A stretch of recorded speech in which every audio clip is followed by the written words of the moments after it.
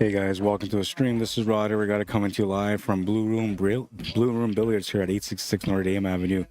We're here in Winnipeg, Manitoba, and we're here for an open 8-ball staggered entry tournament. And that was a horrible start for me, so we'll start over again. Rod Arriagada coming to you live from Blue Room Billiards here at 866 Notre Dame Avenue here in Winnipeg, Manitoba. And we're playing today a staggered entry open 8-ball tournament. We are now currently into the A-side semifinal stage of the tournament. This is a matchup between Sam Campbell and Brad Burns. That's Brad Burns at the table right now. And Sam Campbell, I believe, won the first game, so it's 1-0, as you can see on the scoreboard in the background, sitting on the chair on the right side of the table.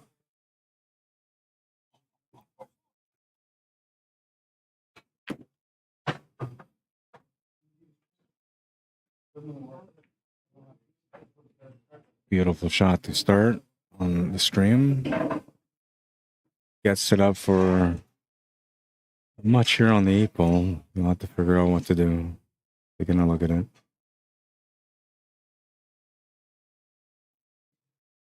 I'm hoping that the stream worked on Facebook. Yeah, it looks like Facebook's going. And YouTube's going as well. How you guys doing on YouTube? The audio stream is slower than recommended. All right, let me fix this up. All right, that's fixed up. That's good to go. All right. And this is Sam Campbell at the table right now.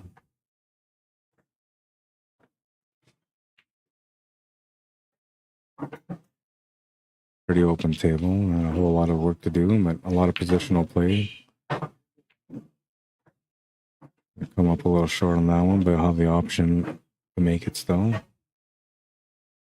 Plus, he also has the 11 ball if he wanted to do something different, but he's going to try to get past that 8 ball, and we'll run into the 8 ball instead, opening up the opportunity here for Brad Burns to tie up the match. It's straight races to 5. It's staggered entry, so we had novice players or entry-level players paying $15. The next level up was $25. The next level up was $35, then $45, then $60. And that's why the races were made as straight races, no handicaps. The handicap was on the entry fee.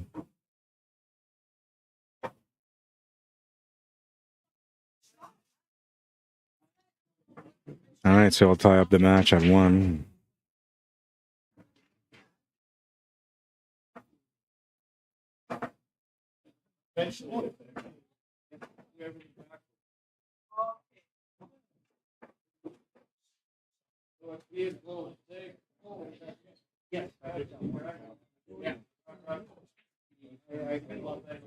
Just trying to do one thing here on my computer quickly while they're getting ready for the next rack.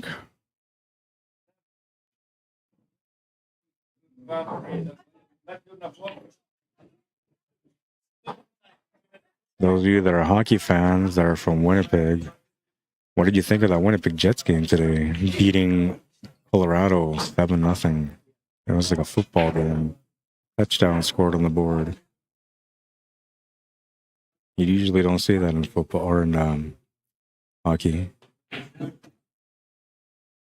don't know why it's not opening up.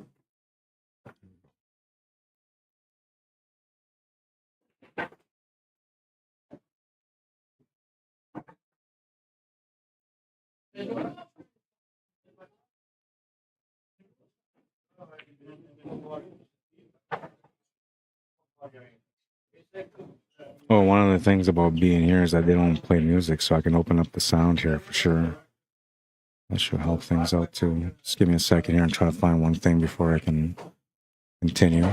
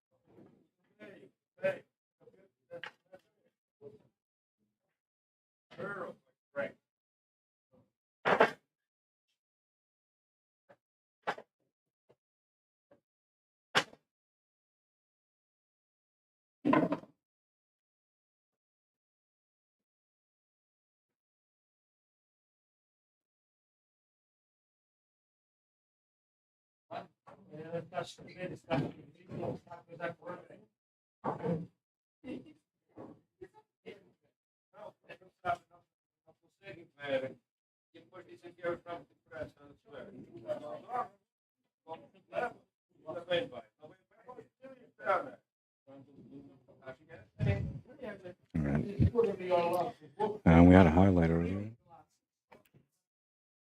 A cut shot there from Brad.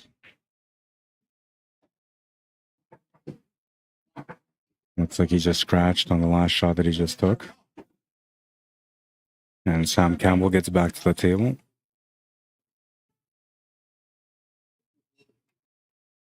Ball in hand anywhere on the table after the break, but on the break, if you scratch, it's a cue ball in hand behind the line only. And anytime after that, it's anywhere. I feel like my voice sounds a little funny right now. You guys can tell me what it sounds like, but it just, I don't know, it sounds a little funny to me.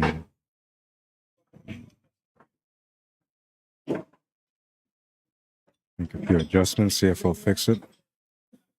And, oh yes, clear up the background here for sound. All right, there we go.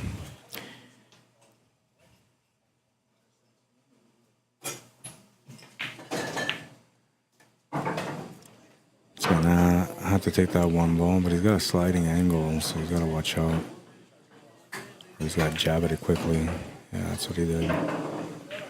Didn't quite get position for the 6 ball as he wanted, so he'll have to figure out something different. I'm thinking maybe a bank corner could work out here because there's just enough room for the cue ball to go past, or that object ball to go past that strike. The back cut to the top left corner will be another option too. Good effort, but he'll turn the table over to Brad and he'll get a chance to take a lead now.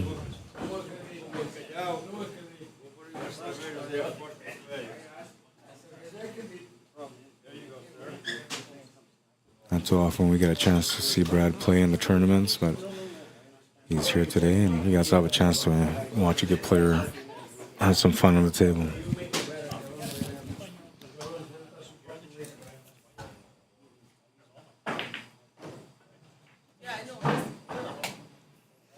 I had thought about playing up until today. I didn't get much sleep last night, so I decided not to play today.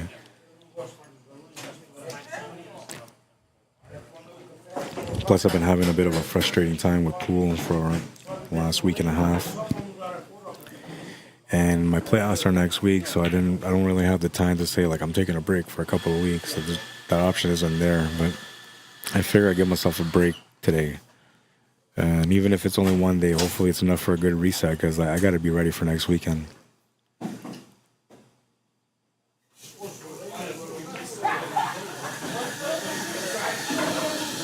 And I'll be playing the playoffs on these tables, so I should have actually played in this tournament because it would have been a good opportunity for me to get used to the speed of the table, which is what usually catches me on these tables.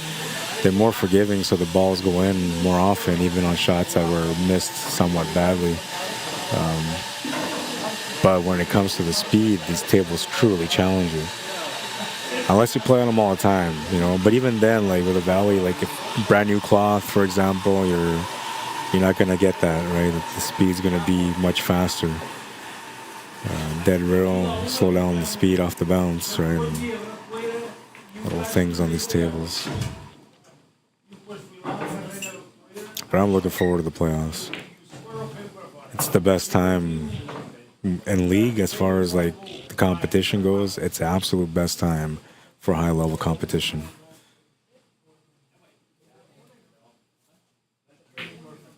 Gonna make the 8 ball. We'll take the 1 game lead, 2-1.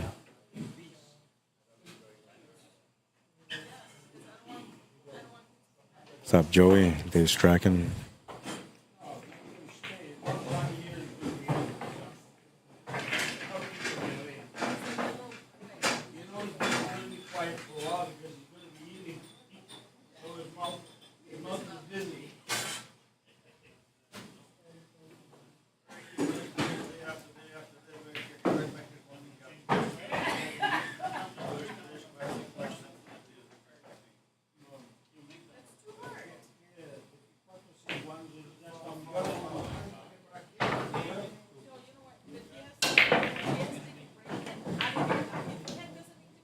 made a ball off the break.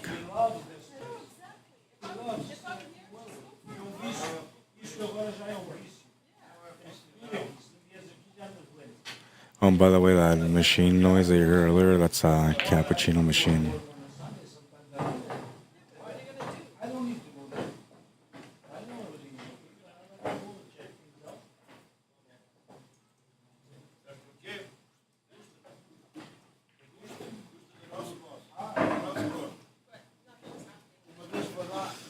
I don't know why the second camera's not working for me, but I'm gonna try to get it working.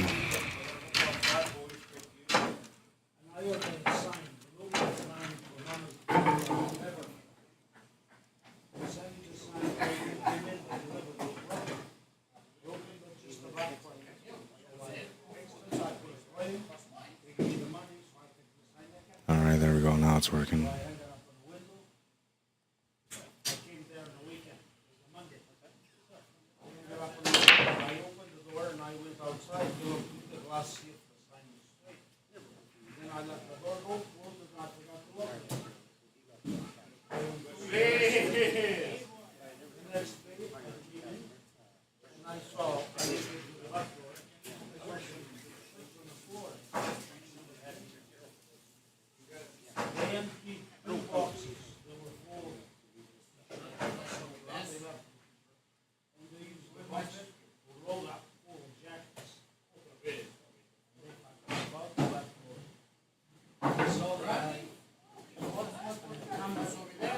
Looks like the combo option is available. 14 ball still has to be broken out.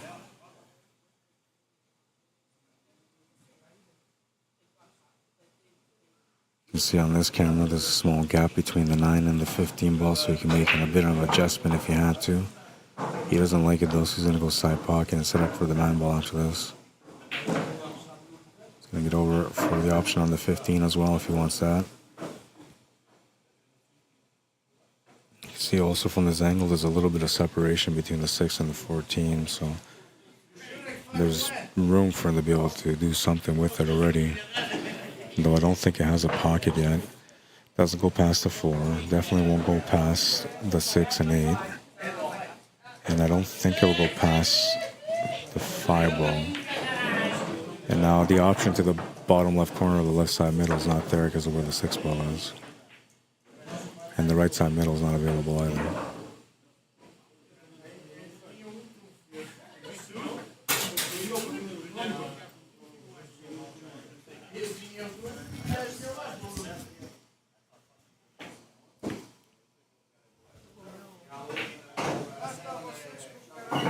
Looking for some angle here for a breakout. He's got a nice line. There's a small chance that if he doesn't put any inside spin on this, that he's just going to miss the 14 and the 6, which would be absolutely the worst case scenario. He wants to run into this and just slightly. He's going to try to get below it, so it must go to the top right corner past that 4. That was a shot that I wasn't sure about, but you are playing in a valley, so you can cheat the pocket a little bit. Could be a possibility here.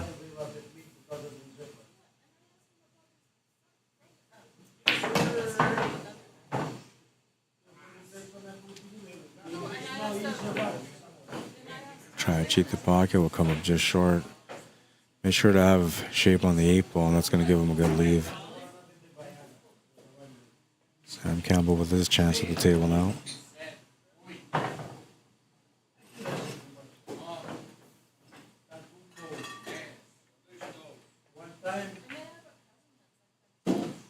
Just playing conservative and smart. Really good safety here. And let the cue ball roll right close to the 2 ball, which takes away the jump shot. Kick shot's going to be pretty tough to get to from the left, and it's going to be tough to accomplish something from the right. So a very good leave. Very good safety. Score is wrong. Oh, it's 3-0. Sorry. I didn't realize that. Thank you. See, that's why when you guys, message me on here or comment on here, it's a good thing. You get to straighten me out. How you doing, Mike Schmittler? All right, the score is right now, so it's 3-0. My bad.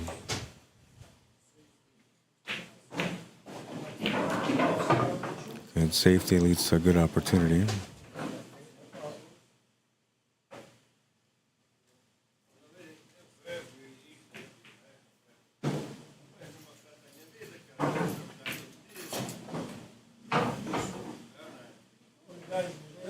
Both balls go to the bottom left corner, so he's going to play shape for one of them. He's got to be careful here on his choice because you want to follow forward, but then your tangent line is going to move you over a little bit, giving you a harder shot on the 7, so you might be best to just draw back a little bit here. He's just going to try to hold position for the side pocket, get close enough for the shot. Natural stun line to get over for the 8 ball.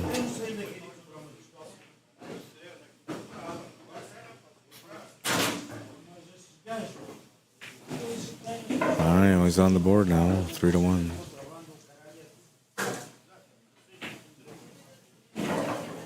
Tres a uno for my Spanish friends.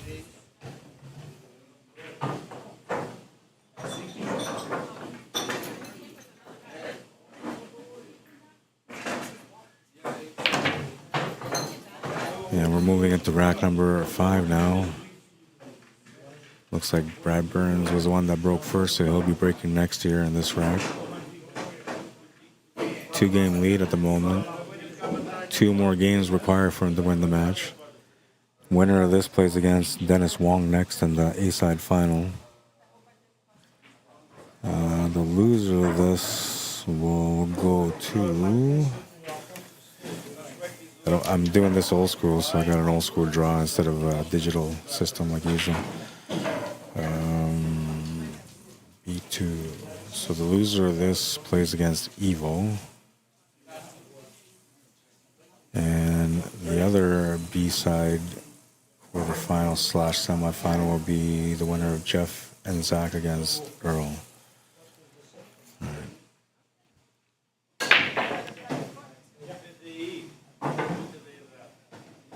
Nice little spread. Made a couple of balls off the break. A couple of solids.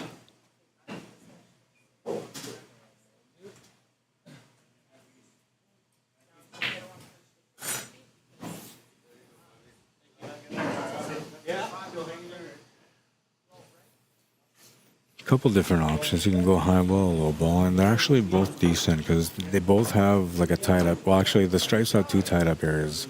One area is where the 12 and the 10 ball are at. Those ones need to be kind of cleared up, and the other area is where that 15 ball is. But there's also 2 solids that are sitting below the 15 ball, so this work for both. The way I'm looking at this table myself, I'm thinking if that 6 ball goes to the top right corner, you can either set up for the 5 ball to break into that area to open up that 15, 7, and 2, or you can even just draw back from there to set up for the 2 ball to the side with an angle so you can push that 7 ball forward a little bit. So a couple of different ways that you can play this solids. If I was stripes, my main priority would be to get up for that 12 ball and 10 ball.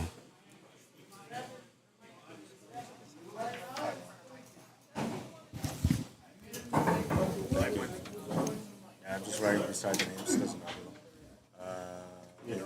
Yeah, you guys can play now. Yeah. Just play on this table here.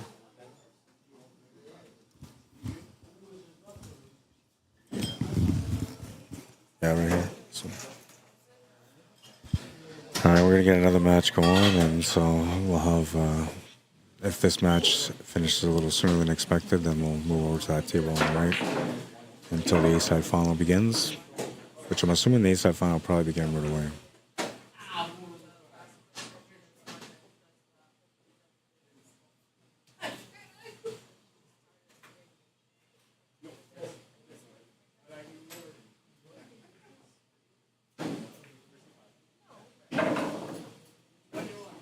Still okay. Now, this is a problem for him now. I guess it's not really that big of a problem, but it sort of is a problem. But like you could play position off that 12 ball to come off the top rail on the left side of that 5 and 6 to get set up for the 15 ball to the side or the corner. I believe it goes to both. Yeah, so you can see there the gap. So like he just needs to find a shot on the 12 ball, and it has to be a perfect shot on a table that plays a little slower off the rail. perfect weight. Yeah, no choice but to open things up now. Unless he feels like he can maybe draw into that 10 ball slightly to bump it over for a shot to follow up with after. I mean, the idea here was supposed to set up for a 15 ball. Okay, so he's thinking he can cheat the pocket here past his 5 and 6 and just spin his way across. Can he do that though? Well, it looks like it from this angle. Oh yeah, that was not a problem at all. But the cue ball scratching in the corner will be a problem. That was not expected there. I didn't think there was that much room for that ball to go there, but I got to keep in mind it's a valley table, so the pockets are a little bit more forgiving in the corners. Complete opposite of a diamond, for example, where the diamond is a little tighter on the corners but wider on the sides. A valley is a little wider on the corners and tighter on the sides.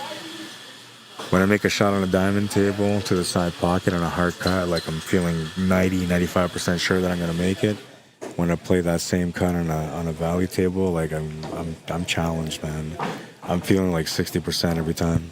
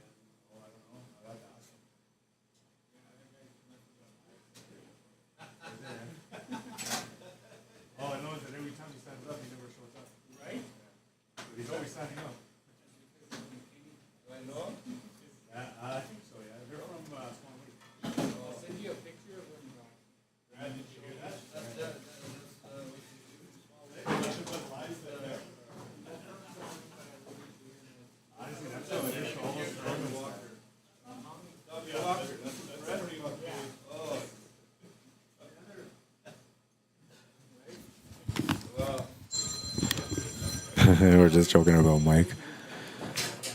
This guy, oh, was he trying to do that? No, he wasn't trying to do that. So that was like a complete fluke, but I thought he tried it, so I saved it anyway. He was just trying to hit this ball, but he never would have thought in his mind to call it to that corner. He's like, I'll call it here instead.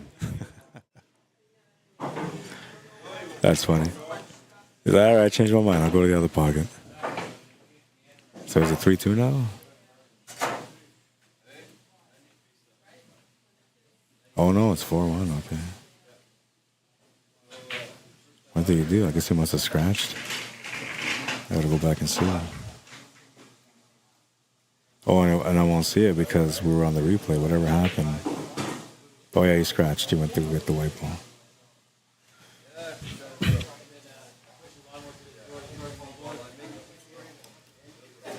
That's why he gave him the game. That's why he updated the score.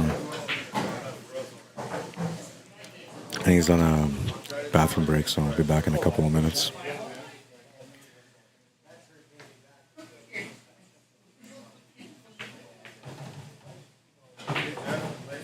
We're at Blue Room Billiards here at 866 Notre Dame Avenue. Home of the heart, I say. Home of the heart. This is where I come and bust a munch all the time, man. They got such amazing food. And I'm not just saying like they're like main dishes, but like they have desserts and all sorts of stuff. I mean, it's just amazing. Everything here is amazing. But my favorite dish is, I'm not sure what it's called, but it's steak with a fried egg on top. It comes with fries on the side, and then they make this special sauce that like has a little bit of like wine, some mustard. I don't know, has a little bit of everything. But they make this beautiful sauce for it that almost looks like a gravy, like a mustard gravy, and it just tastes so good. It's amazing. All right, we're gonna move into rack number 6 now. Brad Burns on the hill. Sam Campbell with his back against the wall needs to get back into this match. I'd like to just get this rack to get going. Had a couple opportunities and a couple of racks that ended up turning into losses, but he did have the chance to be able to make those into wins. So It's not like he's playing bad. Just has to get a couple of wins on the board to get back to feeling comfortable again. Making the 8-ball off the break means I'll have the option to spot or re-rack. He's just going to opt to spot it.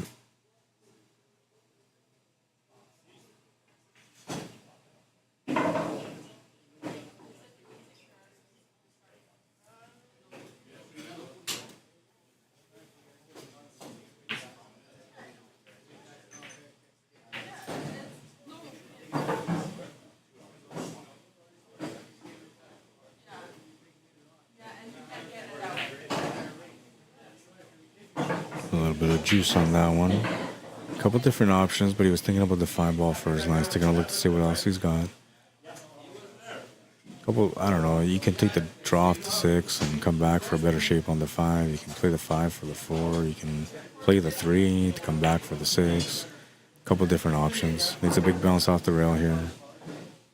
Didn't quite get the big bounce that he was looking for, so the 4-ball's not available, and neither is the 3, but he's got a nice shot here on the 6-ball. Should be able to come across for the 3 or the 4, and he does. A little bit of an angle here for draw to get behind the 4. He's going to end up running into it instead. That's going to leave him a bank shot.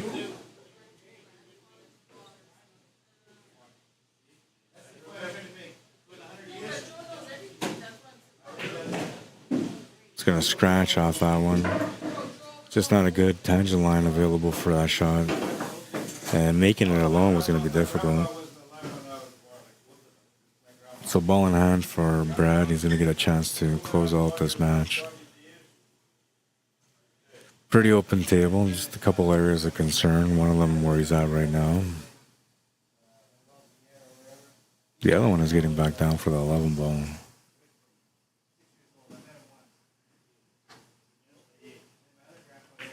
A few different options to do so though, so it's not too big of a problem.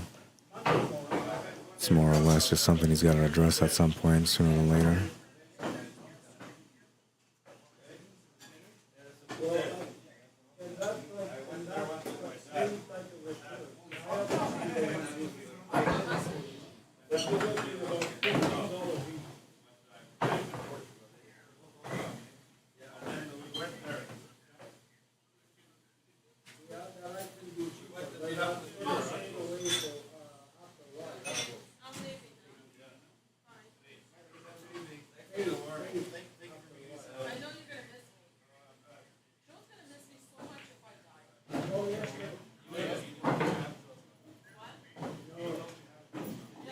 Bit of a weird angle here.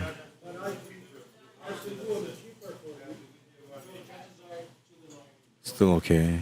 Good follow through angle to get set up for that 11 ball. You have to put some right hand spin though, just to be able to absorb some of the angle. That's what he's doing right now.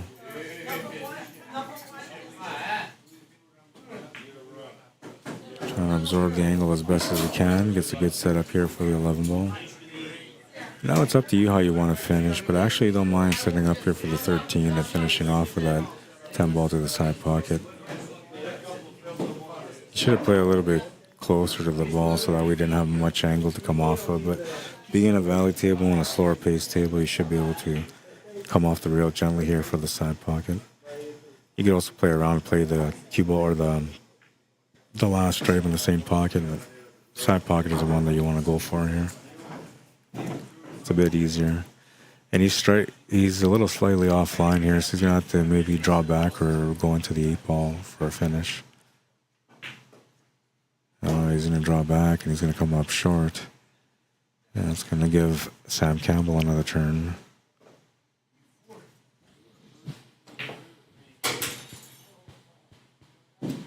He's going to play smart here on this one. He's going to get a double kiss though, and that's going to open up the contact point for the 12.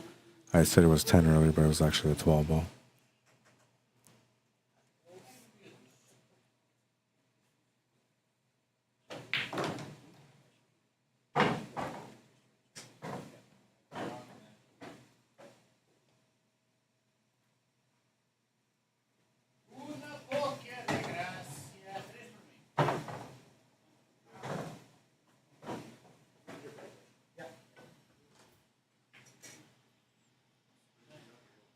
Trying to play safe as well, but the cue ball is going to come over and leave an opening here for the 4 ball.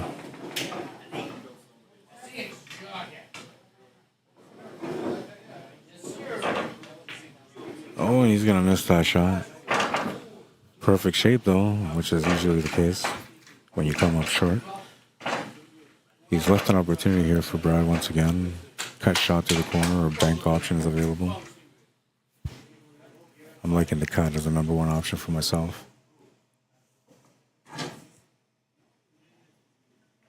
He's going to go side. Oh, he's crazy, man. I was going to go top right. He's going side pocket, so that was a big shot. Good for him. And the easy 8 for the win is going to go in the pocket. 5-1. And now we're going to have Dennis play against, yeah, you guys can play now.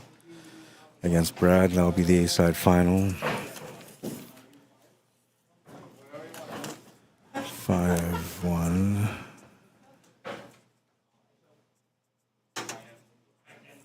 These are the 2 undefeated players coming up now.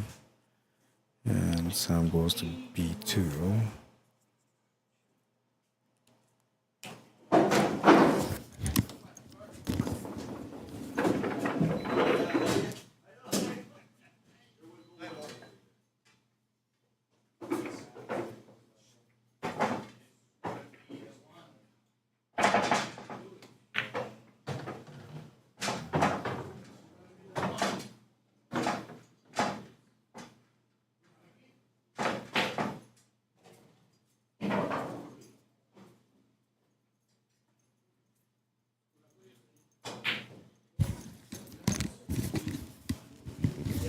All right, I'm back. Got to change the scoreboard. So Brad Burns and Dennis Wong. These are 2 even level players almost. Actually, Brad's I think 1 level higher, but Dennis plays just as good.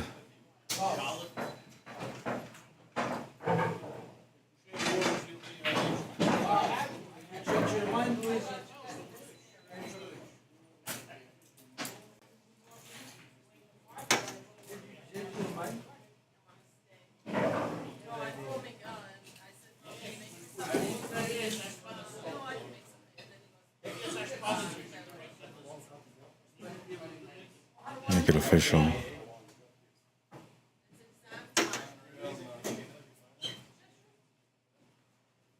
Now looks like Brad's going to be breaking in rack #1.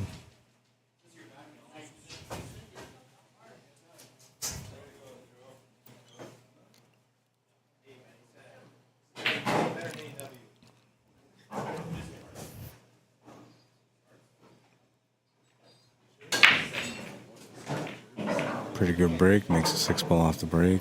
Lost the cue ball a little bit, but got a good opening shot.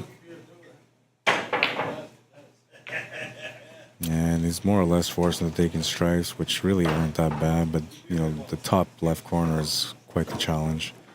Having the 9-ball where it is and the 10-ball where it is going to be very difficult to get both of them off. That would be my #1 area of concern right off the hop. And you can't really get up there for a breakout right off the hop, so you have to take this shot, maybe 1 more, and then get the breakout. Ideally, you want to do 1 shot and then get the breakout, but I feel like this table is set up, you're going to have to do 2 shots before you go for your first stab at the breakout.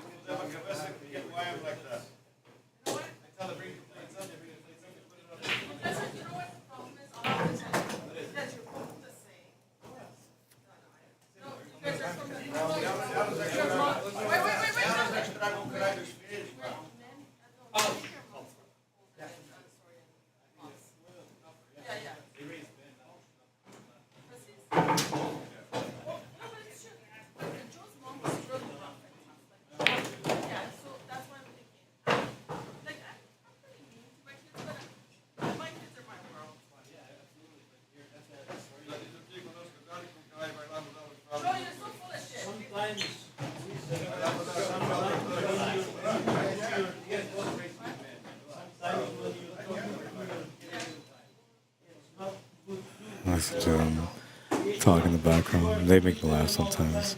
Husband and wife stuff, you know.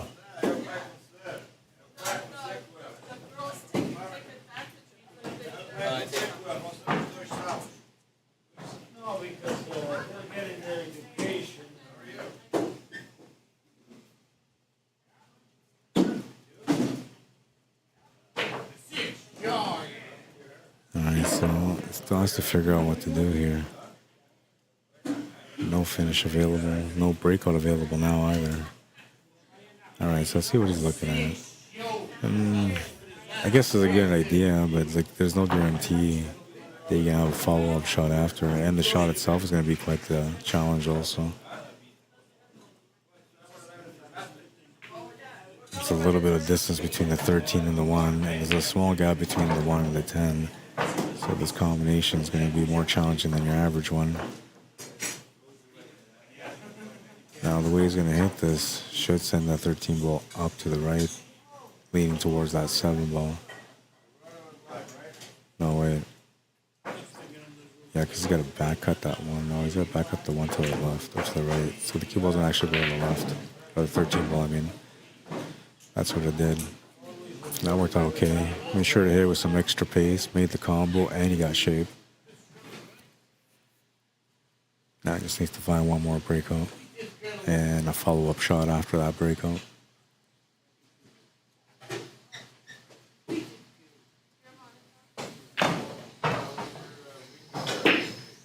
He's gonna play the bank instead. Nice shot. But I think that 3 ball might have hooked him on this 13.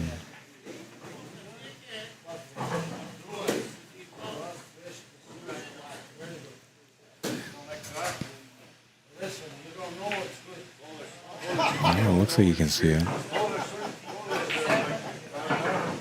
Yeah, you can see it no problem. And that table actually looked pretty difficult, but somehow he found a way to finish it.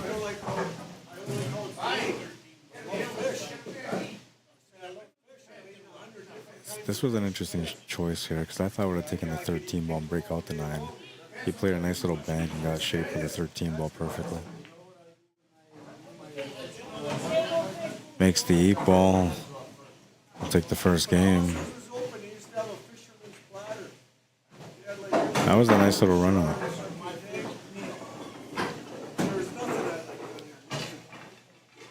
Gabriel's Billiards, how you doing? Welcome to the stream.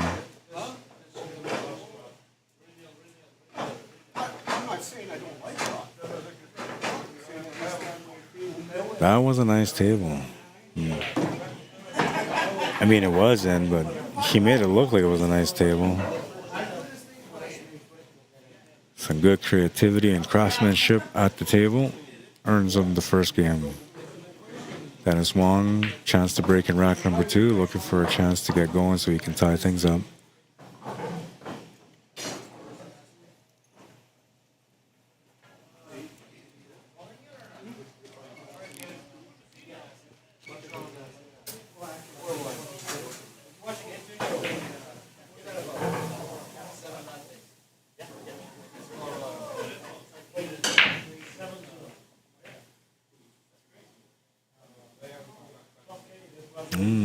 Last ball rolling almost went in, but I'll hit the horn and stay up. Chance for Brad to take a 2-game lead now. Different options, solids and stripes are both available.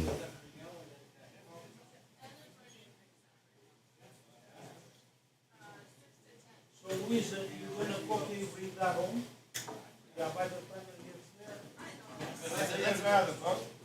No, it's okay. You said it's fine today.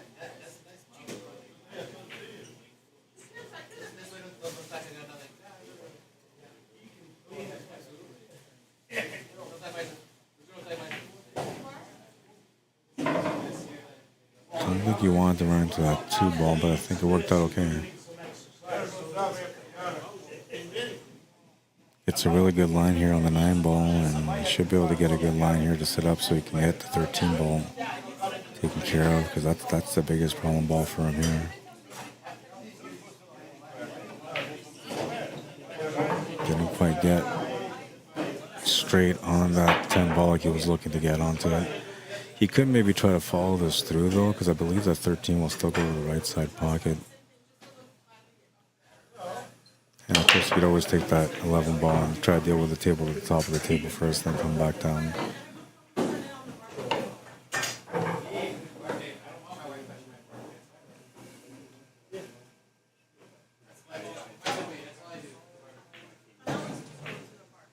Yeah, it looks like he's gonna deal with things at the top of the table first.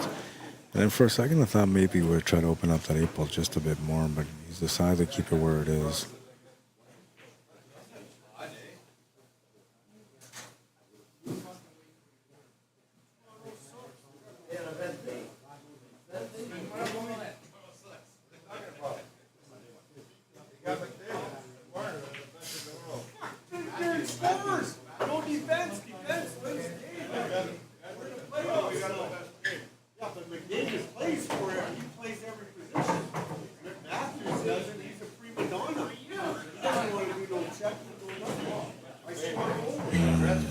I think he could still set up with his 10 ball, but he might be looking at this like maybe it's time to take it now and then follow up for the 13, then go up for the 15. Small window, get onto the 15 ball perfectly like he is. The one thing I think he doesn't like is the fact that the cue ball is going towards that 3 ball, so maybe something can happen there and then he can see a better angle on the troubles that he's facing. And I think that's where his concern is. Yeah, and he just made sure to run into the 13 or into the 3 ball flush. So it was that mentality where he was at, was thinking about that 3 ball and how, whether he should hit it or try to avoid it. And now this is going to be a touchy shot because you have to make this to the side, and now you have no choice but to set up for that 13 ball in the corner after with a draw angle for the 8. Oh, try to play it off the 13 ball to save himself the troubles, but he'll come up short and turn the table over, and Dennis gets another chance at this table on his break. Broke try the first time, so he didn't have a chance to shoot. First chance shooting at the table right now. And not really an easy table situation, so maybe we're going to play a smart shot here. Yeah, that's what he's going to do. Has to play a smart shot. Left a kick shot to the side pocket, though. We'll see what happens there. If it's made, good chance the bracket still get out.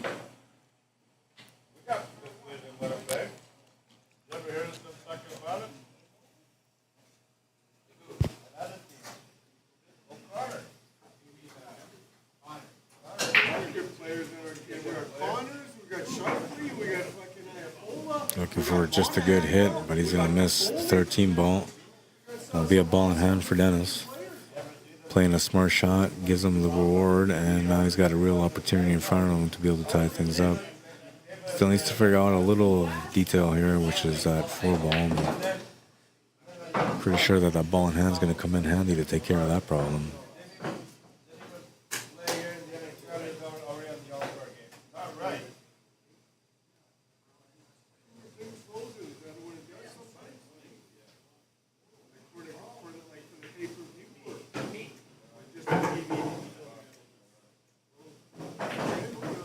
World of choices, but he's going to make the right one. You just got to look at the pattern here and try to figure out what it is that you want to do for your finish. One thing I would look at right off the hop is where that 1 ball is. That's one of the balls that I have concern with if I'm solids here, and he should be worrying about how he's going to get on it.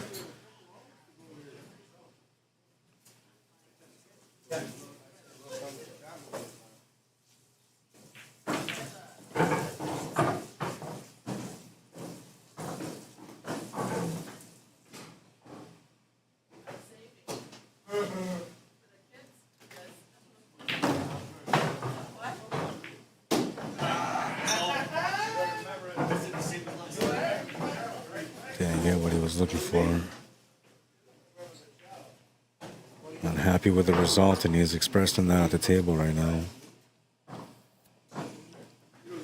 Never a good thing to do that, you know. You're supposed to keep your emotions to yourself when you're not feeling good at the table. But I get it. I get a little emotional at the table when I'm playing too, so I get it. Nice little recovery. Gets onto the 1, won't get set up for the 6 ball here, no problem.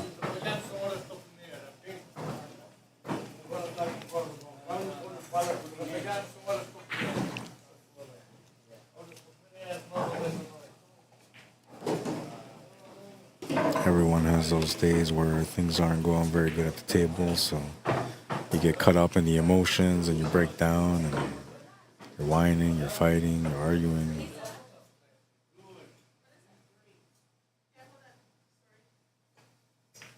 It's one of the psychological aspects of the game that nobody really talks about. I'm not sure why. There should be more conversations about like how to fix these situations when a player is mentally done at the table. Oh, he's gonna come up short on the 8-ball.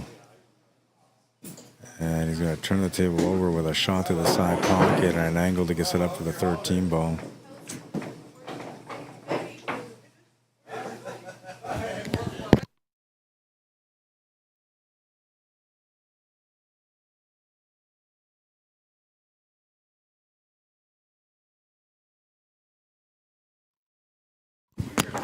I should have got up and walked around on the other body. Yeah. Usually it's a difference, man. Yeah. Again, I'll say something right now. Yeah. No reason for me walking around the second last shot. Yeah.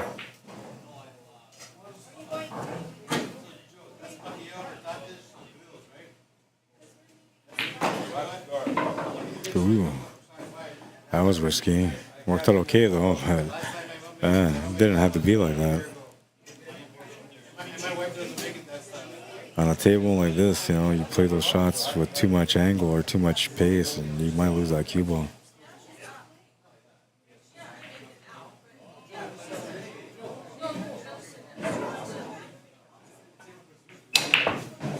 We'll make the 8-ball. 2-0. Caught a lucky break on that one. He's breaking next in rack number 3. I'll tell you one thing that I know for sure, though, is that momentum comes and goes in pool, man. And when you're playing good, you catch those momentums really well. But when you're not, oh, man, it can be a world of hurt every shot. And another thing, too, is that the momentum comes and goes. So usually one player will get the momentum going for them for a little while. And if the other player can survive enough racks, the momentum will come back towards them and allow them to have an opportunity to tie things up or to even take the lead at some point.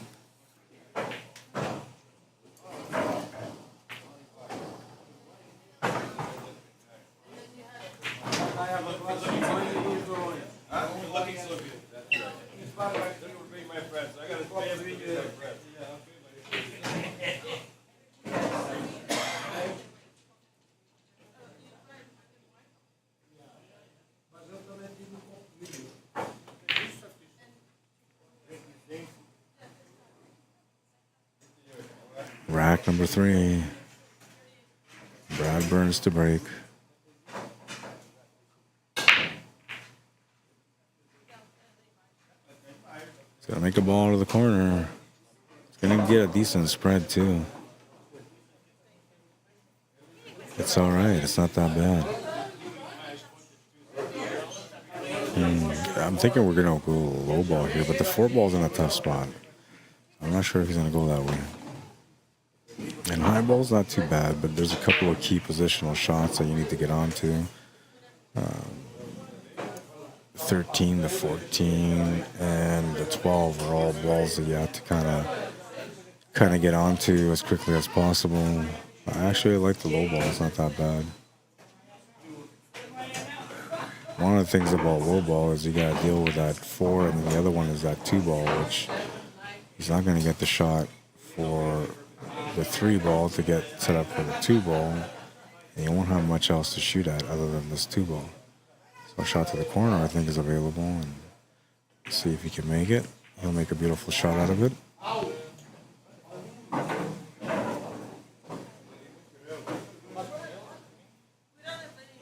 Cue ball's ended up in a spot where he has a couple different options.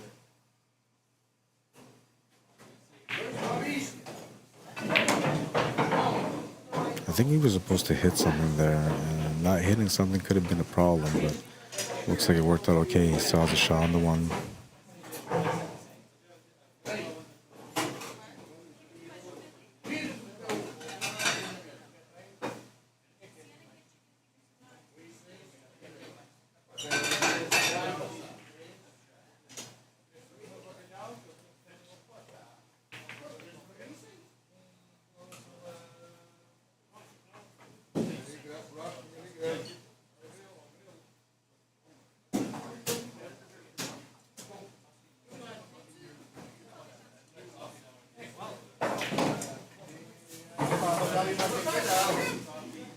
nice little angle set up here on the 5. Oh wait, he's got that 4 ball still. It does go to the top right corner past that 12 ball, so he would just have to find a shot on a 3 that gets the cue ball to go upwards towards that 4 on the left side of it, and he'll be alright. So now look at that option now, just to come off the rail and get somewhat, not straight, but have a somewhat small angle on that 3 ball to be able to just draw up table for that 4. There's a little bit of precision here on the speed of the shot, and of course the angle on which the cue ball will land for the 3. Looks like he's come up just a bit too far for what he was trying to plan with that 3 ball, and now he's going to have to maybe play a forward motion shot here on the cue ball to be able to get up for that 4 ball. I don't know if he can necessarily cheat an angle here and maybe jack up his cue to get the cue ball to draw back towards that 4, but we'll see. Oh yeah, that's what he was doing. And just a little bit too far, it actually almost ended up being perfect. He's in that 50-50 mark where you can cut it to the corner or to the side. He'll make a decision after looking at both angles, and after that he'll make a shot.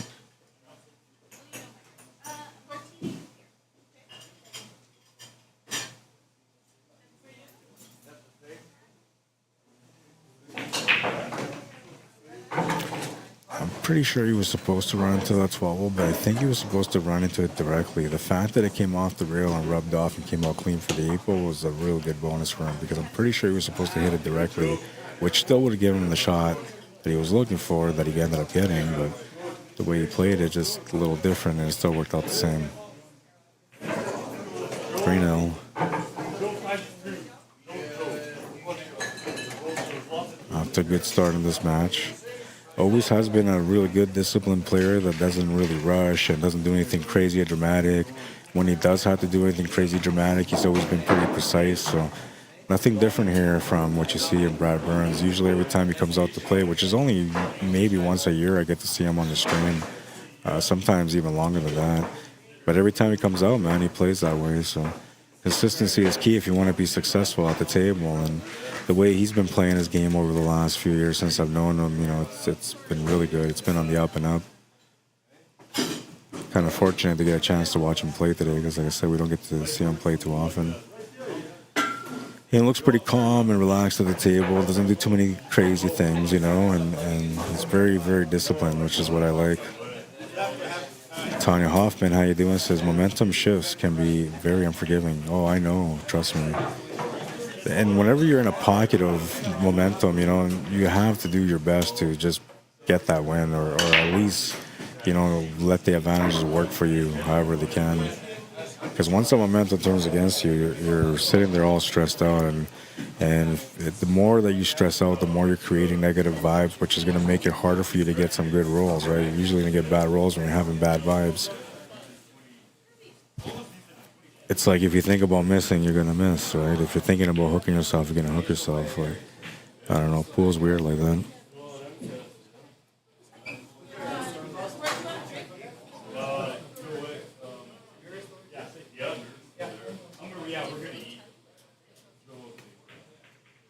Trying to open things up here for the stripes, but he won't make the shot, and he'll open things up, which is going to turn the table over to Brad again. This time he'll have an option of solids or stripes, and both are looking all right at the table.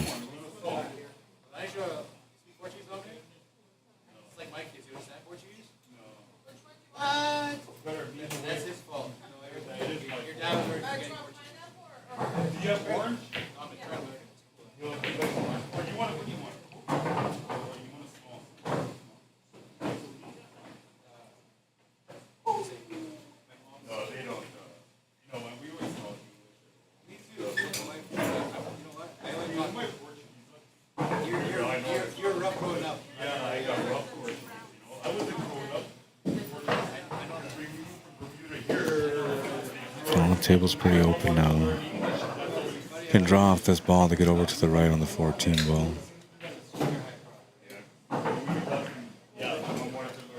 Can play the draw off this 14 ball to set up for the 15 ball. Play the cue ball off the top rail, off the left rail, and back down to get set up for either the 15 or the 11 or the 10 ball. Got a few different options here. I don't mind doing a poke draw towards the 4 here. Going around the top table and left side of the table is the right too. Didn't quite get straight on it like he was hoping to get on it.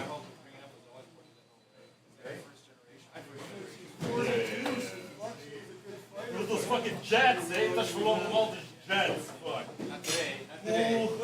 Not today. Fucking eat fucking coke today, man.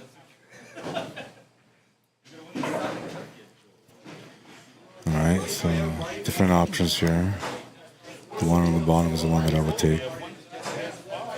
That's the one that he set up for also. Just has to find a perfect spot here for the finish.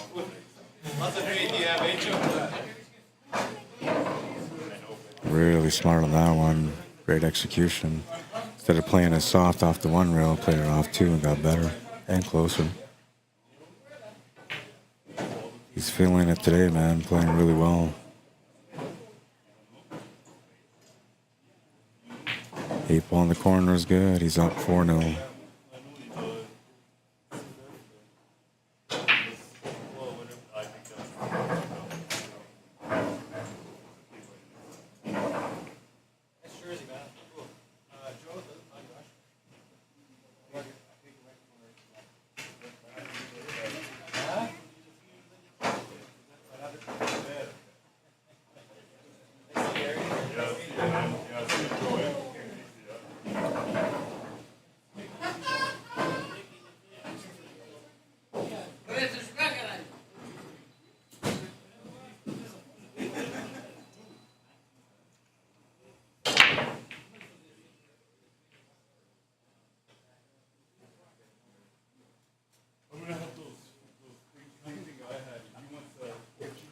Moving into rack number 5 now of this matchup.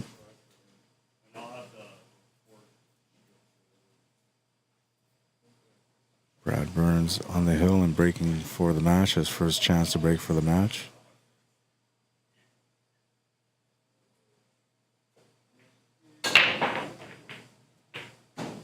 It's going to make a ball off the break.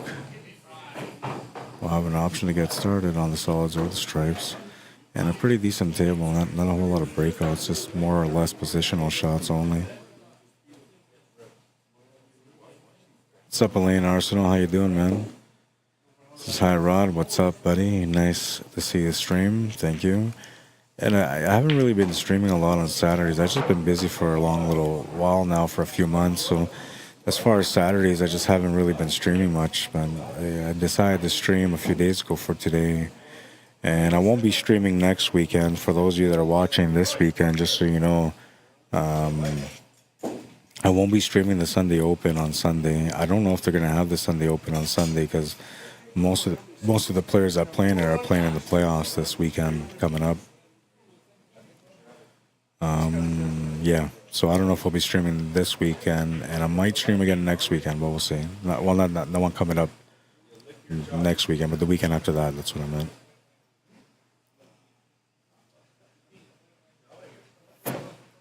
And then after that, I'm confirmed I'm going to Vegas. I'm going to go cover the ACS Nationals again this year. Pretty excited to have the opportunity to go out there again and to watch so many great players compete at the tables. It was my first time being out in Vegas last year, and I had a great time. I also got a chance to meet Joe Cave in person, one of the viewers that tunes in to watch the streams. And it was kind of cool. Yeah, I got to meet some different people, some new people. I got to see a whole lot of new talent that I wasn't never familiarized with because I don't really play pool in the States, and I never streamed in the States really.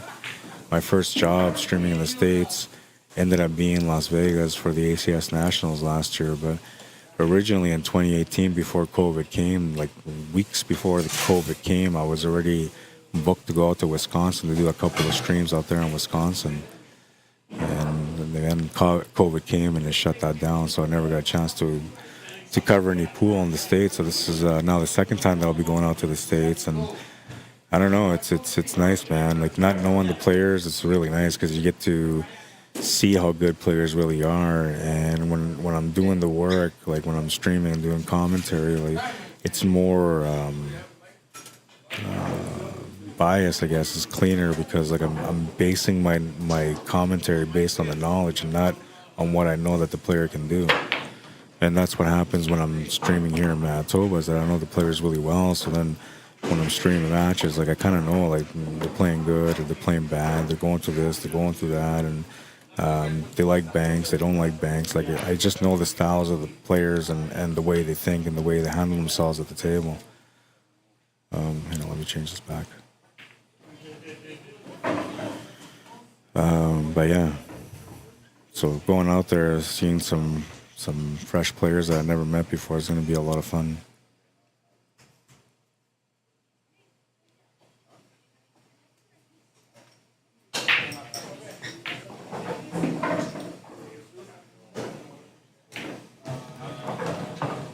Last year they had it at Tropicana, Las Vegas, which I believe it's still open now, but this year they're having it at the Westgate.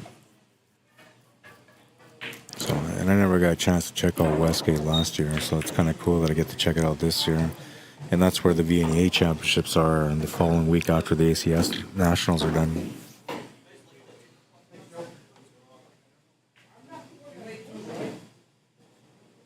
They didn't quite get the pace that he was looking for. He's going to have to come up with something different now. The idea there was to have the shot on the one ball with that natural draw, stun angle to get over for that four ball to make it in the bottom left corner. But the way he's set up here, he actually has a slight forward angle going to the right of the cushion, but that doesn't help him here. So he's got to figure out, yeah, that's option number two, is to set up for like a bank side. And that's going to be tough to do too, because you're playing with the draw, and the draw, sometimes will be on point, but a lot of times it can come up short or go too far. You got to know your weight on these shots. It's going to go just a bit too far, but it's actually decent. He's got a decent chance to be able to make it. Cue ball control is going to be out the window, so he might get stuck having to do another bank on the 8 ball unless he gets through and around this 9 ball and 14. That's what he was focusing on, and I think that's the only reason why he missed that 4 ball is because he was trying to get the cue ball to come around and miss those 2 stripes. Had he missed those 2 stripes, he was going to get a shot on the 8 ball, but if he hit any one of them, just nudged one of them, he wasn't going to have an easy shot on the 8 ball.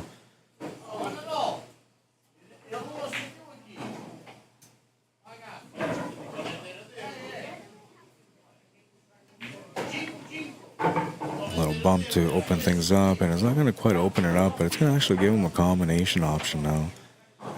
And it's not a bad one either, because you can play the cue ball through, come off the right side cushion back to the left. Oh, he's going to play it solo anyway. That will work out too. And this is a little tight, but he was going to take a look to see if he should take it. I actually like taking this ball to the corner instead. Just has to bring the pace down far enough to get past that middle of the table point.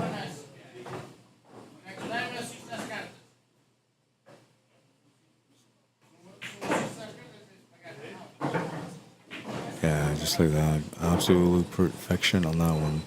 Got just past the halfway point. Gets a perfect little forward angle here on that 14 ball. He can stop it there if he wants it to. He can follow it through. He'll have both options. He's assigned to stop it right there.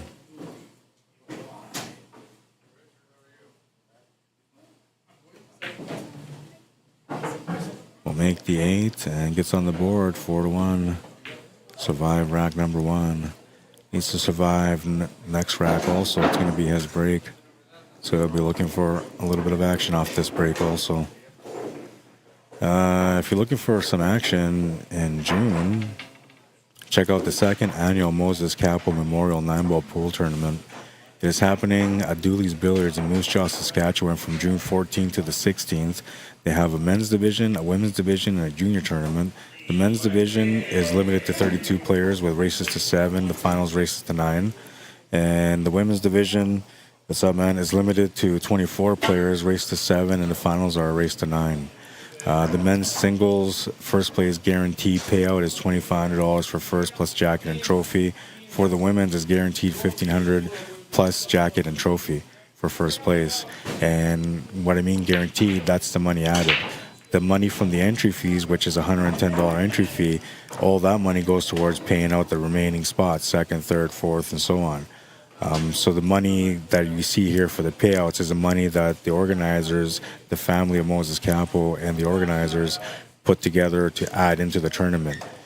So it's a really nice little tournament. If you guys want to register for that one, you gotta message them via email at kills2@gmail.com, or you can send them an e-transfer, let them know that you're playing in which division on the comments, and that's also at kills2@gmail.com, KILLSTWO@gmail.com. And the kids tournament is $25 in Broken Rack, Regina. It's going to be a really good event. I'll be out there to stream it too. We had some great competition last year. Stephen Holland came out to play. Jason Klatt came out to play. Randy Bagger was there.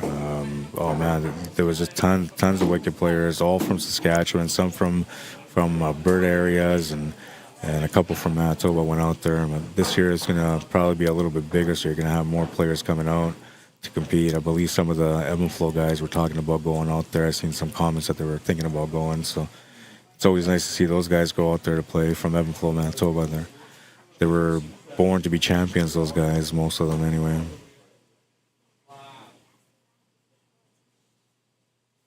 All their top players are really good players. One of them's been in the top 5 a few times for Fargo Raid in Canada. That's Johnny Baptiste.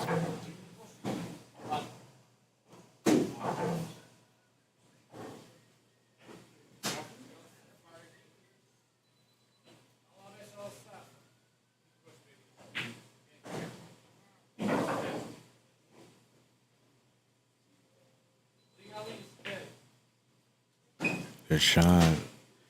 He was kind of at the 50-50 about it, whether or not he was going to go for it.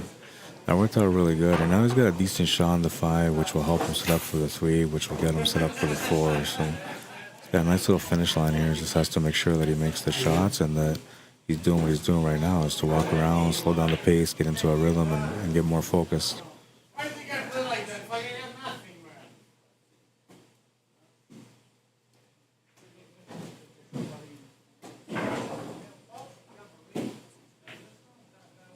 Tying up a little bit and pop up on the shot, and that's going to turn the table over to Brad Burns, who's going to get a chance to close out this match now.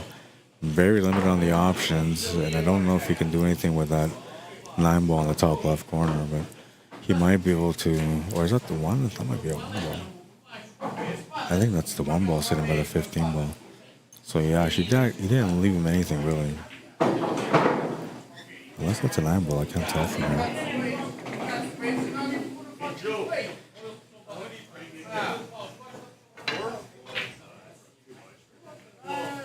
Going to hit a stripe, but did not hit a rail, so that's going to be a ball in hand for Dennis. That's a good opportunity for him here now. Needs to find a finish though.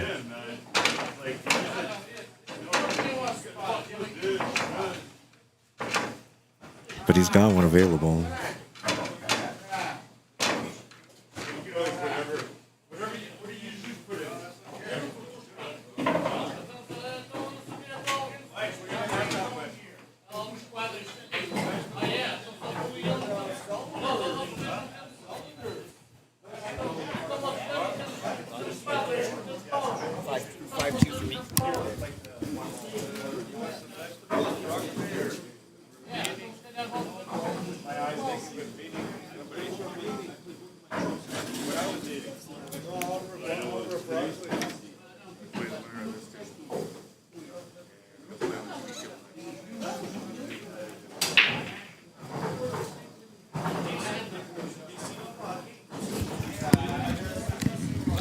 Okay, so that was a 9 ball. I looked from the side and it looked like it was the 1 ball. I was like, oh, no wonder why. But no, like he had that possibility of a 15-9, but I don't think the combo was available. And Dennis just missed the 8 ball. Oh man. Yeah.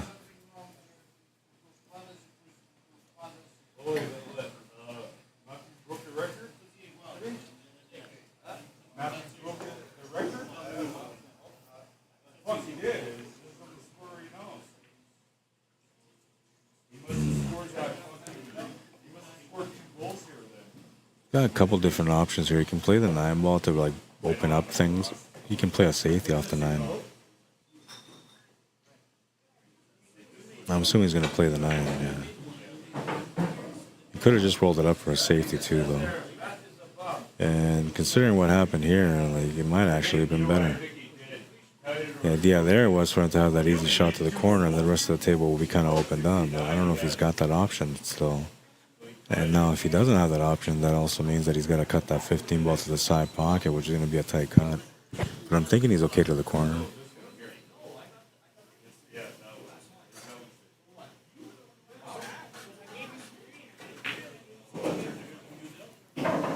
Yeah, he was good.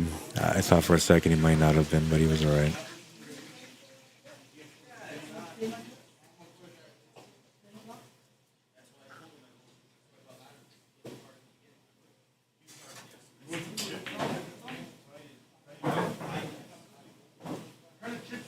That's going to open up that second problem area.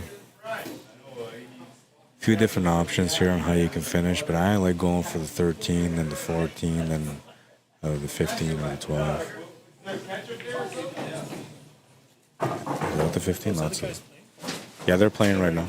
Yeah. Yeah, there's the winner of this match plays against Sam, and then the winner of that plays you or him.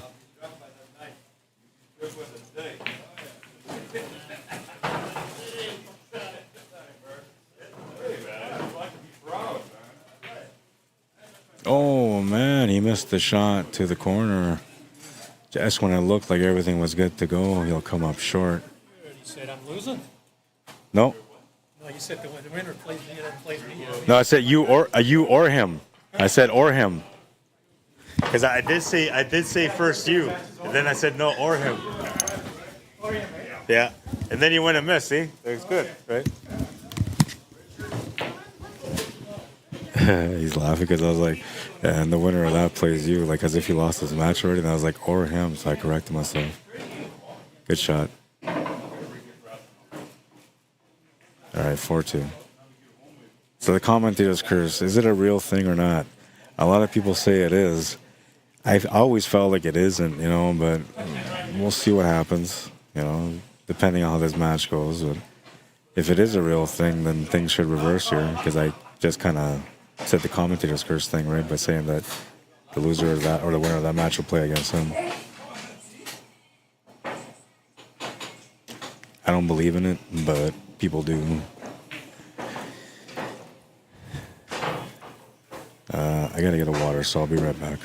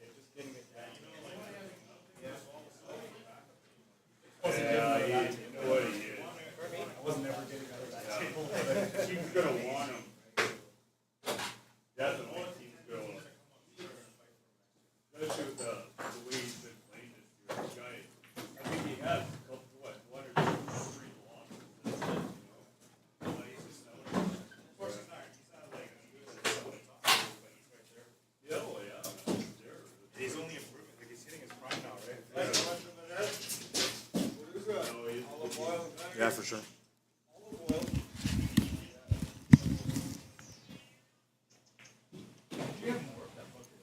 Nice little touch to get up there.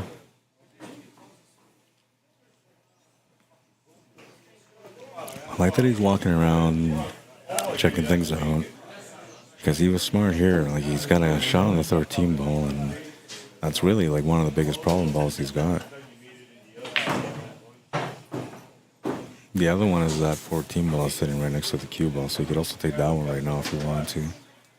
But the 13 ball I think is a little bit harder to get to than the 14 ball.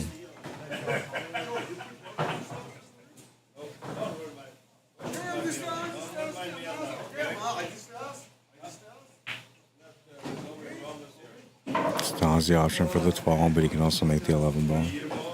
He also has the option for the 9 ball, but taking the 9 ball would set him up for, you know, possibility of getting into trouble. So you don't want to really leave the 9 ball there, but I don't think that, well, I guess you could take the 9 ball right now and just set up for the 11 ball next. That actually might be better. Because then you leave nothing at the bottom of the table. With all those solids being spread out like they are, it might get a little bit tougher to get down table without hitting one of them.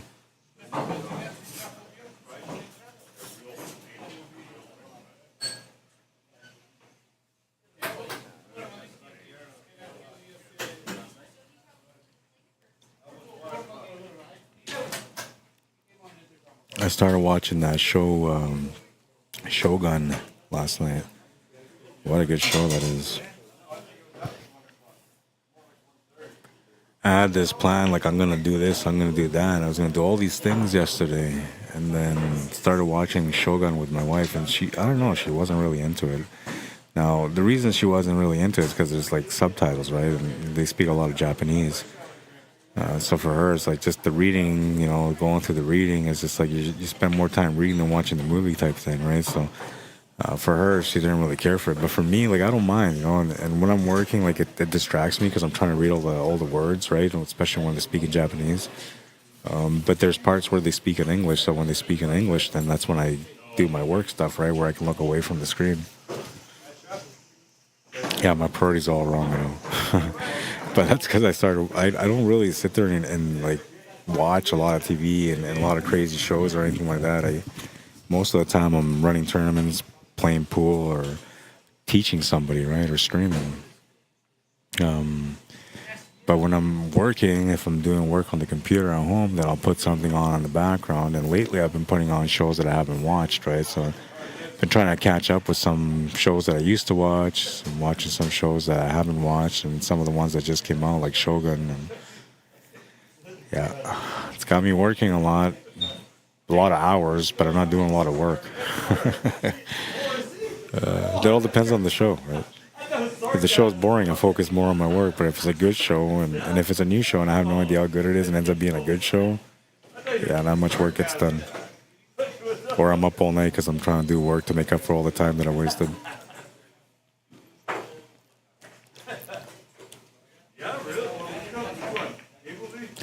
I wish they would create like a really good pool show, you know, something like I don't know, something like a reality TV pool show. I don't know, something like that, where, you know, something different where you can just tune in and watch pool while you're working on pool.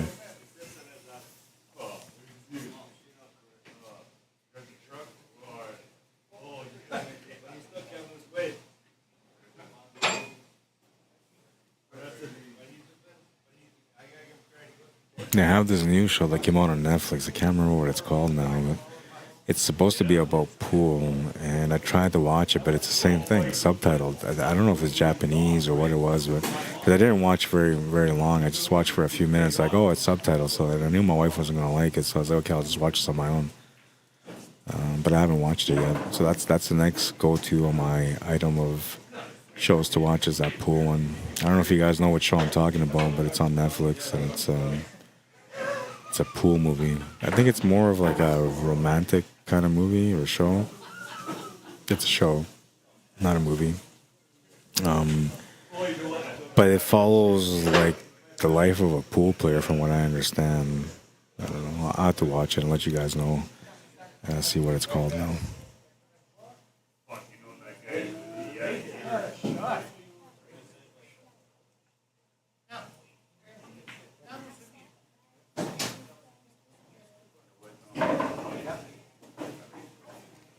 You guys know what I'm talking about? What show? You don't have the full term in here.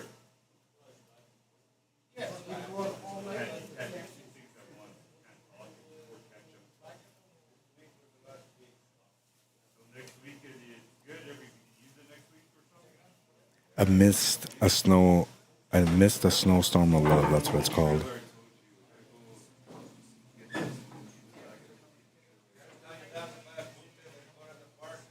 Okay, so it's long story short, they got a little write up here. It says when a billiards savant meets an elite player, their spark inspires him to win her over by taking another shot at a professional career he left behind. Ooh, yeah, that, I see. Like now that I read this little intro, I was like, okay, I'm gonna go watch that. It's called Amidst a Snowstorm of Love on Netflix.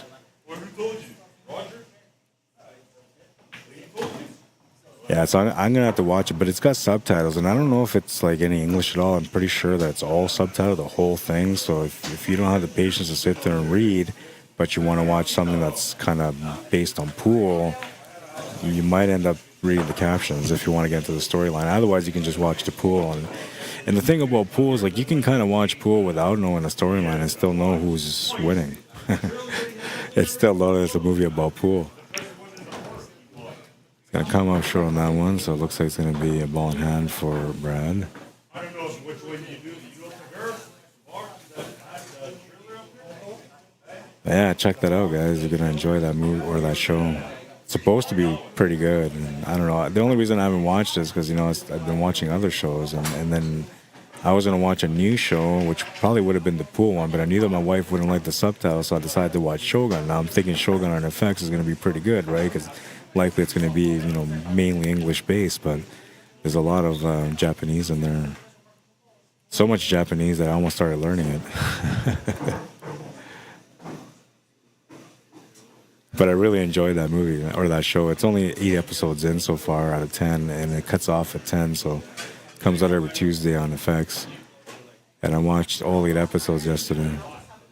That's why I'm kind of tired today too. Staying up late watching TV. Well, they didn't get straight on that one ball. He's got a bit of an angle, but he's at the finish line, so he just has to find a positional shot on the 8 ball.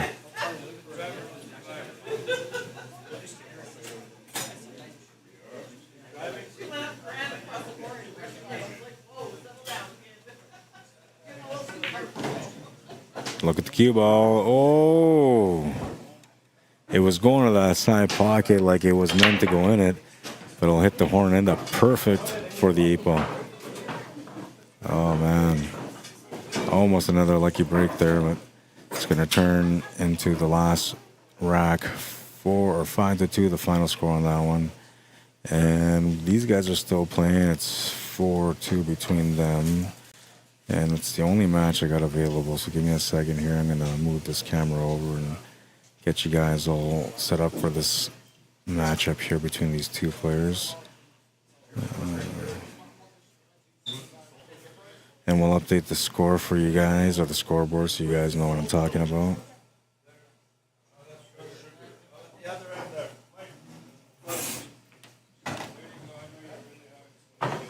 Alright, so I'll put it on their match while I'm doing all of this stuff. And this is a B-side semi. Leave it as that. I don't know who's at 4 and who's at 2, but you can see the score is 4-2 in the back there on the chair. I'm like, mark Brad's name over here. And Dennis goes to C.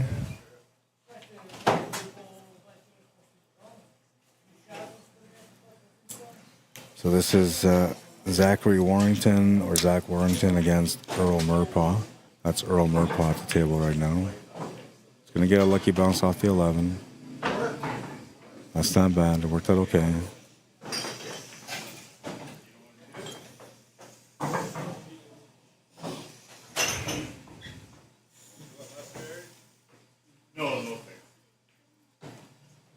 Makes the 3.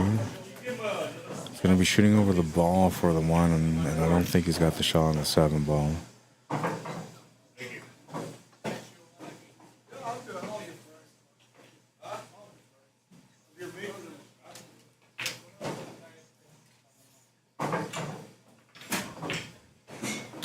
Makes the shot on the 1, has the shot on the 7 now, and then can possibly get set up for the 8 ball here too. And he should be able to, but It looks like there's a little bit of room for maybe something going wrong.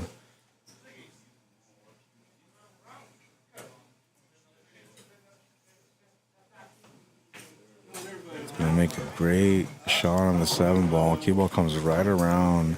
That's gonna get him set up for the side pocket.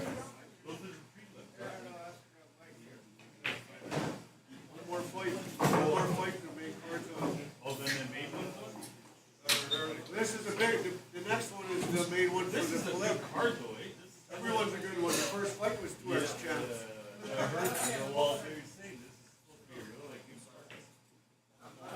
Oh, he's gonna come up short on the shot to the side pocket.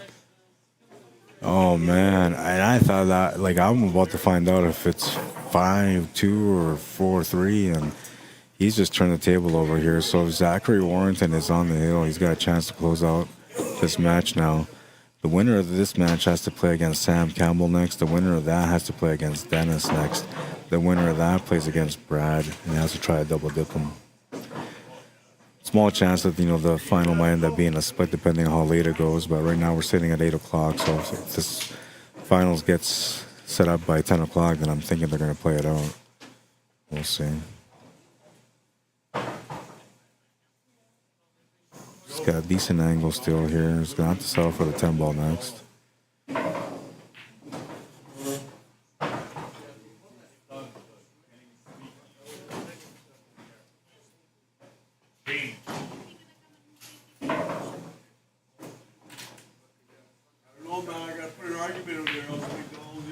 Smart to play through on the cue ball. A little bit too far though, but he's still trying to figure out how to make the adjustment here. He's going to call the 13 ball. Yeah, but Shogun, really good show. If you guys haven't watched it yet and you're looking for something new to watch, watch Shogun. I want to say that this Shogun is like a remake from an old Shogun, but I'm not sure. What I do know is that the writers decided to make only one season because they read the book and they really enjoyed the way the book finished. So they didn't want to go outside of the box. They figured that the writers did such a good job with the story in the book that they wanted to honor them by not changing anything and just finishing it the way that the book was finished. What's up, Bruce Jensen on YouTube? How you doing, man? I'm going to start watching that pool show, though, on Netflix, and I'll let you guys know how good it is by next week. Because I already finished Shogun, and the next episode doesn't come out till Tuesday, so I gotta watch something tonight. So I'll go through the first. It seemed like the first episode was a little painful, you know? There was a lot of, like, I don't know, weird music, a lot of subtitles. The atmosphere for the intro was a little off. Plus, it starts in the winter, right? So because it's amidst, what is it called again? Amidst snowstorm of love.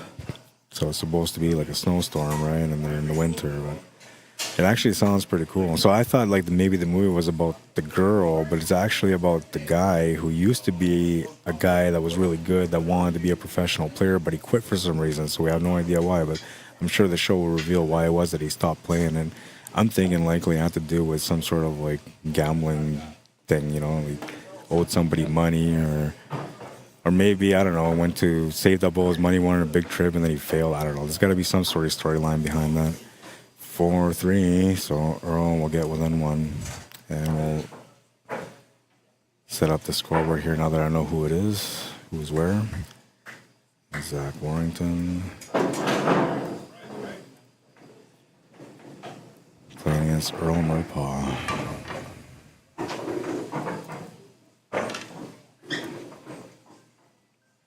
Okay, there we go. Scoreboard has been updated.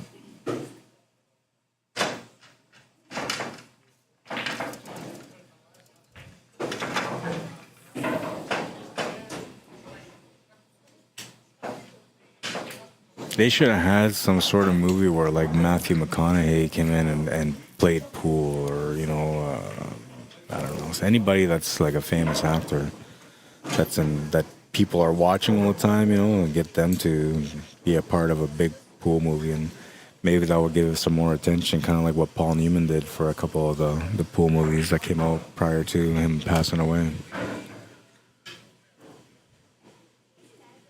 I thought Paul Newman played a great role in the movies that he was in.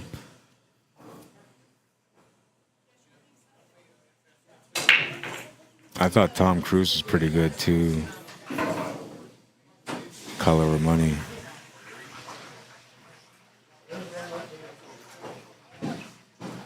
And I'm surprised they never followed that up, you know, like Color of Money 3 or 2, or because Color of Money, I believe, was a follow-up from. Yeah, you got a little bit of time because these guys are playing right now. They gotta play him, and then once they play, they gotta play them before you play. So you got at least an hour and a half.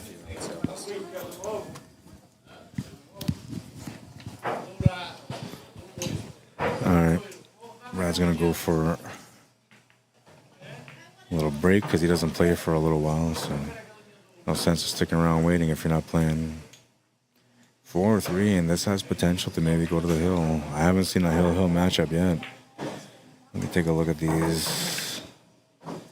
5-1, 5-0, 5-0, 5-1, 5-1, 5-1, 5-4. There, no, 5-1, 5-0, 5-2. They've all been like one-sided matches. This is as close as it's been to a hill matchup so far. Great shot. He's going to end up on top of the 11 ball. Just a bit too far. That's the problem with these valley tables, trying to read the speed, and that's the reason why I should have played in this tournament, so I would have got some information on them, but I don't know. I'm not too stressed over it.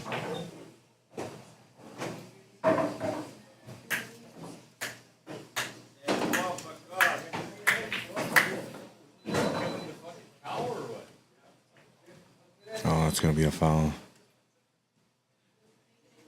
Ball in hand for Earl, and then now he's just right there. Needs to win one more game to tie it up, to take it to the hill.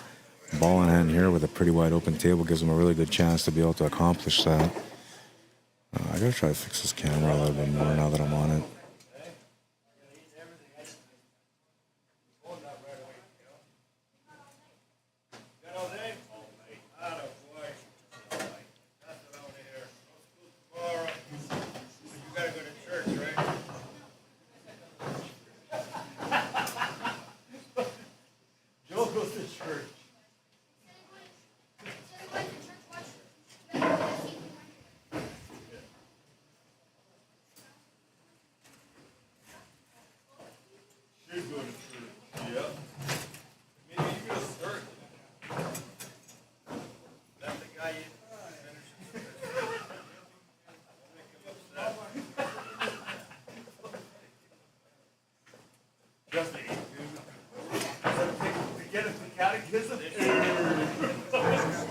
Didn't come up right on top of the 14 like he was looking for, but he's got a shot on the 15 ball, which might be just as good.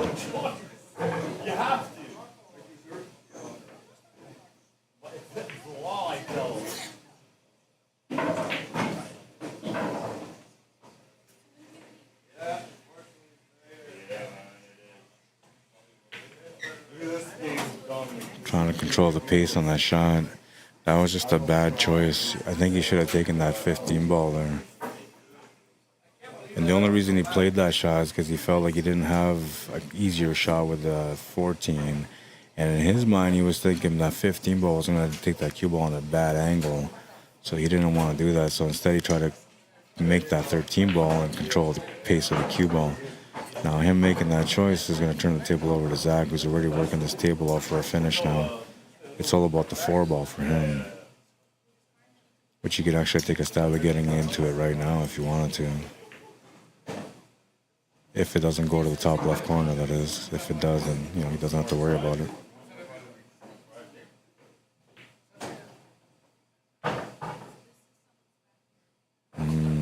Challenged here on this one.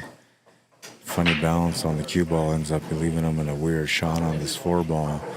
No real options on the 7, and the other option will be the 3, which is what he's calling as a bank side. If he makes this shot, he should be good on that 4 ball. Oh, he's going to come up just short. Still would have been a little funny on that 4 ball, and shape for the 7 ball would have been a bit challenging. And the turnover actually didn't work out too bad. There's no shot on the 11, no real shot on the 13. The 15 and the 14 are not quite lined up, though there's possibility of the combo's there, but that's the best case scenario that you left for your opponent, so a pretty decent leave, actually. What's up, Casey Bukowski? Welcome to the stream.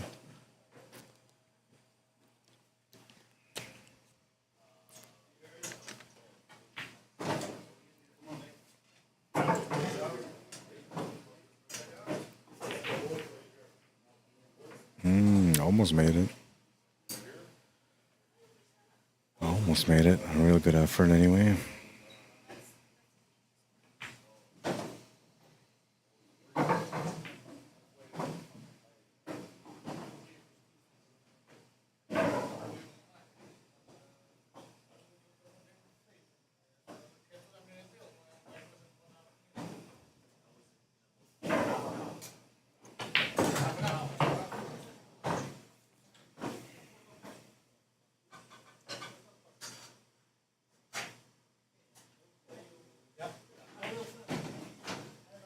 Get past this 11 ball.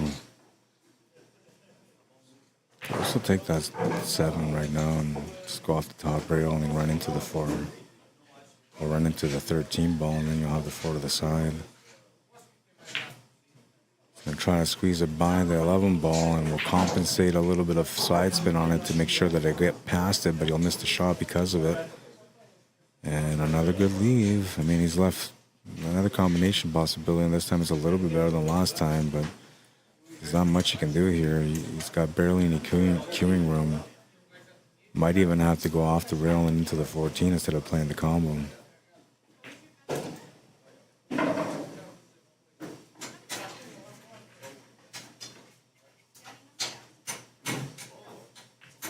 That's what he tried to do. And, well, he's left a better opportunity this time around for Zach. He's got that shot on the 4 available to get started. And cue ball's going to end up running towards that 8 ball, so he's got to be careful on what he does here with the cue ball for the following shot on the 7.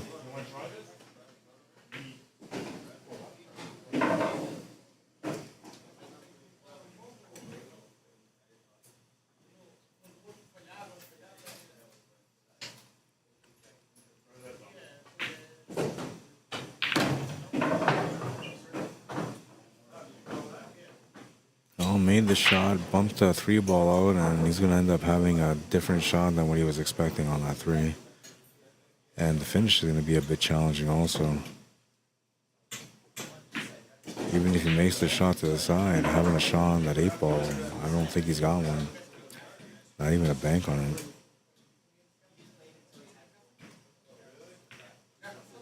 He's going to make the shot, and we're about to find out what he's going to do with it.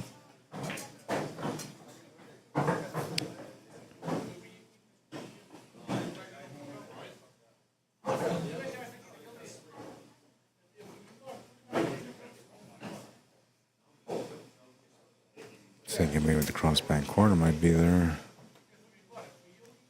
He's looking to reverse bank this. Ooh, this is tough too. The only thing that helps him here is that 15 ball's there, so he doesn't have to worry much about the cue ball. Well, this is tough to do. Like, you're back cutting and you need to get an angle to widen from there. And he did the best that he could with it. He'll turn the table over to Earl. Earl will have a chance to tie things up now, take it to the hill. Opening shot is either the 11 or the 12 ball. Oh, sorry, 14. My bad. Makes the 14 ball. Cue ball will come down and hit the 15, and that's going to set up the 15 ball to the side, and he also has the option on the 11 ball.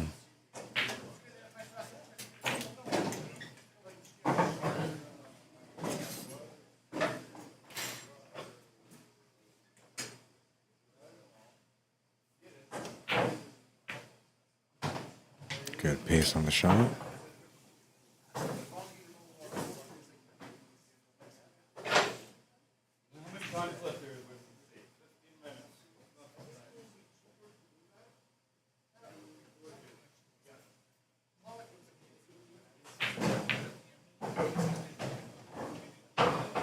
Good composure there on the 13 ball.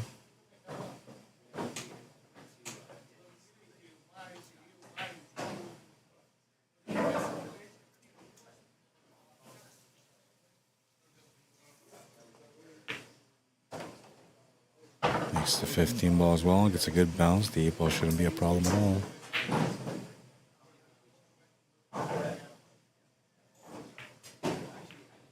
Makes the 8 ball tie of the match, making it the first Hill matchup of the day. Hill and Zach Warrington. Well, he's going to get the break on the last rack. Looking to close this one out.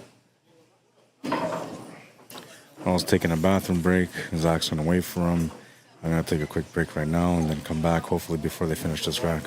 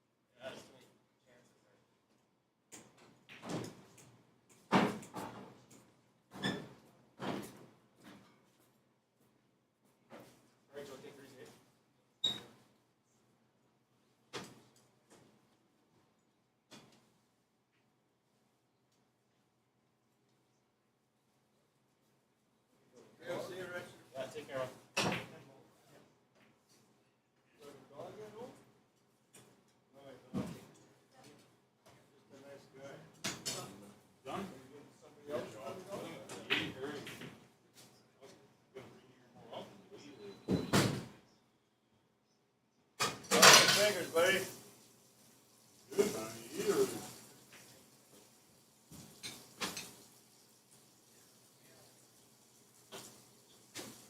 Got an 8, you're a drunk boy. You play hockey? Football. Football. Soccer. Basketball. What else?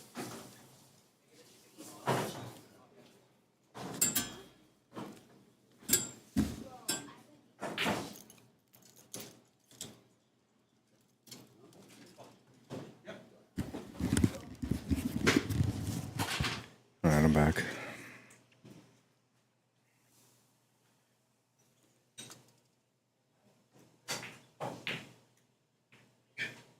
Calls a 6 ball, comes up short on the 6, and he's going to leave an opening here for the 11 ball. Now, this is the thing about this, is that he's left a shot on the 11 ball, he's left a shot for the 10 ball, and the 8 ball goes to the bottom left corner.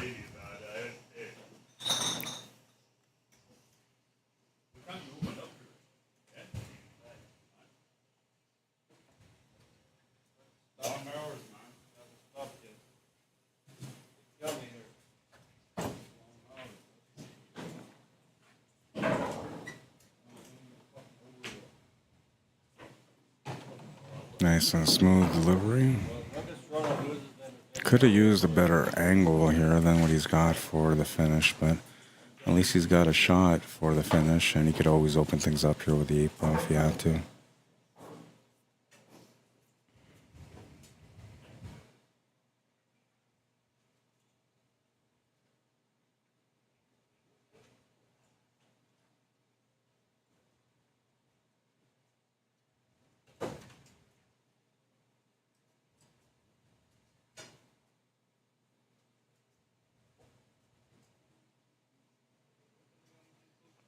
Doesn't quite know what to do. So what he should have done there is, before shooting the 11 ball, he should have walked over to the right side, top right corner of the table, take a look at where he wanted the cue ball to be for that 10 ball. Also should have looked at the 8 ball to see where he needed to be for that 8 ball. Now, this is a good makeup because he can control the cue ball this way, but it's crazy that he has to go this way. And he'll miss the shot. Had a good idea though, because with the angle that he had there, if he cut, he would have to break into that 8 ball. The problem is that to make that shot was very challenging. But if he would have been able to kick that ball, which is a crazy shot to take, I think, in my opinion, but if he was successful to make it, you know, he would have been okay on the 8 ball. So it kind of, in a sense, like he was taking a harder shot, but avoiding the harder work. Because now if you go for the breakout and you don't end up getting the breakout, or you get bad on the 8 ball, now you're turning the table over anyway, right? So I kind of appreciate the fact that he went for it the way that he went for it, but at the same time, I feel like that's crazy, man. I would have just gone for the shot with the breakout.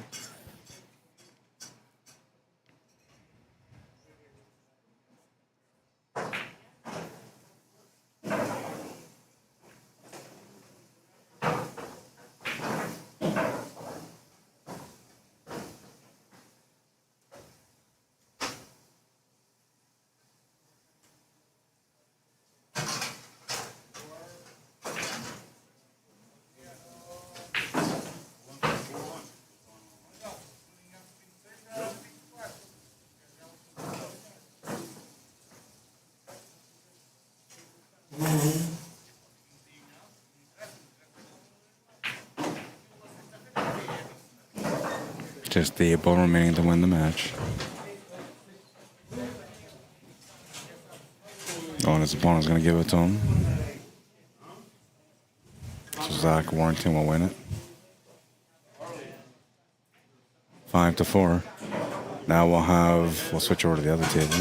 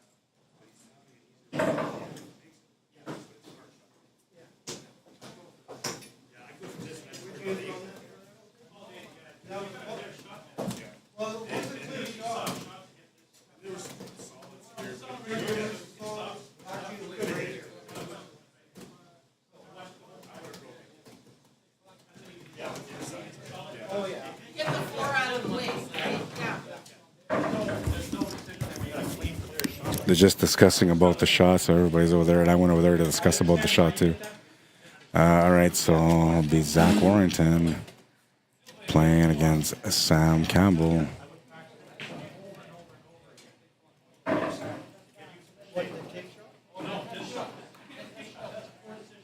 it's a race to 5.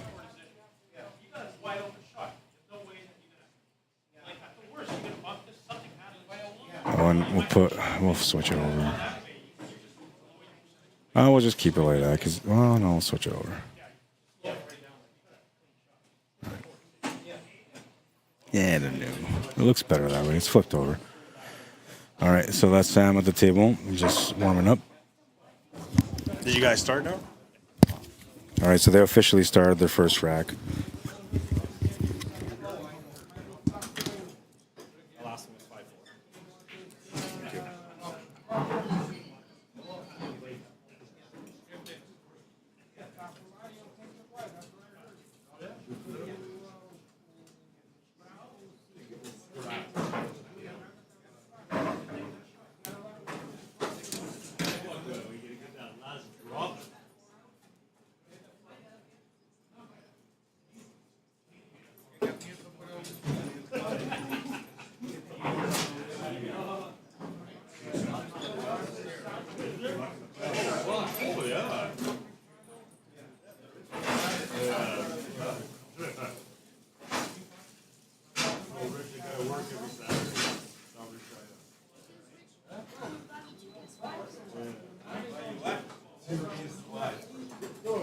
What's one for here and one for the trailer? I know that now. Yeah, that's right.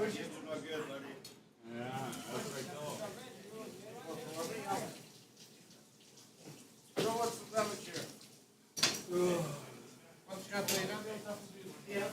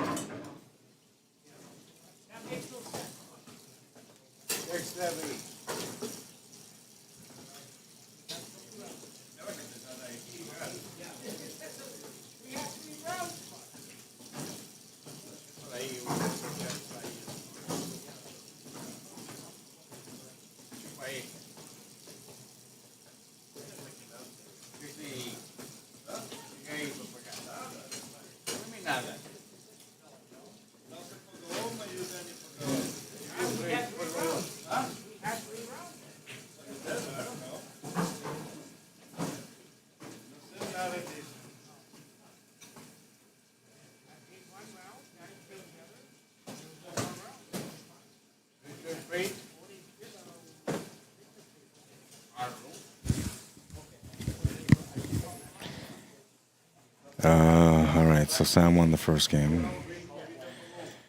Comments. Leonard Spice, what's happening, man? Said 5 BCAs at best. Top left all the way with that 10 ball. Yeah, I think like 90% of the players would have. But I understand why he went for the shot that he went to, because in his mind it was making sense that it would hold the shape for the 8 ball. He wouldn't have to break out the 8 ball, and it would make the finish a little bit easier. But the reality is the shot was a lot tougher, so yeah, it wasn't going to be easy for him to get that finish there. Leonard says hill, so risky maneuvers. Yeah, so like I'm saying, the way he was looking at it, I think he was thinking is that if he went with the inside spin, top lefts, to be able to get over into that 8 ball, there was no guarantee he was going to get a shot on the 8 ball. There was no guarantee that the cue ball was going to land anywhere around the 8 ball, or that the 8 ball would land somewhere near a pocket. So like he felt like where it was is actually better to take that kick shot because now it would be the equivalent of him having a straighter shot on it where he had more control, making the 8-ball a lot easier. And all he had to do was just make it, he's thinking in his mind. And the pace doesn't really matter. It's all about just making it. And then once you make it, then you're automatically on the 8-ball. So nobody was thinking. So what I went over there to tell him is like, well, your mistake was to say that when you got on the 11 ball, you didn't go around to walk around at the table to see how you needed to finish. You needed to see what you had for the 10 ball possibilities. You need to see what you can do with the 10 ball to get onto the 8-ball in order for you to figure out what was the right shot to take on the 11, like how far you wanted the cue ball to go after making the 11 ball. And so had he made that shot on the 11 ball and followed it up, another half pace extra or full pace extra, he would have been straight on that 10 ball, which would have made it easy for that 8 ball. But because he didn't do it, he just kind of shot that 11 ball thinking, well, I just got the 11 ball and then the 10 ball and then I'm out, right? And then suddenly realized like he didn't play far enough and he had a tougher cut on that 10 ball. And then again, there's another thing too, is like not everybody's comfortable with those tougher cuts, right? Some people just don't see them. Some people just don't see them.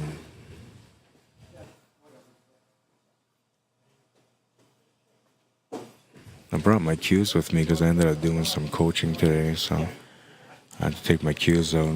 I might shoot a couple of racks after this tournament is done and I'm wrapping up my equipment in between. I guess I'll play some racks.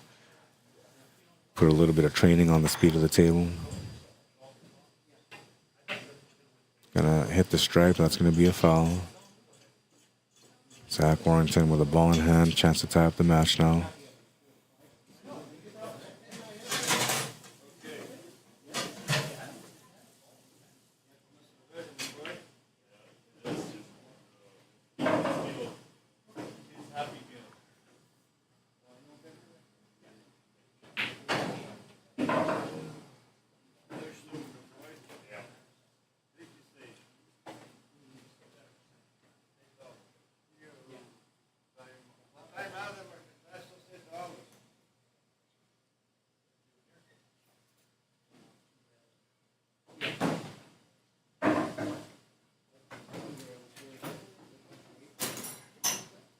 Cue ball's gone a bit too far.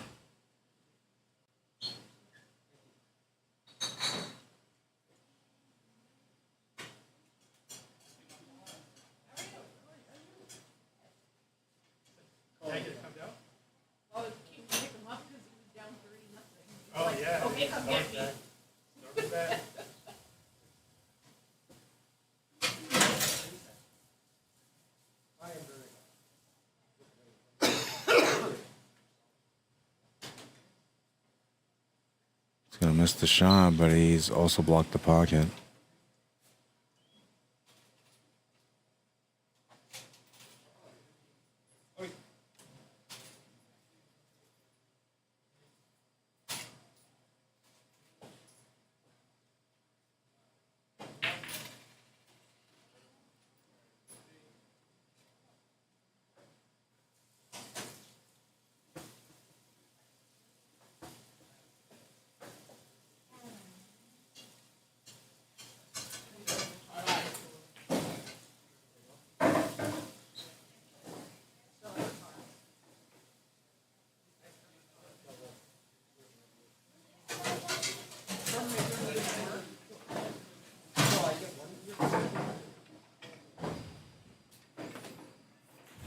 All right, we're tied on 1.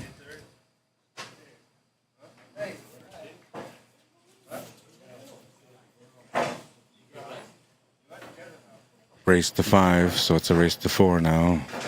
No, man. Okay, see you, Joe. I'm assuming so. Okay. Sam Campbell started off with a run out, and he'll have a chance to break here, looking for another one, or at least looking for an opportunity to be able to defend his rack, so he can get a lead once again.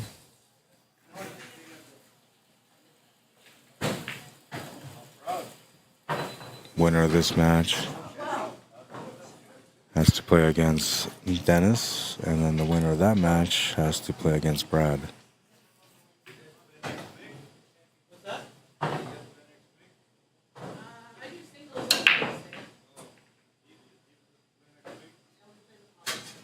Well, he didn't make a ball, and he didn't scratch. But he's left an opportunity here for his opponent, so that wasn't a successful break. And he'll be hoping to get a chance somewhere along the line in this rack so he can try to defend his rack again. I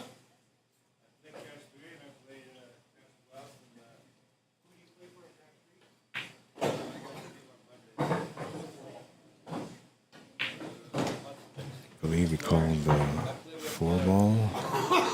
So he's playing the combo, 7 into the 4.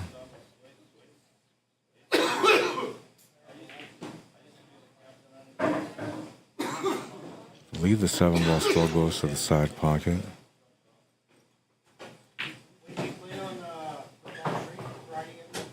Decides to go down for the 1-ball right away. Good option. Now he just has to find the spot.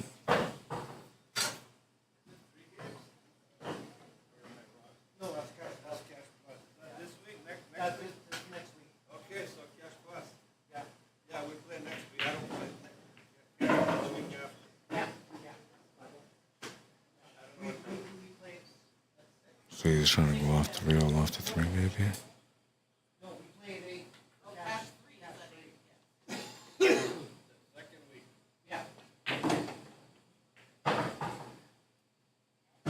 Oh no, it went past it, no problem. Nice shot. Couple different options here. You could take the 2-ball. It might be easier to just take the 3 and then set up for the 2-ball to the side.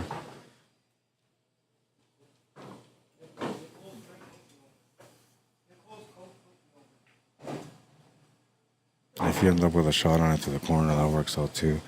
He's kind of like at that 50-50 mark, but more leaning towards the bottom right corner, so that's the way he's going to go.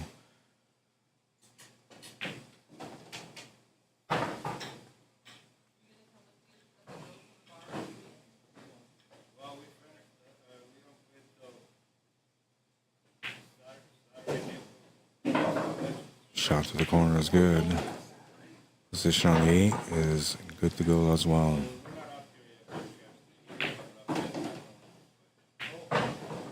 Makes the 8-ball, takes the lead in the match.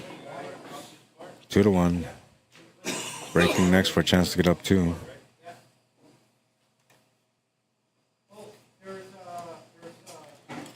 Choices, choices. That's what the game is all about, making choices. And sometimes you make the good ones to get rewarded, sometimes you don't. Don Animo says, what pool show? Hang on, I'll look it up again.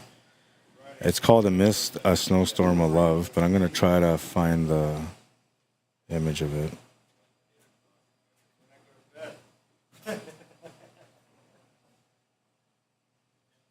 I'll see if I can upload it for you guys.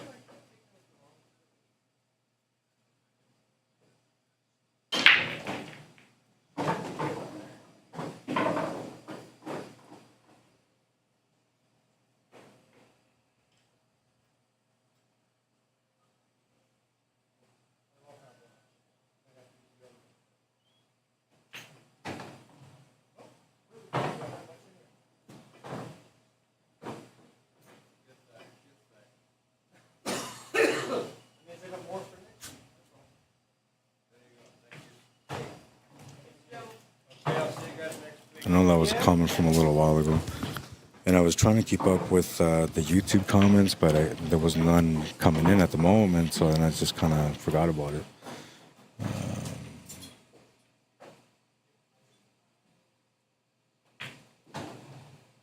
Yeah, there it is.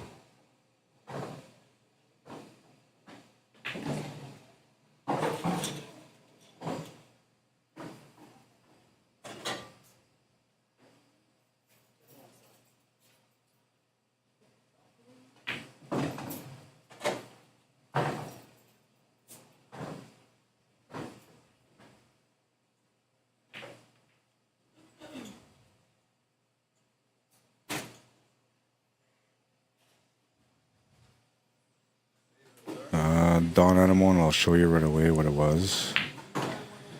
Jeffrey Pratt, how you doing? What's up, bro? Says go Earl. Yeah, he's played some pretty good game, man. He should have actually won that match, I think, but turned it over on the last opportunity there, and unfortunately for him, he lost. Bruce Jensen says it's just an excuse, not a curse. So you talking about the commentators thing? Yeah. No, I know. That's why I don't believe in it. That's why I don't believe in it. Leslie Van Villette says, good job. Her own. M24 says, what rule set are you using for the tournament? VNEA. VNEA rules, that's what we're using. Okay, now give me a second here because I gotta get this set up here so I can show you guys what it was.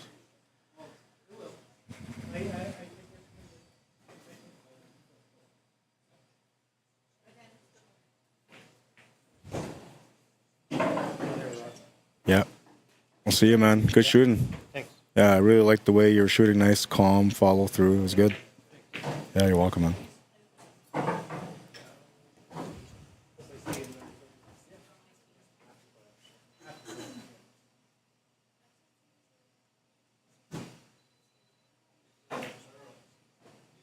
I had to do some work over the next few days because I'm going out of town for a job next Thursday, and then I got pool league on the weekend, and then it's just hectic.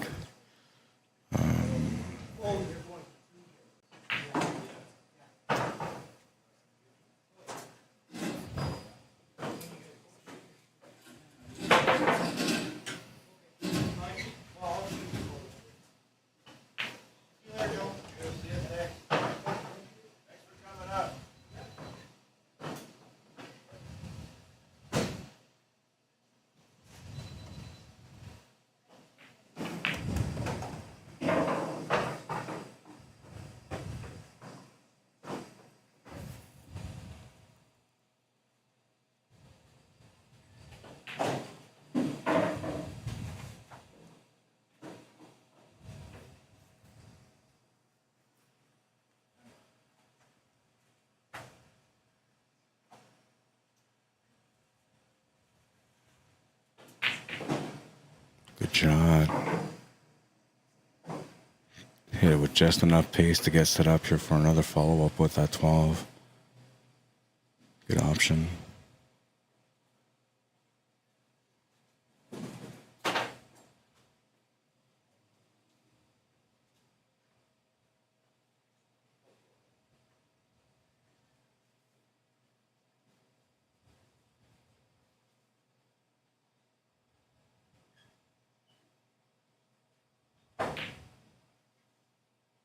Popped up on the shot a little bit. It's going to come up short and turn the table over to Sam.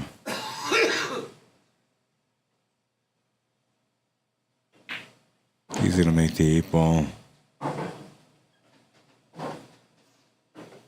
He's going to tab the match at 2. Race to 3 now between them. So here's the movie that I was talking about. It's not a movie, sorry. It's a show on Netflix. All right, so just so you guys know, it's on Netflix. It's called A Mist, a Storm, a Snowstorm of Love. So when you look at the cover on this movie, you're thinking to yourself like, oh man, it's another Freddie Prinze Jr. movie. I don't know. Maybe it's just me, but I look at it and I'm like, okay, well, you know, I don't know if I want to watch a romantic movie that has to do with pool because, like, I know it's fiction. There's no love in pool, man. Rule number 1. There's no love in pool. There's no friends at the table. There's no love in pool. Unless, you know, you're not playing. Then, yeah, you can love the game all you want. But it kind of looks like it's, I don't know, like a romantic show of some sort. But apparently it's a love story that revolves around pool. So I'm assuming there's going to be a lot of pool scenes. Hopefully it's nothing crazy, boring. What was that other one that just came out? There was another pool movie, and it, oh man, Something Joe. It was a really bad pool movie though, like horrible. I try to watch it. I love pool. Okay, you can put anything pool on there, and I'll watch it. But I had a really tough time watching that one. I don't even remember the name.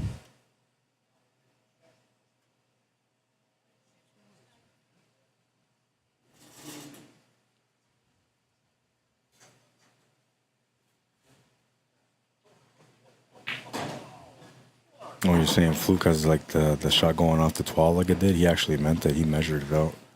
He meant that shot that way.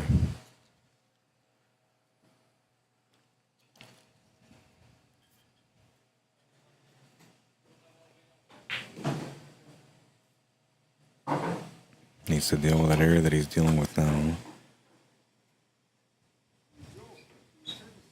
It actually may not be so bad to play the cue ball off the top rail to the left to set up for the 13 ball in the same pocket as the 9 right after this, but I guess we're looking at the options that you got to get a good breakout on the 11 ball and then the limited option on that 15 to the side. Or sorry, 12 ball to the side.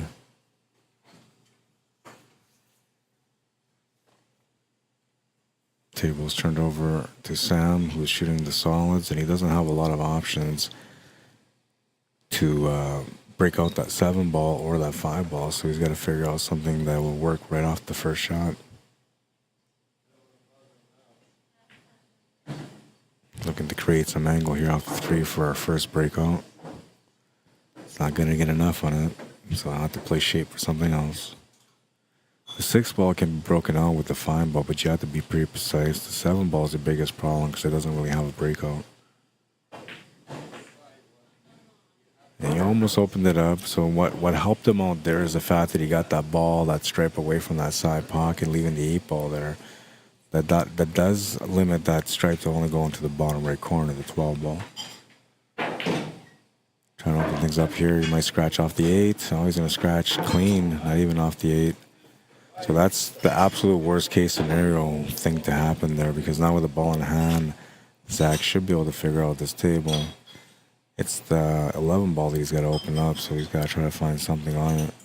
And luckily for Sam, there's really no pocket available on the 11 ball right now, so it's something that still has to be broken out, leaving opportunities here for maybe for something to go wrong. But I think the ball in hand, how you use it, is going to be crucial, and you can either use it to break out the 11 ball right away, or you can use it to make that 12 ball to the bottom right corner, set up an angle on the 14 ball to go to the side with a breakout angle to lean into the 11 ball. And then as long as you just push the 11 and 5 and you get a little separation off them, you would have the shot on the 9 or the 13 ball after that to be able to get back down for the 11 ball. This way he was trying to open it up, and he's not going to open up the 11 ball, he's going to miss it. Now that becomes a challenge for him. Doesn't make sense to make the 12 ball with this angle, because then you're going towards that 7 and 8 in between them, and that's not good for you. So we'll have to go with option number 2, which is that 13 ball that he's shooting at right now. Looking for another breakout angle, but it's gone just a bit too far, and he's going to be tight for the shot even. Looking at his tangent line, trying to see if he can make it happen, getting around off the left side cushion, around that 6 and 1, going back into that 5 and 11. Tough to do, especially he doesn't have a lot of contact point, but not impossible. You just got to put the right amount of spin on it. And he wanted to have the shot on the 11 ball, and now he's tied up that 12 ball in the bottom rail, so this is giving Sam a bit of an advantage here. And he's going to open up the 5 ball, and a little fortunate there to get anything on that 5 ball, because it looked like he almost got hooked by both those stripes. Still has a big problem on his table also. He's got to figure out that 7 ball. Let's see, he wasn't able to hit that 5 ball clean, so he's hoping to get a lucky leave here somehow, and it's a decent lead, but I'm pretty sure that Zach can make the 11 ball on this table and continue from there. The 8 ball still goes to the side pocket, so he should be all right now to take the lead on this match. Unless that 11 ball doesn't go to the corner past the 12, then that could be a situation, but I'm pretty sure it goes. Pocket's a bit more forgiving, so it's wider. Yeah, no problem there at all.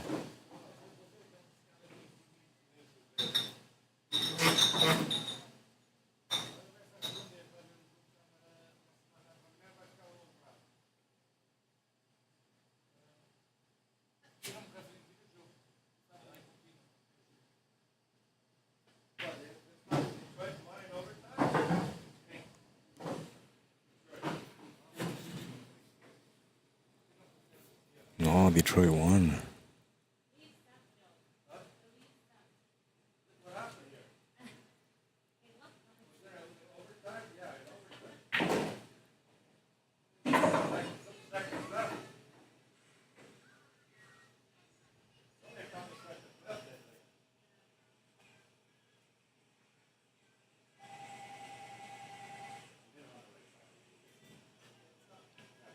that's a nice goal.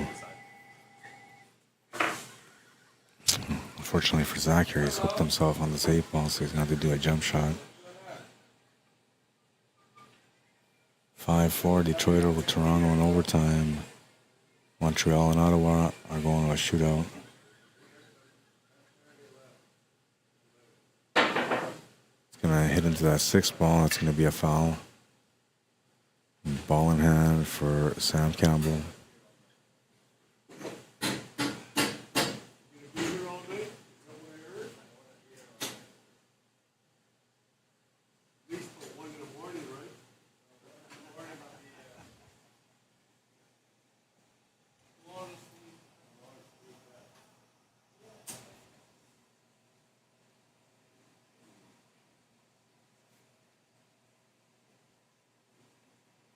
M24 says awesome, looks fun.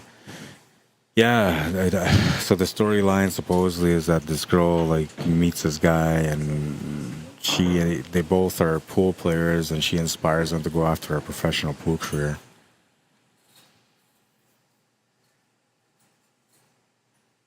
So I'm assuming there's a lot of scenes where like he's playing against good opponents. Now, the only thing is that it's tough to imitate pool, how the vibe of pool is, without having actual pool players who are good in the movie or in the show. And now this is a show, right? So you're going to have some fill-ins. You're going to have some people that look like pool players, and you're going to have people that actually are pool players. The ones that are actually pool players are probably going to end up playing some scenes, while the ones that, you know, aren't are going to probably just look like they play maybe a little line here and there, and swinging a cue to the cue ball, and you see the cue ball roll, but then you don't see which ball it hits, and you see a ball drop in the pocket, that kind of thing, you know? Special effects, we'll call it. I wish we had that in real games, you know, where I didn't have to shoot the ball and the ball just went in.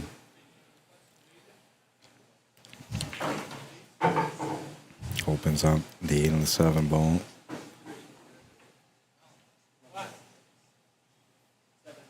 I think that's one of the things that makes a movie really good, is having like the viable real player in it, right? Or at least somebody that like can, I don't know, come across as a pool player. But things are different now than before, right? So like, what is a pool player now, or versus what was a pool player before?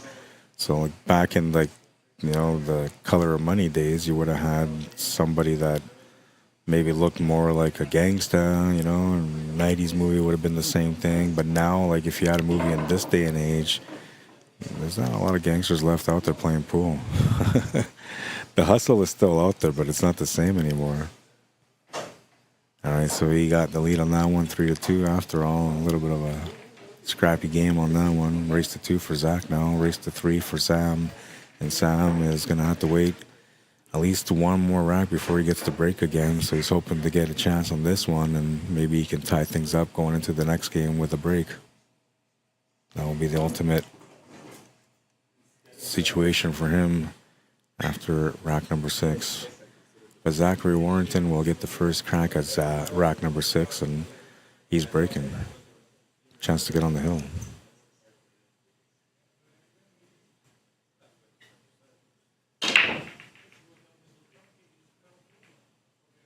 Nope, nothing's going to go in, and he'll turn the table over to Sam, who's going to have a chance to tie things up now. Yeah, I don't know, like, we need to have some of our pool players go into the movies. And it doesn't, like, I don't know, I would like to see, like, some cameo appearances from, like, the real players, you know, like Shane and some of the female players, and just to see some of the real players, even if it's just for a background thing. Like, go film an episode in Vegas when they're there for some event, and then you get a chance to, like, get them all, right? And, but it'd be nice for them to have some sort of cameo with the pool players, actual pool players in the movie, and even though they may not have big lines. But you can give Shane Van Boning like a line, or Joshua Filler a line. Joshua Filler would actually probably be a great actor, to be honest. His dramatic expressions are incredible, man. So I feel like he's got the gift in him. Pool player turned actor.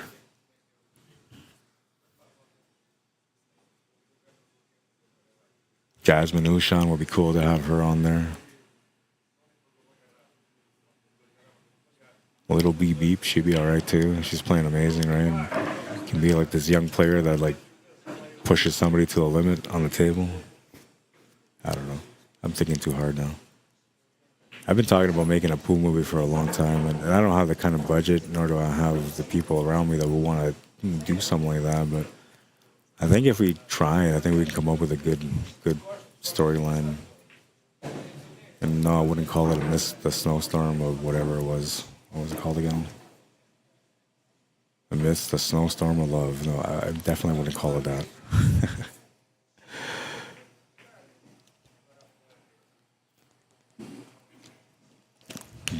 What would be a good pool name for a movie?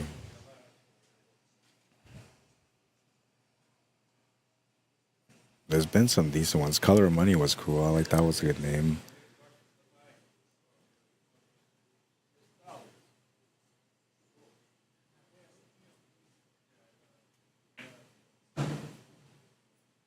I'm trying to think what would be a good game or a good name for a movie.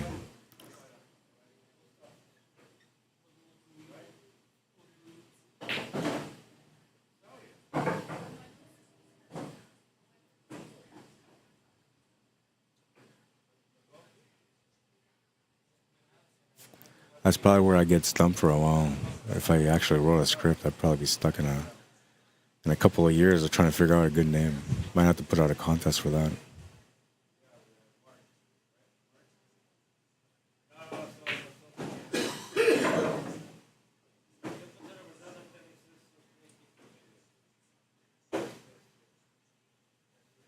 I think Pool's going in a good direction, though, but I honestly think that if they just came up with a really good movie, pool-related movie with some good actors, it would like flare up another golden era of pool around the world. But it has to be a good movie. If it's a bad movie, oh my God, you're gonna kill pool, man.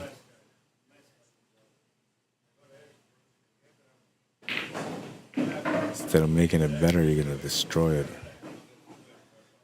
That's the responsibility of the creator of the movies. You know, you have to make something good.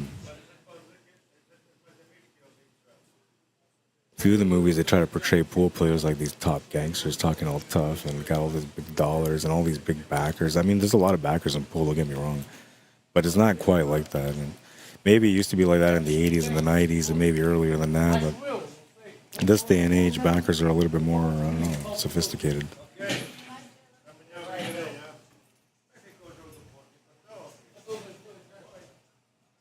But all the good players have backers, for sure. Pool God says, Robert Griffith, how you doing? Like the name for a movie, Pool Gods. What was that? Oh, I'm trying to think of like this old funny movie that had the name God in it.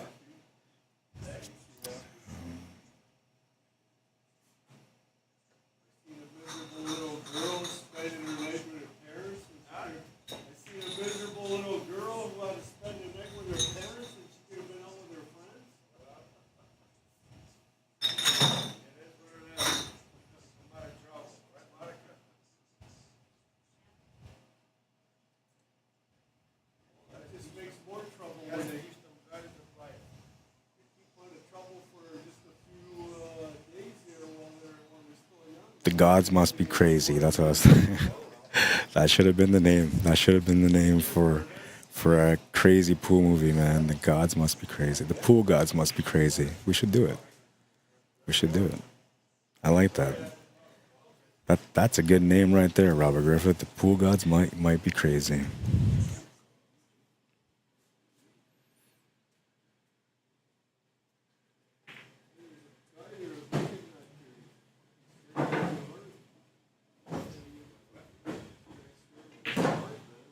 Yeah, it's got potential. I like it, man.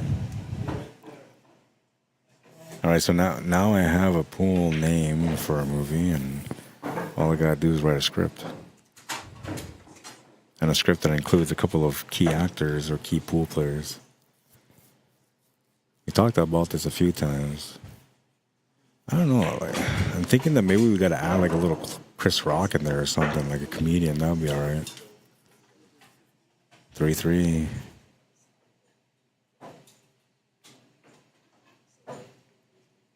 I think Chris Rock would be funny, you know. Just the background role, comes in, says a couple of funny things, maybe a pool joke, a funny pool joke, and gets out. If I only had the money, man, if I had millions of dollars to be able to do this, I would just make a movie. I would stop streaming, I would stop running tournaments and playing pool. I would just focus on trying to make this movie happen. Pool gods must be crazy. So everybody will kind of expect that it's supposed to be funny, right? Just because, hey, that's the same name as that movie from the 90s or whatever it was. So you expect it to be funny and weird.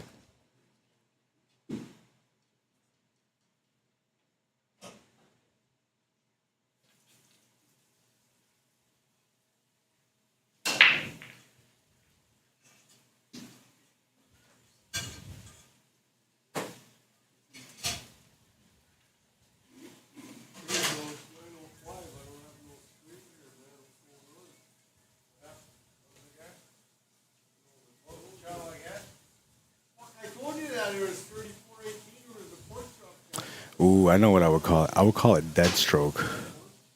Because all pool players know what dead stroke is. I mean, not all of us have experienced it, but the ones that have, I've experienced it twice in my life. Dead stroke's amazing.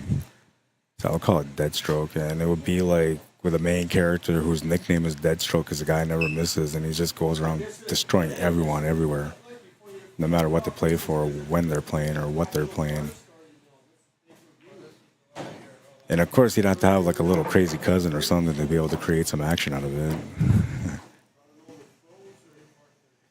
Yeah, that's what it's going to be called.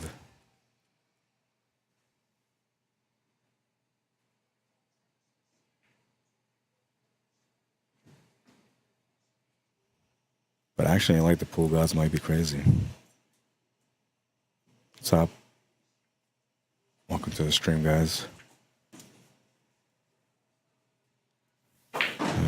YouTube. Toon Army Yank 117 says society has changed. The days of hustling are gone or are no more.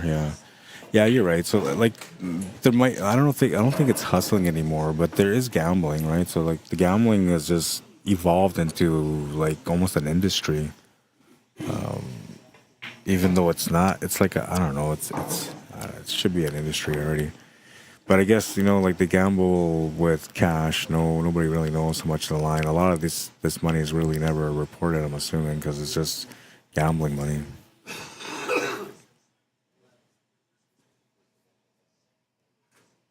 But yeah, like the days of like people hustling and going to the pool halls, traveling on the road to go play against the best players in different pool halls across the country, like those days are kind of like done.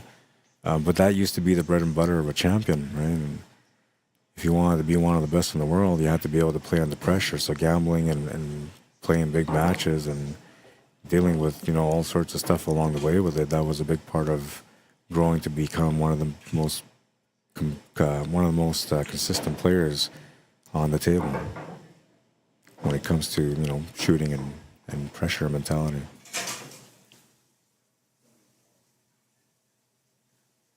It's still okay though. There's still lots of gambling. These guys, you know, they still gamble for 20, 40,000, you know, and I think it's all right. It's not a bad thing. You need that kind of pressure to be able to compete at a higher level. Because like if you're playing, say, whatever, once every 2 months or 3 months, you're playing a $40 or $50 or $60,000 bet game. You know, you're not going to have much pressure when you're playing in a U.S. Open and the payouts, you know, like whatever, 30,000. You're not going to feel that kind of pressure. So that's the only reason why you gamble and why you put higher stakes on the line is because you're trying to build up better pressure mentality. And so maybe like when you play for $20, you're like, okay, well, you know, I just lost $20. At first, you're probably like, oh man, I lost $20. And I don't know if I want to do that. Or maybe you'll be like, okay, let's go again, right? I don't know. Everybody's different when it comes to gambling, but eventually just playing for $20 here and there it's not really going to build up pressure. It just kind of keeps you more honest on the table. So then you go up to, you know, something bigger like $100, then $500, then $1,000, then $10,000, and so on. And before you know it, you're playing like those professional pool players that are betting, you know, $30,000 to $40,000 on a match and going out there and just becoming a beast when you're playing in small tournaments. Well, they're not really small tournaments, but in your mind, they are compared to the pressure that you've been dealing with for bigger money, right? But like I said, it used to be something from back in the day. So back in the day, being a hustler was key to becoming successful as a pool player. Now it's not really something you lean on. Now it's more athletic. So it's about just going out there to work on your game and becoming more competitive. And now because people don't really hustle anymore, it also changes the way that gambling happens. Because now we have like different mentality when it comes to gambling for the newer generations, right? And I don't know. But gambling is not necessarily what you need for pool. It's the pressure that you get from gambling that you need for pool. And unfortunately, one of the only ways you can do it is either by gambling for bigger dollars or by playing in a higher level, right? So let's say you're at an intermediate level, you play an advanced or masters, you know, just to push yourself around. And it's how people grow, right?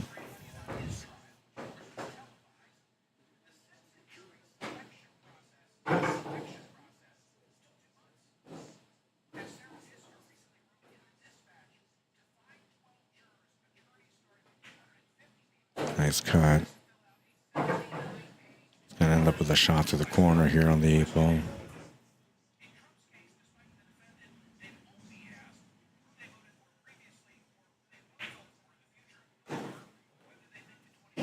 Four to three. Sam Campbell's on the hill.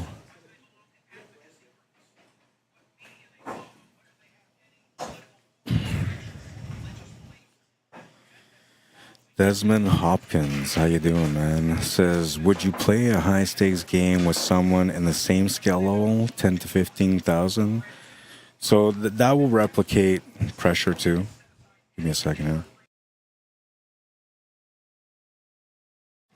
Yeah, that will replicate pressure too, because like it may not do the same job, right? Because you're gonna have pressure for the amount of money that's on the line, but you're going to miss out on the pressure of having that kind of money on the line, plus playing against a really good competitive player that you know you can be, but it's going to be tough. Because that's the ideal scenario to breed a champion, right? When you're in those situations where, like, you know it's really close, you know you got to play your best, and you know you can't give up too much. And whatever's on the line, it can't matter because you just have to play your absolute best. The rest will just come. So when you start playing like that, that's when you become more of a champion, right? Because you're thinking the right way. You're just doing the best you can to make sure that you win every game. And, well, that's what champions do, right? Regardless of what the table is like. It can be a beautiful wide open table or a really nasty one. They'll find a way to run the table, right? They'll find a way to win. But, yeah, playing against somebody your own skill level, you know, 10, 15,000, that will get you going. Unless you're rich, if you're wealthy, you know, and that's not really going to do much for you. The set amount of dollars that you put on the line whenever you gamble, it should be something that it hurts a little bit to lose it. You don't want to just play something where it's like, you know, $100, right? Let's say like you're a millionaire and you're playing for $1,000. Like that's like playing for $10 for you. Right, so like obviously that's not going to help you. That's not going to give you the pressure mentality. It's not going to help you to develop that winning mentality that you need when you're in tough situations against pro players.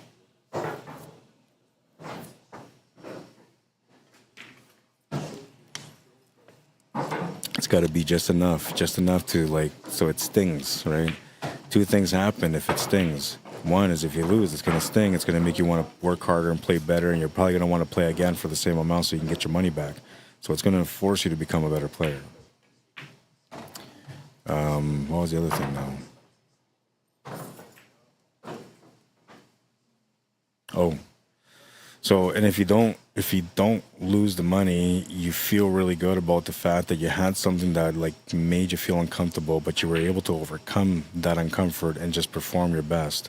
So it will help you in a few different ways, but Don't get me wrong. I'm not saying you should go out there and gamble. That's not what I was getting at. But it is the way that the old school champion was raised, and that's how they were bred. You know, anybody that was a decent player at 16, 17, or 18, they were automatically sponsored and put on the road.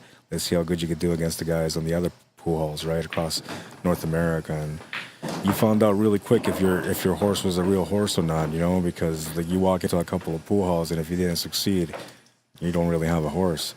But if you walked into a pool hall and then that horse won, and then you go on another one, it's winning that one, and then you go on another one, he's winning that one, now you're thinking to yourself, okay, I got to put this guy in some pro tournaments. Right? So that was the process of how pros became pros back in the day. And I'm just saying like 15 years ago, because really the whole evolution of pool really happened over the last, I would say, like 7 years. How pool transformed its image and all that, it actually kind of changed more or less in about maybe like 5 years ago. Because that's when we started having all these juniors pop up out of nowhere and playing. So now we're like paying more attention to the juniors, which is cleaning up the image a little bit more on pool. And people don't associate it with like some drug dealing gangster at a pool hall. They think about a young Savannah Easton going out there training for hours trying to become a professional. So it cleans up the image, right? And it's a positive thing in the long run. And that's why it's important for all of us to be able to support those youth that are out there playing, because the reality is that they're helping us to develop a better future for the game through them, through their image, right? And one thing that's tough to change is the image of the old world of pool, and there was a lot of hustle, not just from the players, but everybody else too involved. Oh, nice shot. Very nice shot. And now he's going to do something different.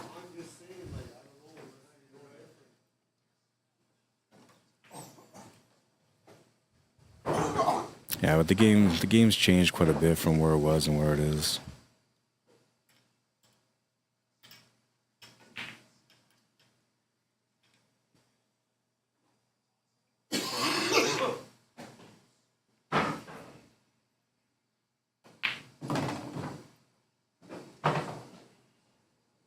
Now, from as long as I can remember, since I was a pool player, I would always like hear the conversation of pool making it into the Olympics, and then a lot of times it was always the same thing, like, well, you can't make it into the Olympics because, you know, it's not a sport.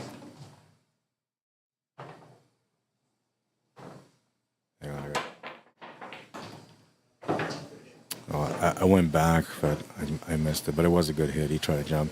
I went back because I realized he was going to go for a jump combo, and then I was like, oh, I got to save this, and I stopped the replay, but here it is.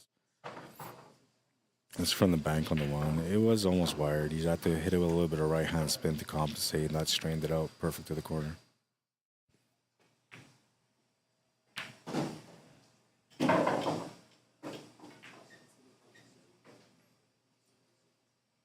Playing high stakes, man. And so high stakes are kind of like the key sort of for pool too. So like we get a lot of people that tune in to watch the pro players play, right? And the reason why like so many people tune in to play is because we get amazed by the way these guys think the table out and the way they play the table out, and when we watch them deal with pressure, you know, and especially on the days where they're having rough days at the table, because pro players have rough days at the table too, right? Any pool player you can think of out there had a rough day at the pool table. But we love that because we get a chance to watch them play. But the money in pool is just not what it should be. So, and what I mean by that is, okay, so people will tune in to watch sports when they know there's millions of dollars involved in it. Right? If there's thousands of dollars involved in it, they may tune in. But if there's millions of dollars involved in it, they're always going to tune in. And I don't mean like just directly onto the game itself, but I'm meaning like if there's players out there that are making $1 million a year or $5 million a year, and they're really good at this game, and they're out there, you know, playing this as a profession, then people want to watch, because like now these guys that are making millions a year are playing this sport that is making them millions a year. So now everybody wants to play pool because they're all trying to make millions a year, right? So that's what the pool game actually needs, is to have better money in it. Because it's considered like a poor man's sport, but the reality is there's a lot of rich people out there that play pool. You know, there's a lot of people that are wealthy that, you know, can afford big sets and stuff like that. So it needs to change. And The only way it can change is two ways. Either we increase the entries on tournaments so that way it's better payouts. So, you know, having tournaments that are not just like $100 entry, $200 entry, but tournaments that will have like $5,000 entry, $10,000 entry, $20,000 entry, you know, stuff like that. Because now if you have a $20,000 entry tournament, guess what? Everybody's going to tune in to watch that, right? It can be 16 players or 128. It makes no difference. The more players you got in it, the more people are going to tune in. But if there's millions of dollars on the line for anything, people will tune in to watch it. Now, for the viewership, it grows the excitement for the game. For the players, it grows the excitement for the game as well, because now they have reasons to go out there and work hard in the game. Like, if you're going to sit there and just play pool all the time and not try to do anything else with your life, you should be making money from it, right? Just like anything else. And essentially, if being a pool player is all you want to do, it has to become a business. For it to become a business, you got to be able to be successful. And to be successful in this world with so many great players is really tough to do.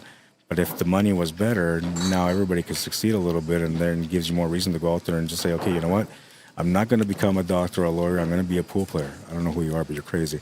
But I'm going to be a pool player, and I love you, man, because that's crazy. I'd probably do something like that.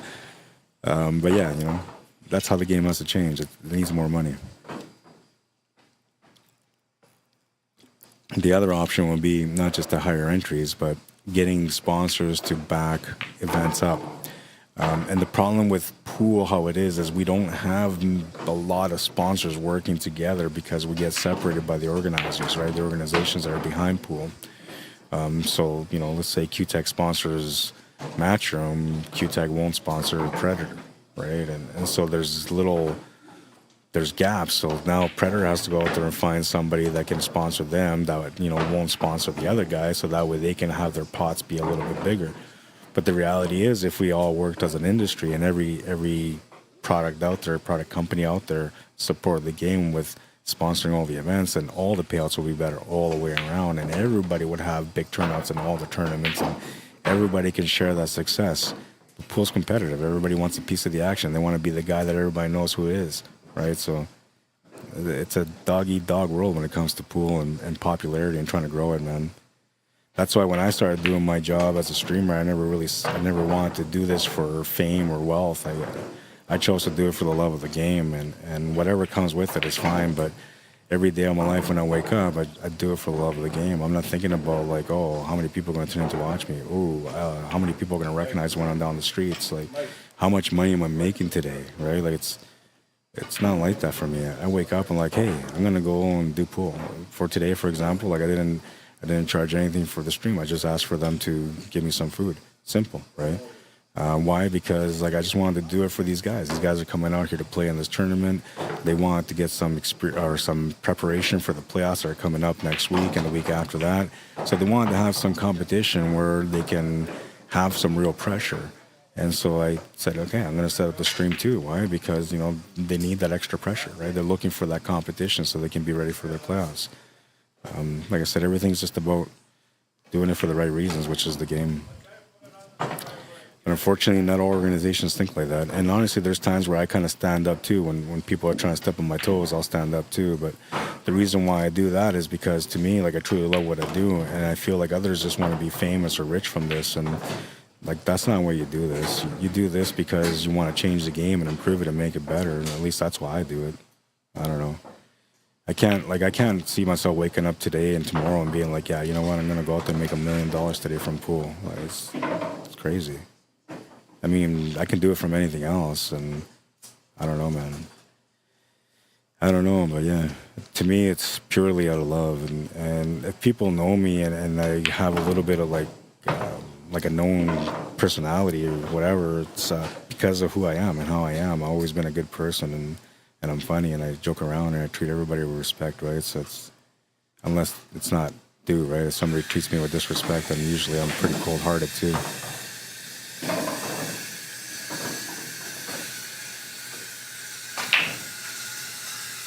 And as far as being rich, man, so far away from that. But, you know, my family has a lot of wealth, so it's not like I couldn't have it. I just chose to make it on my own.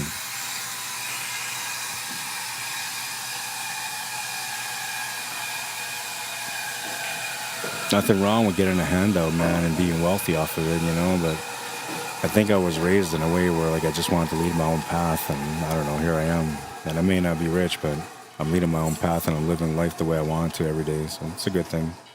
I get to love pool as much as I want to love pool, and that makes my heart happy every moment.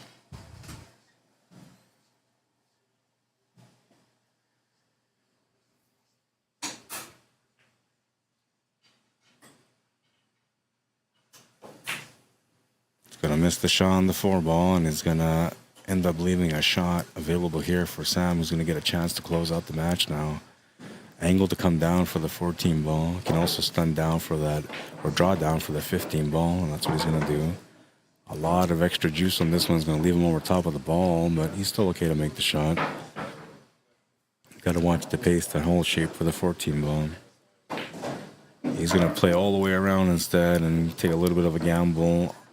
And, oh, man, had he not hit that 4-ball, I'm thinking he's good all day long. But because he hit that 4-ball, he's going to be hooked behind the 7-ball. Now he's going to come up with a bit of a trick shot here, a jump shot. Oops, I got to change that. Oh, he'll be successful on the jump, but he'll miss the shot, and that's going to be a ball in hand. I got to fix this other camera because I forgot about it.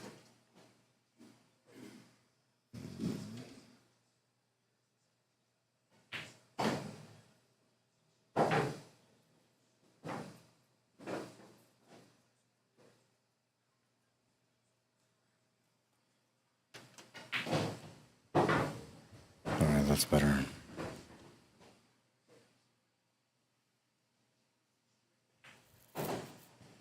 Yeah, that's way better.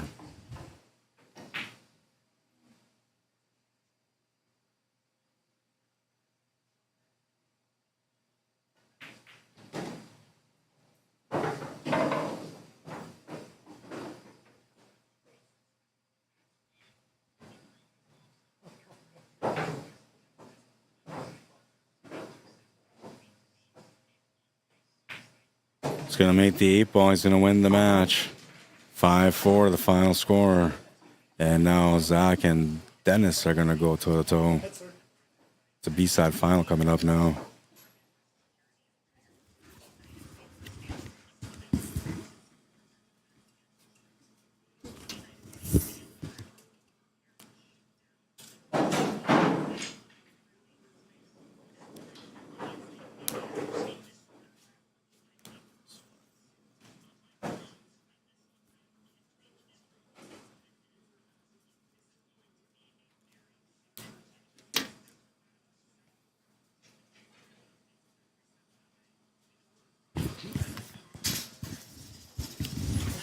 All right, we're going to set up the scoreboard here for these guys. It's a race to 5. The winner of this has to play against Brad Burns next.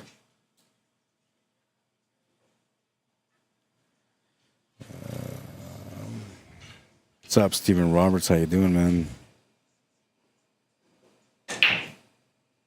Was that table saw just a minute ago? I'm not sure. It might have been Dennis Wong.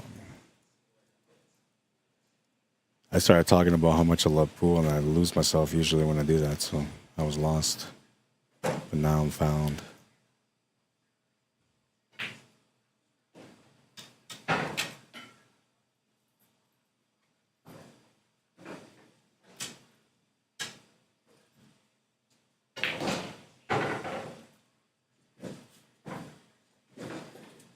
All right, B-side final. They're about to get started.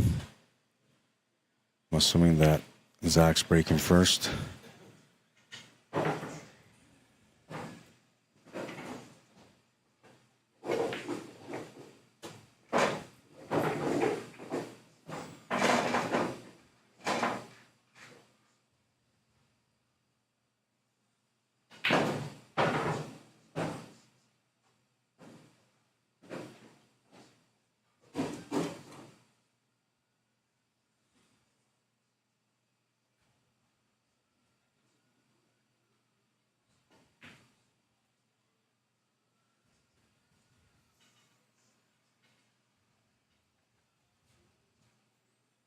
night, all set to go on this one. 9:30 p.m. here in Winnipeg, Manitoba. They're calling out for a centimeter of snow on Thursday. Oh my God.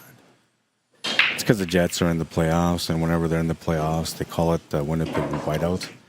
So usually it's because there's a snowstorm, and yeah, we're going to have snow for a little while.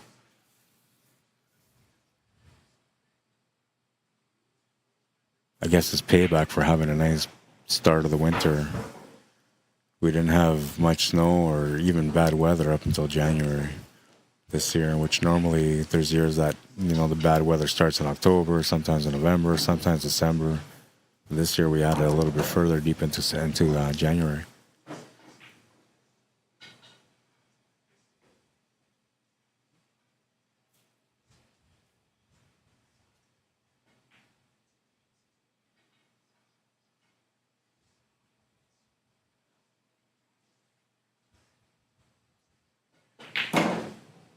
Big draw shot.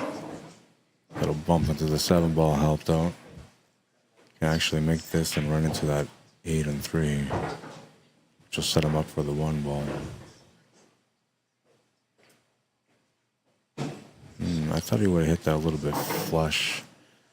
He ended up hitting it a little thinner than that, leaving him limited to maybe a combination, unless this 3 goes by the 1-ball, which I don't know if it does, but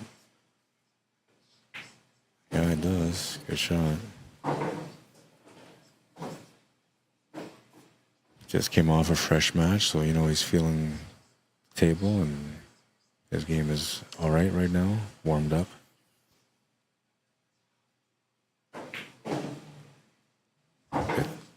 Bit harder of a bounce that he needed there, but he's still okay to make the 1-ball.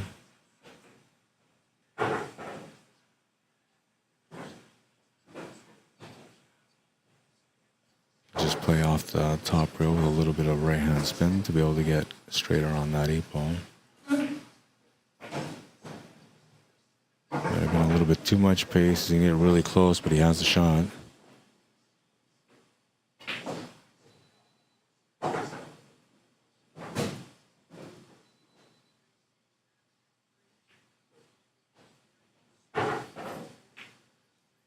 Makes the 8-ball, takes the first game, 1-0. It's going to be a battle, man. Like 90% sure it's going to be a battle. And what I mean by that, I mean that it's going to go to the last rack. I'm glad you're doing good, Stephen Roberts. Thank you for tuning in, man. It's a staggered entry 8-ball tournament, so it was originally set up as a race to 5, race to 4 on the B side, and then the premier level players, or the higher level players that we have here in Manitoba, had to go 1 extra game. Everybody else just paid different entries.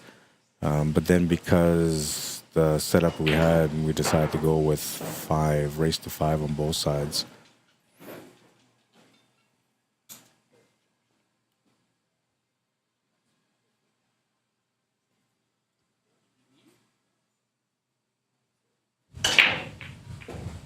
Smash and break. The 1-ball will go to the side. The 4-ball will bounce off the other side. And, well, he's going to have a shot, but not too many.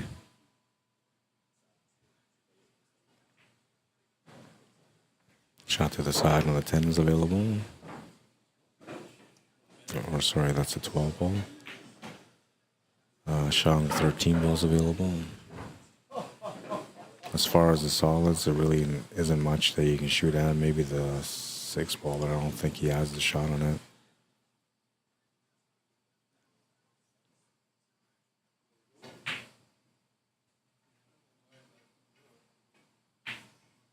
He's going to try for the 13-ball and come up short. And yeah, that you can see here from this angle, like that 6-ball could have maybe gone, but it was a really tough shot. And likely had to go off the rail and off the other ball, off the 15. Still open.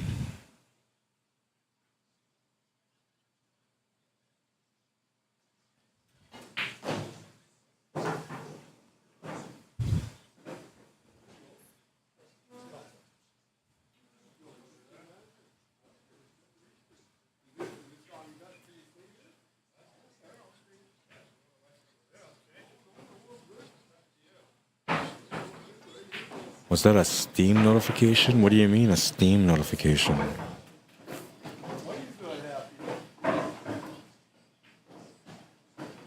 Schlep, what do you mean by was that a Steam notification? What was? I didn't see it. What's up, Matty Boy on YouTube? Says, evening Rod, we are in playoffs and league here. Tuesday night is the final for 3K. Cool. Good luck, man. Hope you guys do good. It's really what it's about for a lot of teams is the playoffs, right? And I mean, the ones that travel, that go to the States after, like those ones, it's all about that trip more than it is about the playoffs. Because sometimes, even if they don't win the playoffs, they'll still go to Vegas, right? For most players, it's you put the whole season on the pool league, and you do so you can have fun in the playoffs and compete in the playoffs, and it's a great feeling, man. Well, only if you're winning. If you're not, then maybe not so much.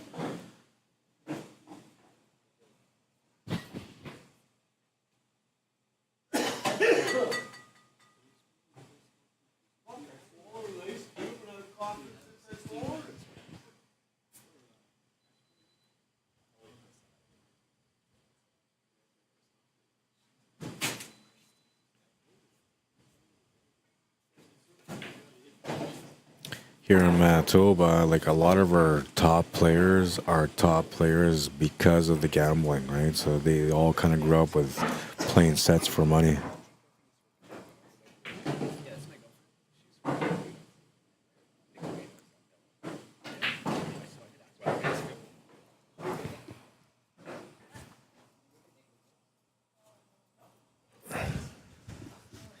Thought they were talking to me. They're not.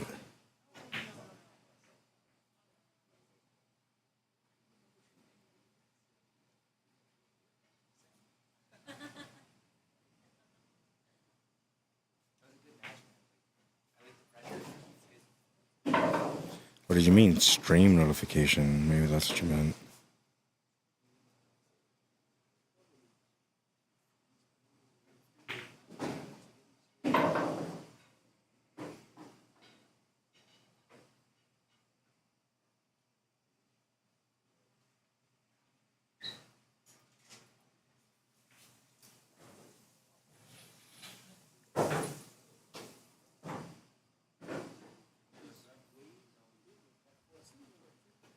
I don't know if I should have shared this. I didn't share this. Thank you to those of you that did share it.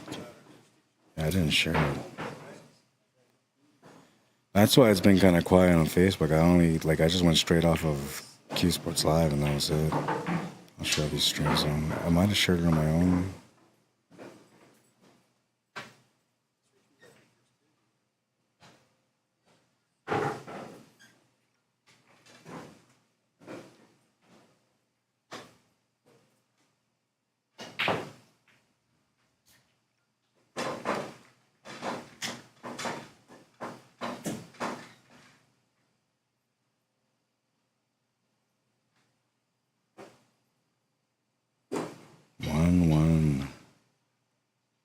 It's an official battle now.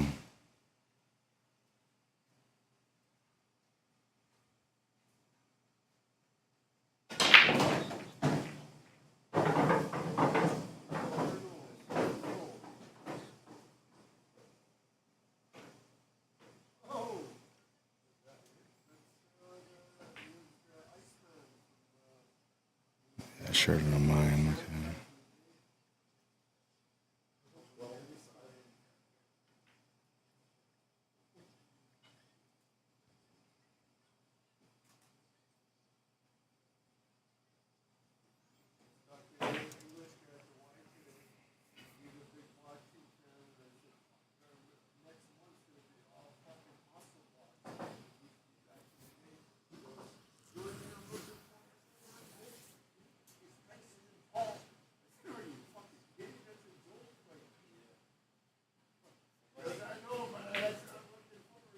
Oh, got a little lucky there.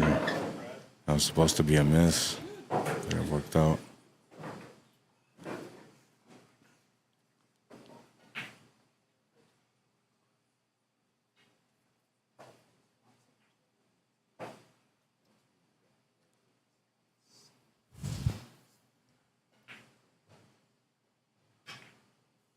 Oh no, and I guess he couldn't shake off the fact that he missed the last one, so he misses the next one after that.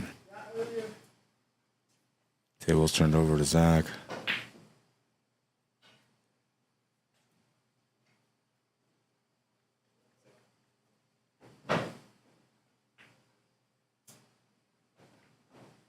Calling safety.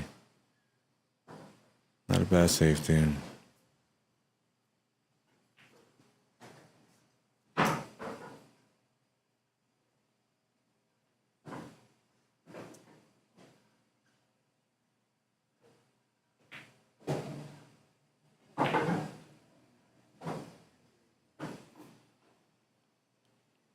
I was able to make that first shot, which was the only thing I was looking at there at that angle.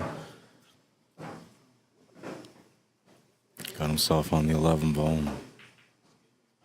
Could actually take this 10 or 12 right now, the 10 ball right now.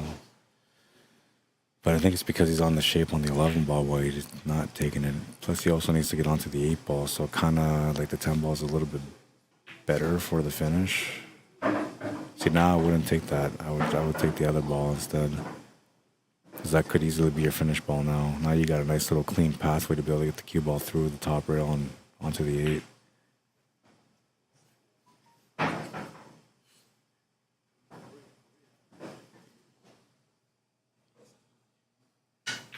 I'd be taking that 13 ball right now if I was him, to the side and come down bottom rail and come back up, take that straight to the bottom right corner.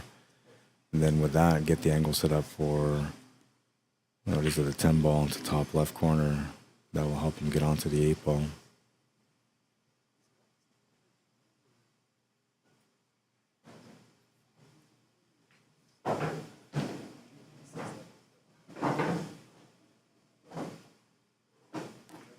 Options for both shots here, the 13 or the 15.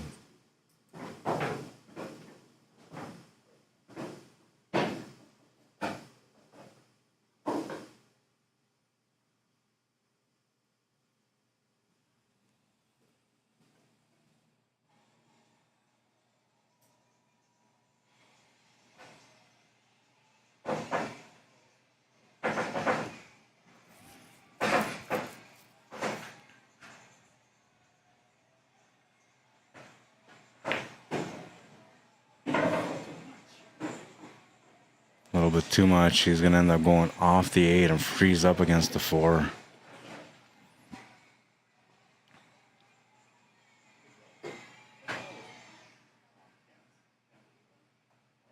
It's tough to control the speed on that shot. It's more of a feel thing, right? Unless you train your body for the muscle memory.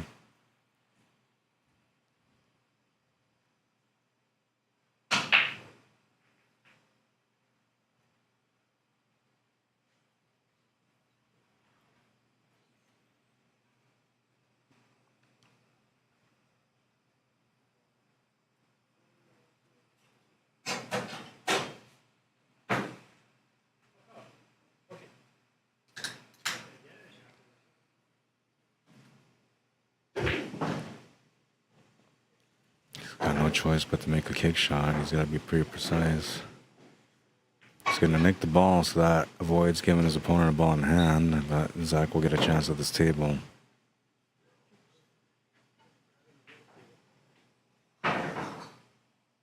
VNEA rules, Stephen Roberts. Valley National 8-Ball Association. VNEA.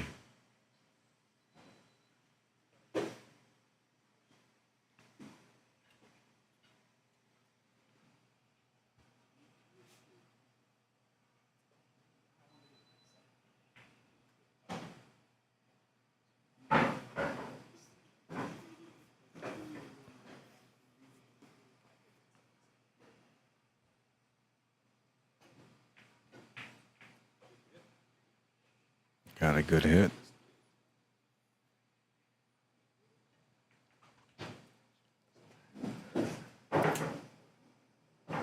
Now things are like kind of okay because he left the ball up there, so he's left some opportunity here. But now, like, the 8 ball has a little bit more room. That 13 ball is kind of close to a pocket, so If he gets another chance, he'll be all right. But if he doesn't, you know, it's probably because his table's kind of open here, and there's a really good chance that Zach can take the lead in this match now. There was a scratch on the break. He put the cue in the middle, or the cue ball in the middle of the table.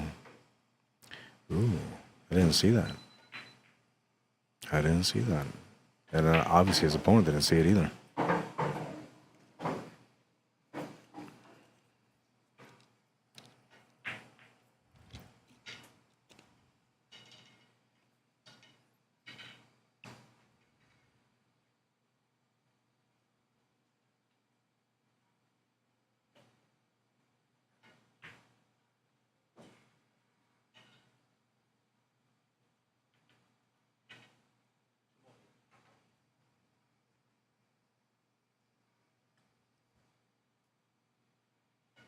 Looks to me like he's playing a two-way shot here. The idea there is if he made it, he had a shot on the 3-ball and if he didn't make it, he didn't leave much on the 13 ball, so good thinking. It's gonna leave Dennis very, very small opportunity here, just a jump shot. Actually a pretty good opportunity considering that if he just makes it, he'll have the 8-ball too. Don't have to worry about playing shape, just gotta make the shot and that automatically will give you the shape that you're looking for.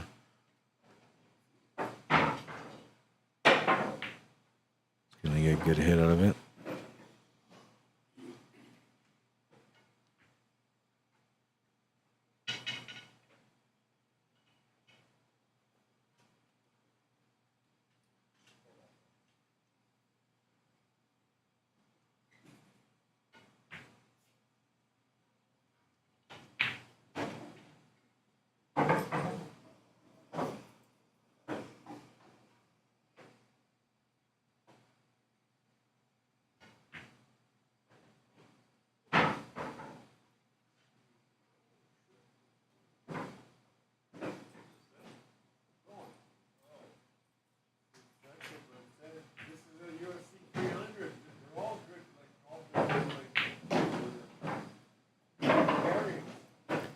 So he's decided that the 3-ball is going to be the finish ball.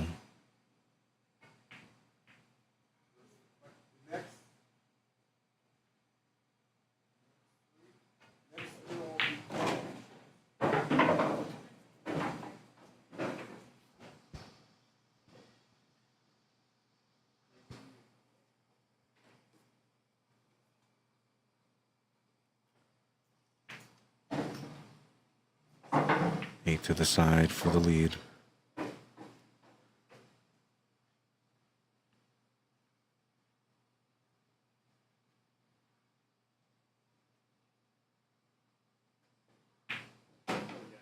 Takes the shot, but where's that cue ball going? Oh, it's going to stop just before the pocket. 2-1. He's got a 1-game lead. Dennis Wong to break next in rack number 4.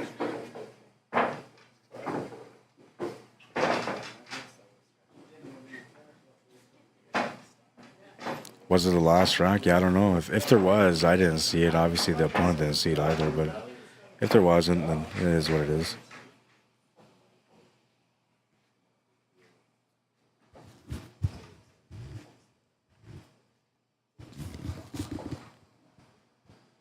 One match remaining after this, the championship match.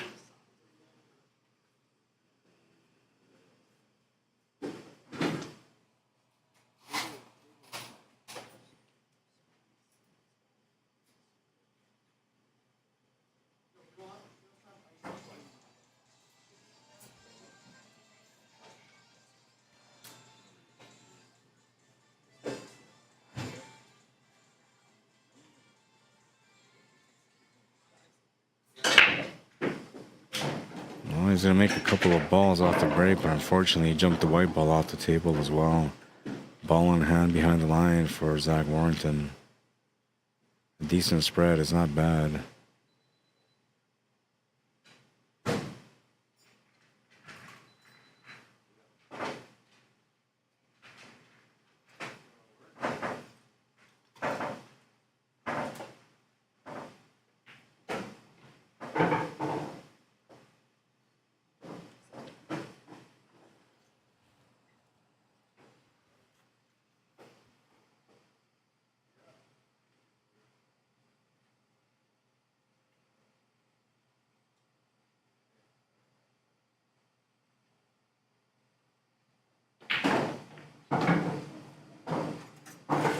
Did that work out?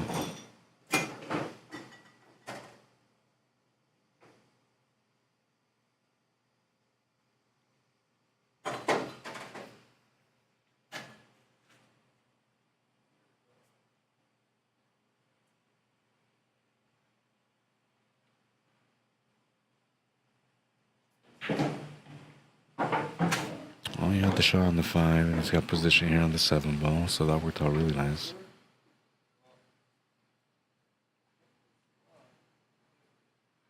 Does he have the opening on the 8 ball?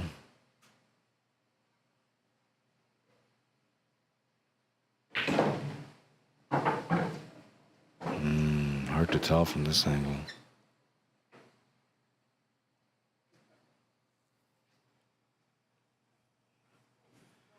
Looks like he's left himself an option for only the 4 ball, which I believe the 4 ball was supposed to help him to get onto the 8 ball.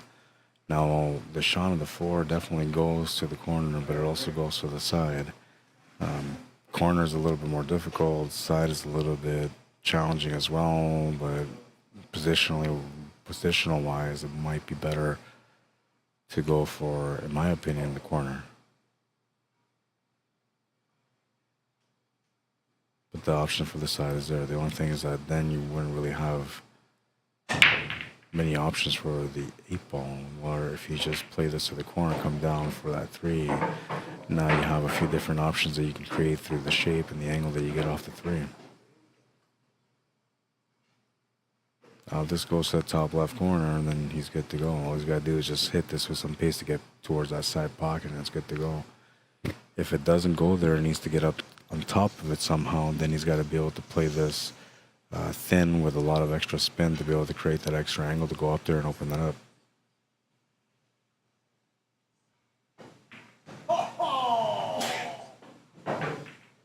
Second time I've seen somebody try that, and I'm not sure why, but it worked. The last time it was Earl Merpa that tried that move, and he didn't make it, turned the table over, and then it cost him the match.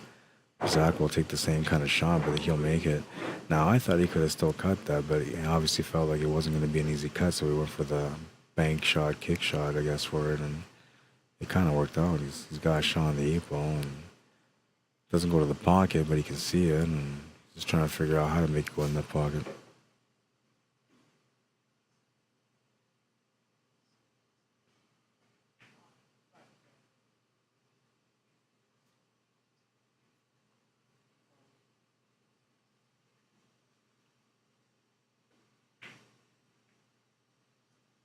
He's gonna miss the 8 ball, turns the table over. It's a bit of a mess here, so you know it's gonna be a decent chance that he's gonna get back to the table. But whether he has a shot when he gets back to the table or not will depend on what Dennis does on his turn at the table.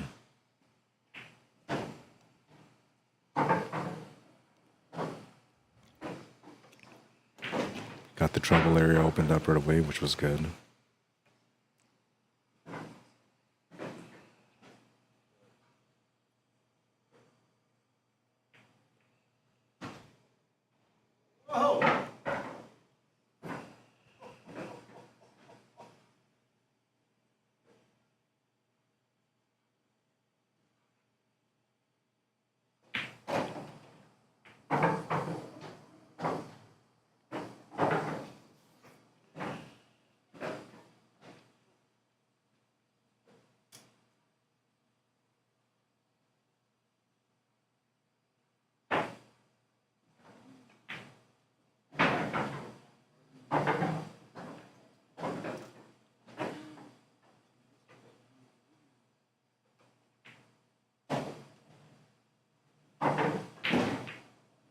Just a bit too much pace on this one.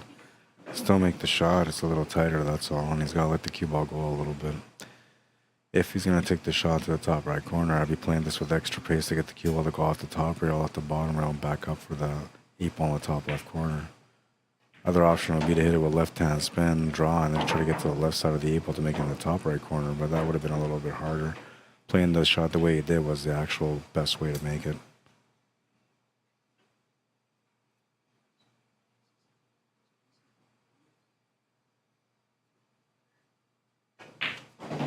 Eight ball's good. He ties up the match at 2.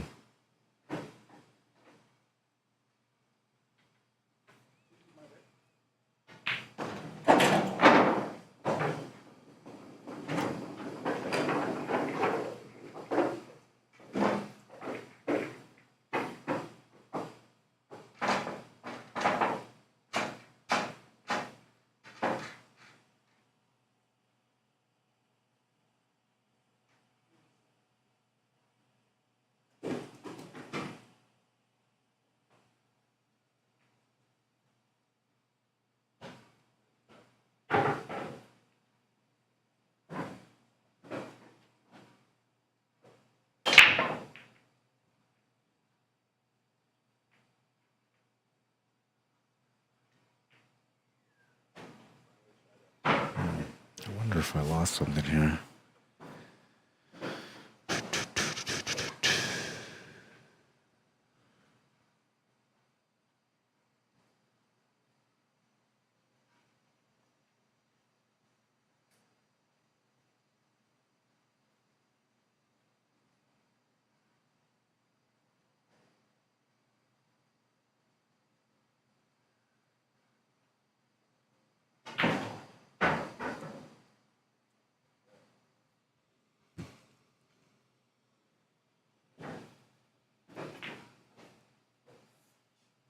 This is the shot to the corner.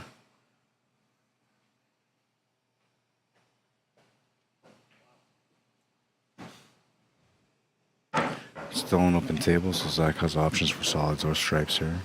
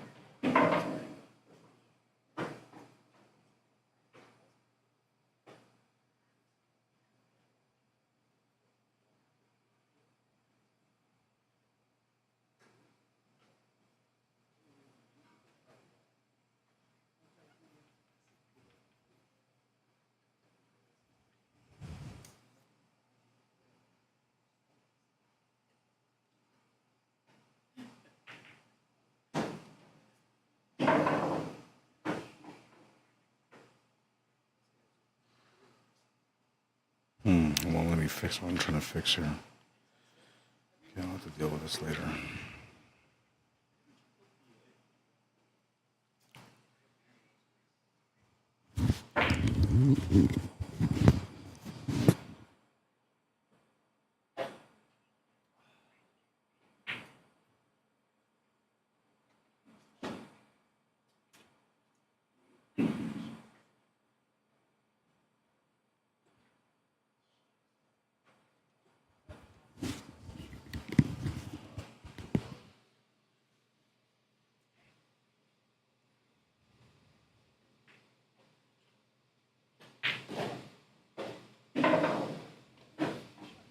Lucky break there for Zach Warrington.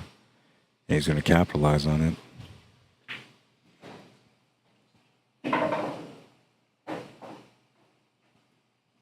3-2 takes the lead. Dennis Wong will have to shake it off. He's breaking next in rack number 6.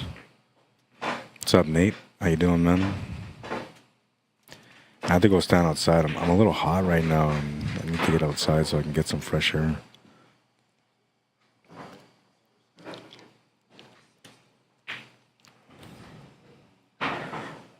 I think it's the material that I'm wearing. I'm not sure, but it's making me sweat a little bit. I'll be right back.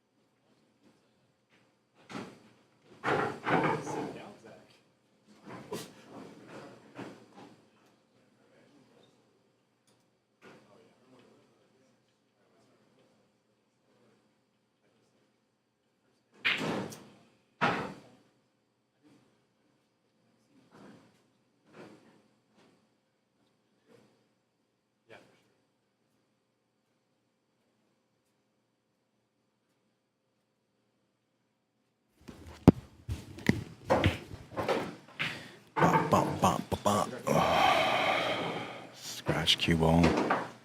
Ball in hand. Zach is updating a score on the board.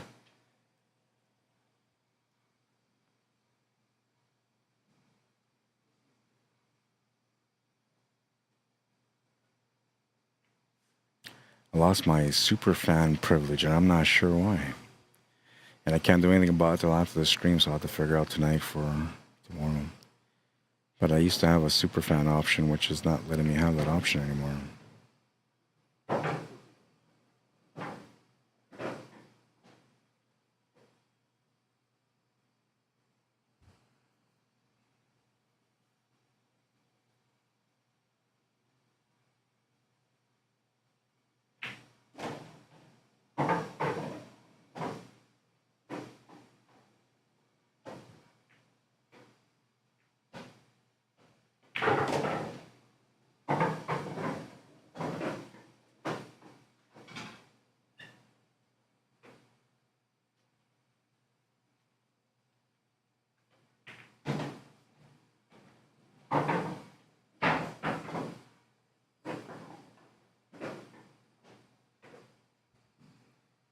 I think we're going to take the 13 ball here.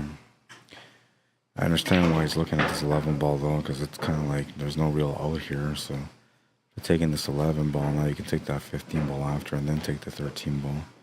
Or even set up for the 15 ball, get onto the 12 and then take the 13 ball.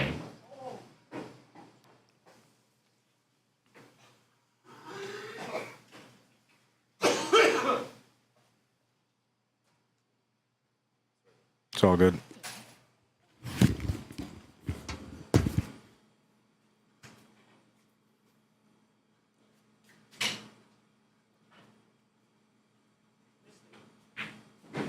I know.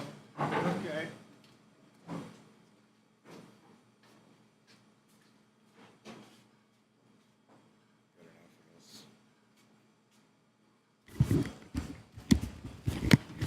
Tripod was kicked and I can't recalibrate it now, so it is what it is.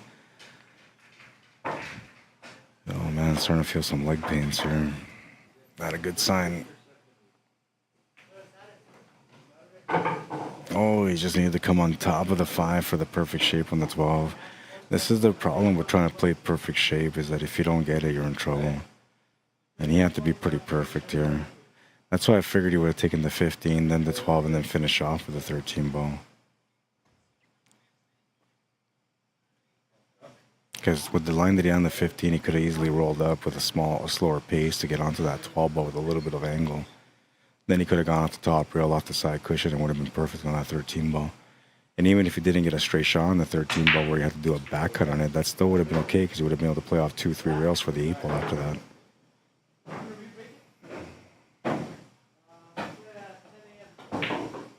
He's going to get good contact. Will avoid giving his opponent a ball in hand, but he did give him a chance at the table. We'll see if Dennis Wong can capitalize here.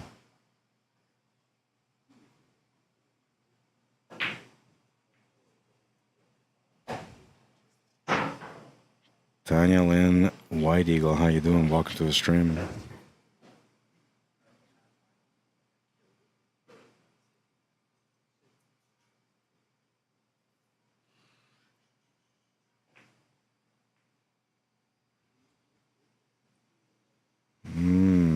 Good pace. Almost a bit too far. You almost ended up giving him the shot, but he got him okay. I'm thinking we're going to go jump shot on this one. Only because it kind of makes sense, you know, the shot is available. If the cue ball hits us perfectly, then the cue ball should come across. Now, the only danger you got to watch out for is that it doesn't end up going below that 3. But as long as it goes into the 3 or above it, you're going to be okay for the 8. Of course, you're not thinking about these things when you're making a jump shot. You're just trying to make the jump shot. Hey, come on. That's enough. He goes and hits my other tripod now. Yeah, that one's still okay. So ball in hand for Dennis. The safety will get it, the reward that he was looking for.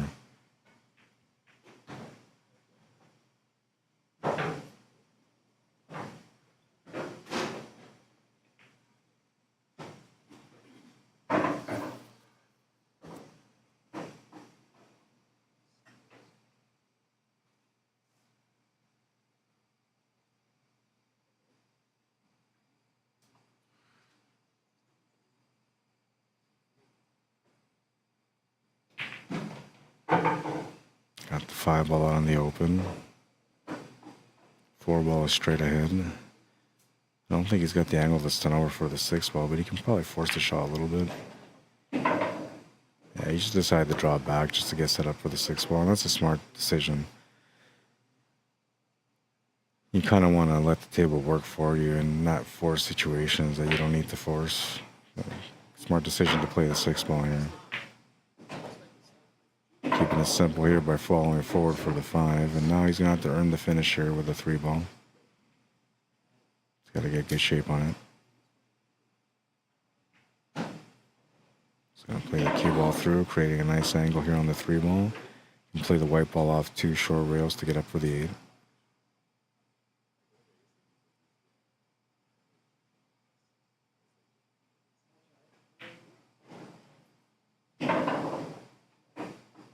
Dangerous. That almost crawled into the pocket.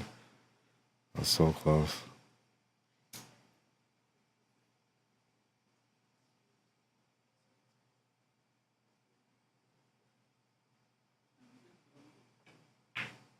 Makes the 8 ball, ties up the match. 3-3. Fair battle so far. It's a good.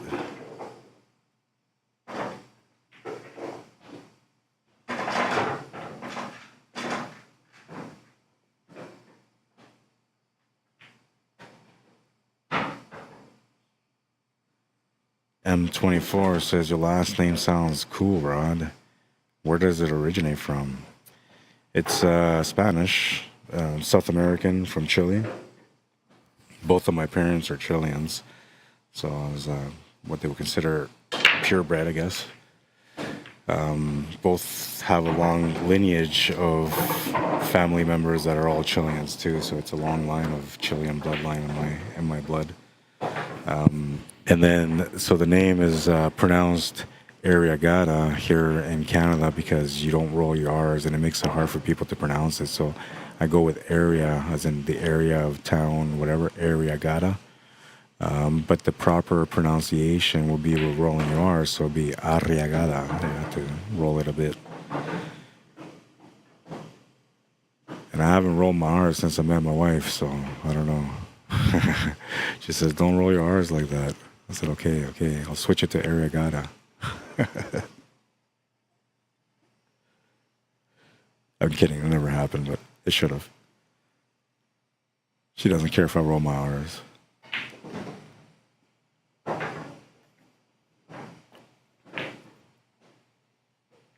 I have a full Spanish name, but I go by Rod for short. I've never been a big fan of my name, so I shorten it to Rod, and it's all right. Works for me. Legally, it doesn't work for me though. Like when I fly, it's like, hey, wait a minute, your name's not Rod Arriagada. It's like, well, yeah, it is. Like, no, legally, it's not. I'm like, all right. So I've had some issues like that with flying.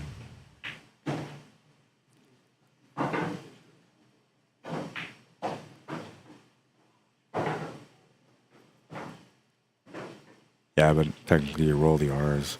And my middle name is Alejandro, so usually all three of my names have R's in them, right? So all three names you roll the tongue, and it sounds like I'm trying to say some sort of sweet romantic stuff, but all I'm saying is my name.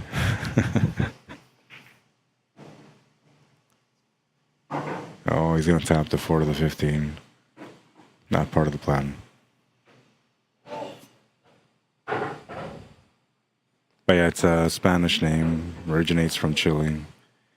And I don't know. Well, actually, it originates from Spain, and then it kind of went over to South America when the Spaniards ruled America.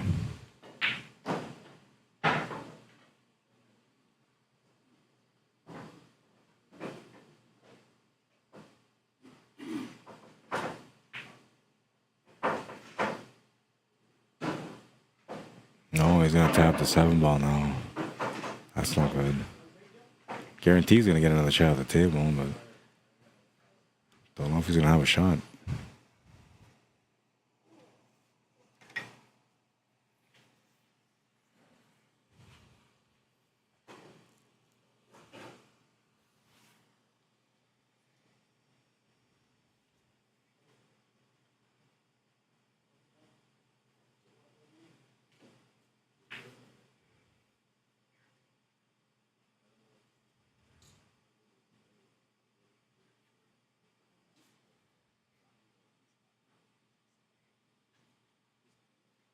I've always played with the idea of doing Spanish commentary, so like having stream in English and then streams in Spanish commentary, but I don't know. Seems like a lot of effort.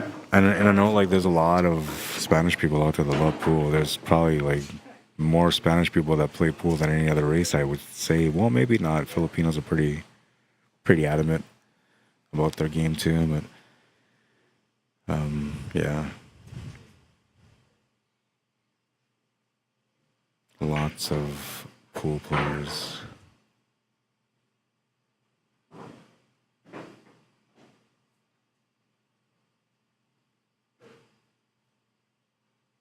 Trying to figure out how to make things all work out here.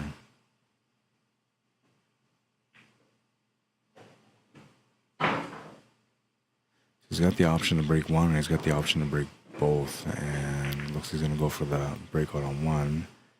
Wasn't trying to make it though. He just wanted to open it up.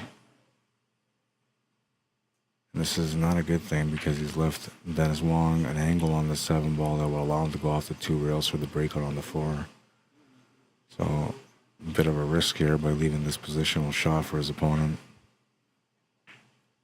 And he's not going to play it either. Interesting choice.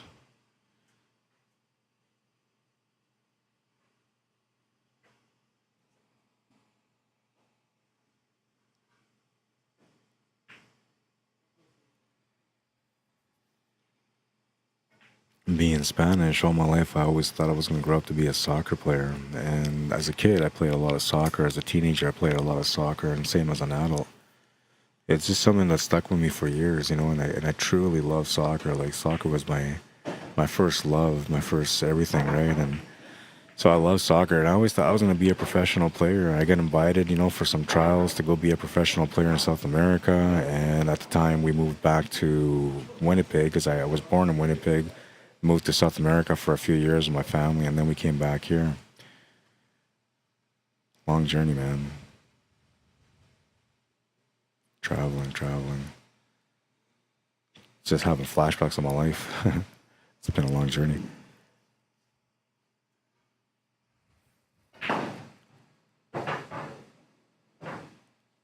I was going somewhere with that, but I forgot where I was going. He's thinking he might be able to do like a free soak safety here, or maybe go for the bank. You could also go for the breakout,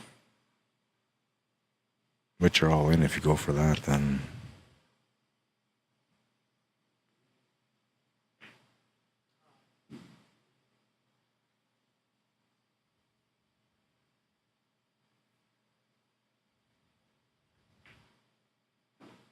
just tying up the 7 ball. Not a bad decision. So the way he's looking at it is like that 7 ball doesn't do anything for him, so he's just going to block it. And then he's kind of hoping that Dennis will end up getting engaged in a safety battle here to a point where he'll make a mistake, but I don't think that's going to work. We'll see. And that's smart. He's forcing him to do something with that 9 ball now. Good thinking.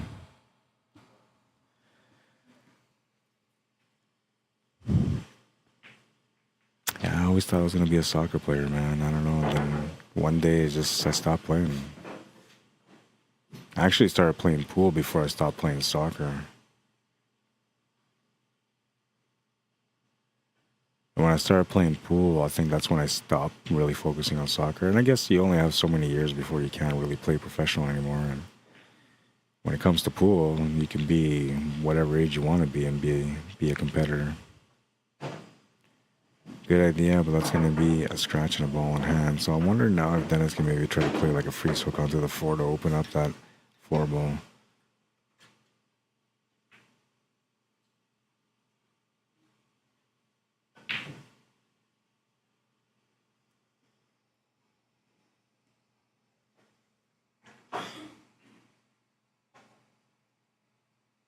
Little did I know that I was going to end up being a pool player. Never would have guessed. But I guess I should have known, you know. I've always loved pool. Even when it wasn't any good.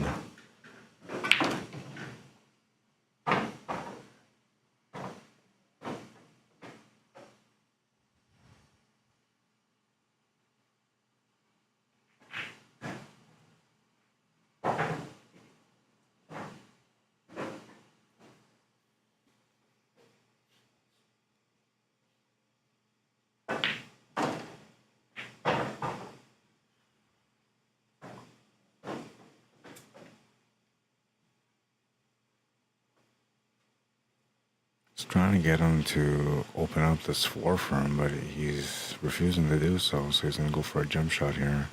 He's looking for a good hit and a good leave.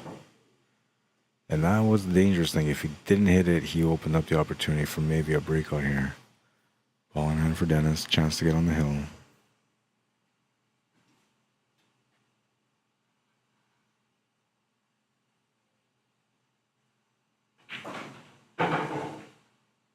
Perfect little breakout.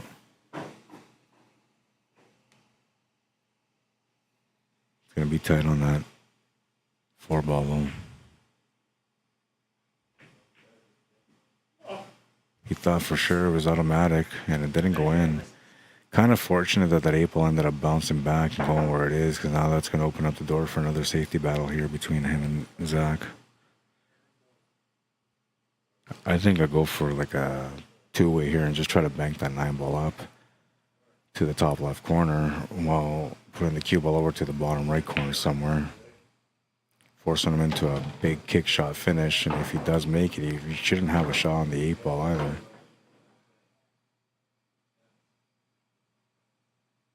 So he's thinking just where can I put it on the left side of the table, but he should be thinking about where should I put it on the right side of the table to make this line ball go up table.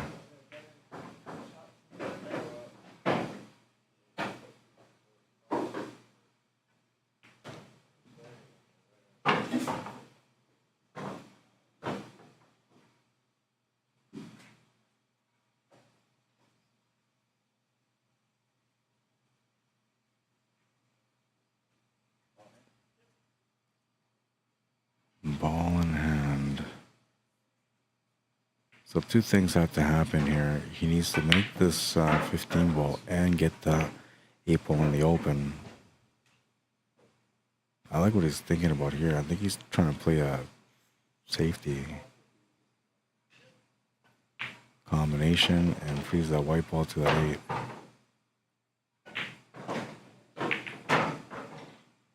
Yeah, smart idea.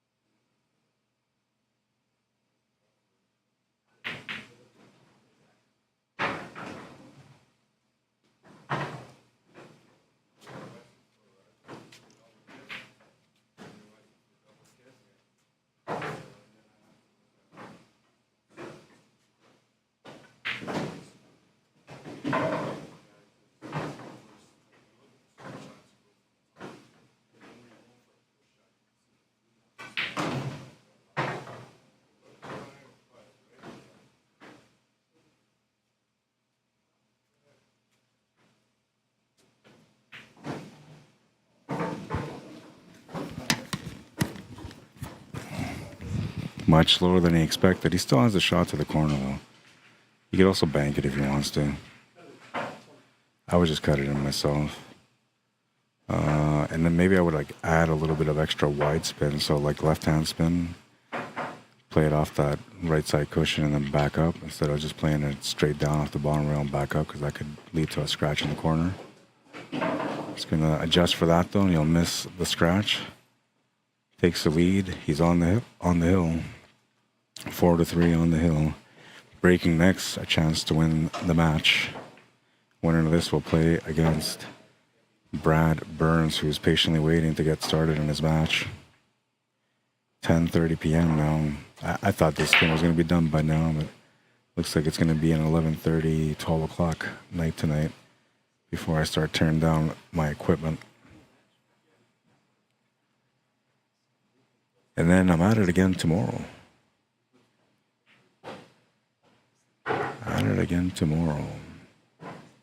Hanger Open 8-ball Sunday.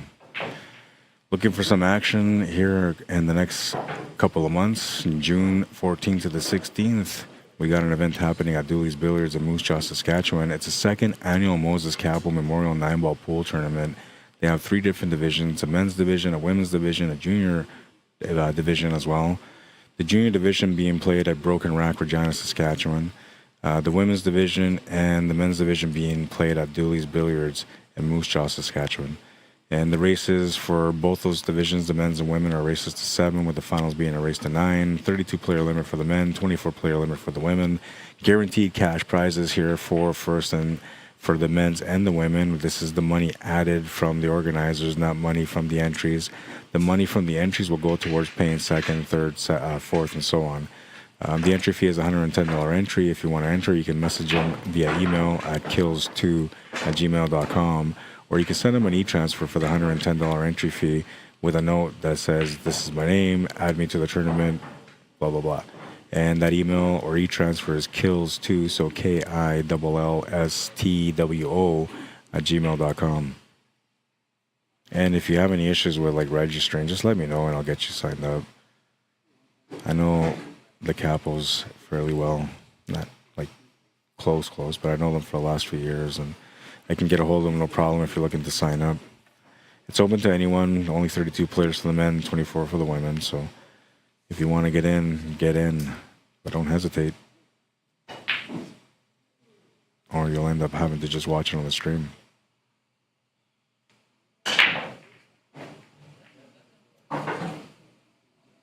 Smash and break, and now that the balls have settled, I'll take a look at his options. Cue ball being where it is kind of limits what he can do here to start, but I don't know, we'll see what he decides. I'm thinking he doesn't have a lot of options. The best option here would be maybe making that 6 ball to the side pocket. The stripes just look a little bit too tight up for me to want to go that way, but I can see, the possibility of maybe choosing that depending on how you feel about that 3-ball situation in the top left corner.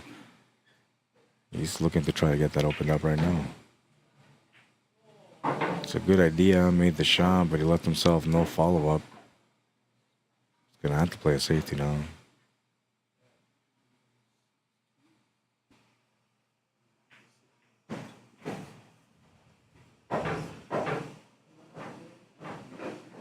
I told my wife earlier, I said, this thing should be done in a few hours, and it's past that few hours now.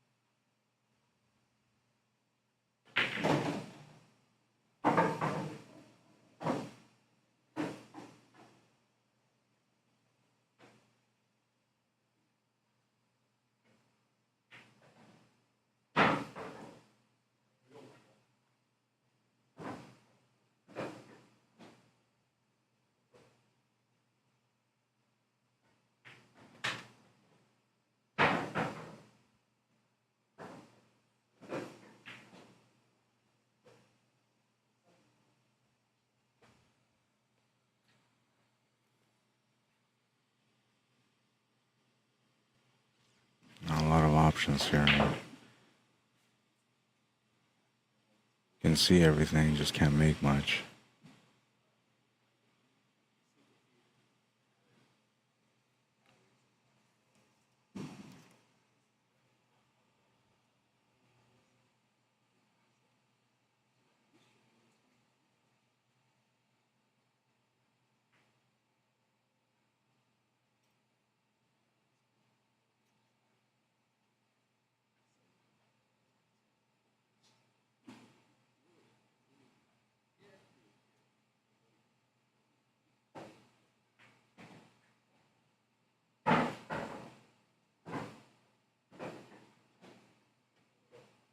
Seeing a picture of my beautiful daughter. I didn't mean to see it. I was just trying to get back onto the CUESPORTS Live Facebook page, and then a picture of my daughter popped up.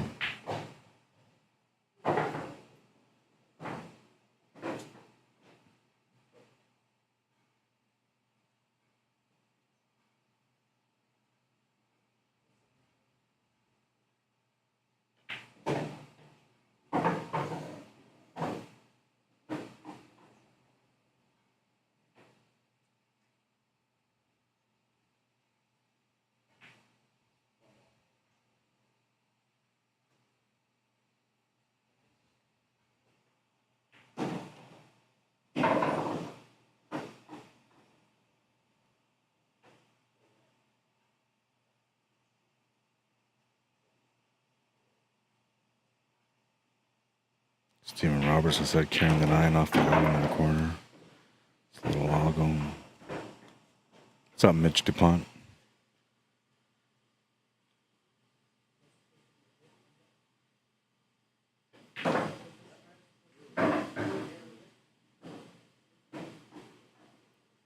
Didn't get the 4-ball out. And now this table don't travel fast, so it's going to be a little bit tougher to get the cue ball to come off the bottom rail and then back up to open up that 4 and have a shot after it.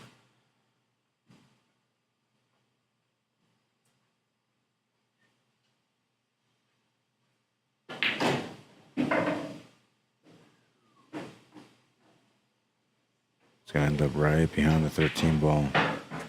Worst case scenario here.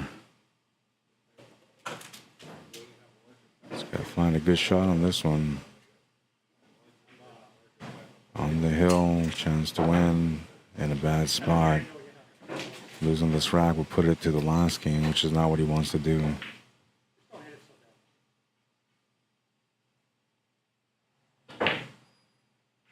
Oh, good effort. He was calling the bottom right corner. He almost got it.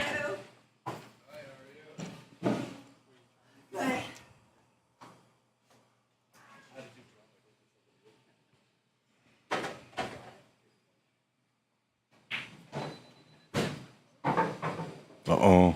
Uh-oh. Ooh, just missed it. Just missed the scratch.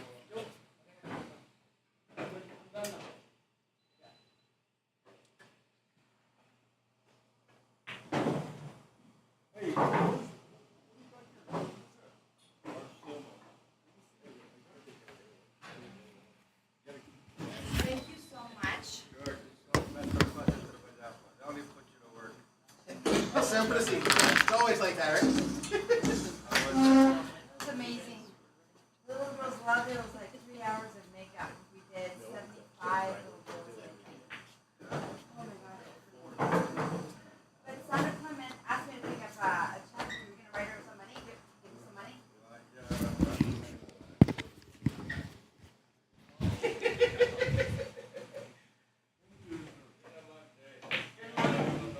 Okay, should I tell her? Okay.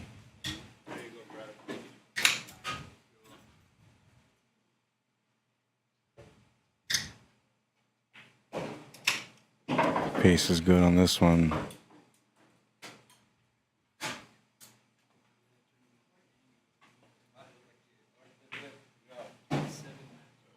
Ties up the match at 4. Going to last rack. Back-to-back hill matchups.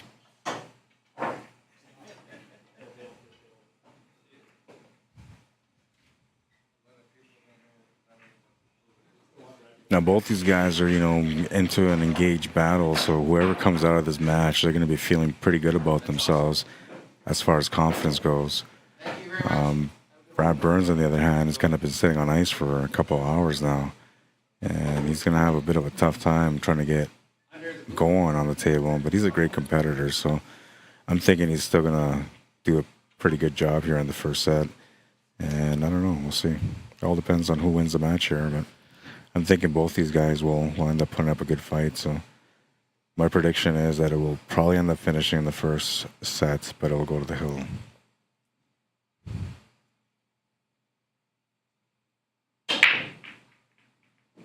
Smash and break, makes the ball into the corner. Cue ball is trying to go to the other corner, but it'll stop.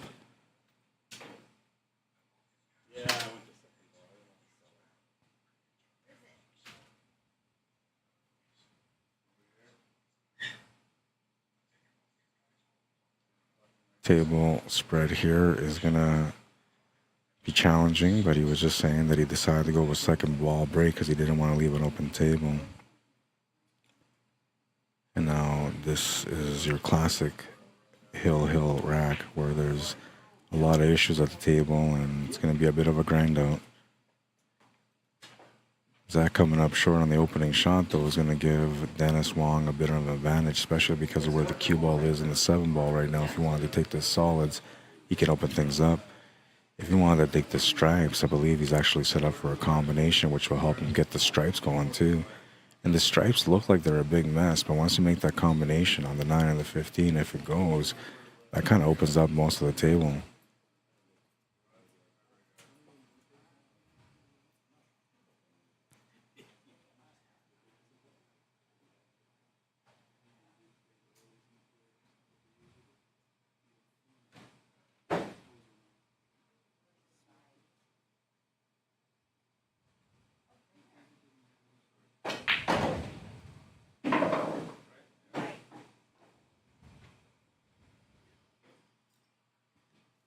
Alright, so the biggest job for him here is to find the shot on the 6 and the 5. Or to reset this area, which he can do right now. He's going to get right past everything and leave him in the worst spot, but he still has a 3-ball option, so he's alright still. The only thing here, though, is that makes it a little bit tougher to get out now. You either need a great shot or a lucky break to be able to get out.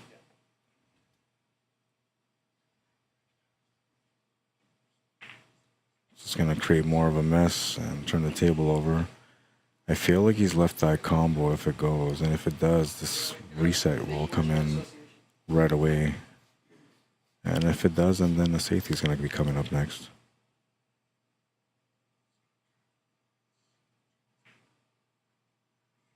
Making sure that he blocks the 3-ball.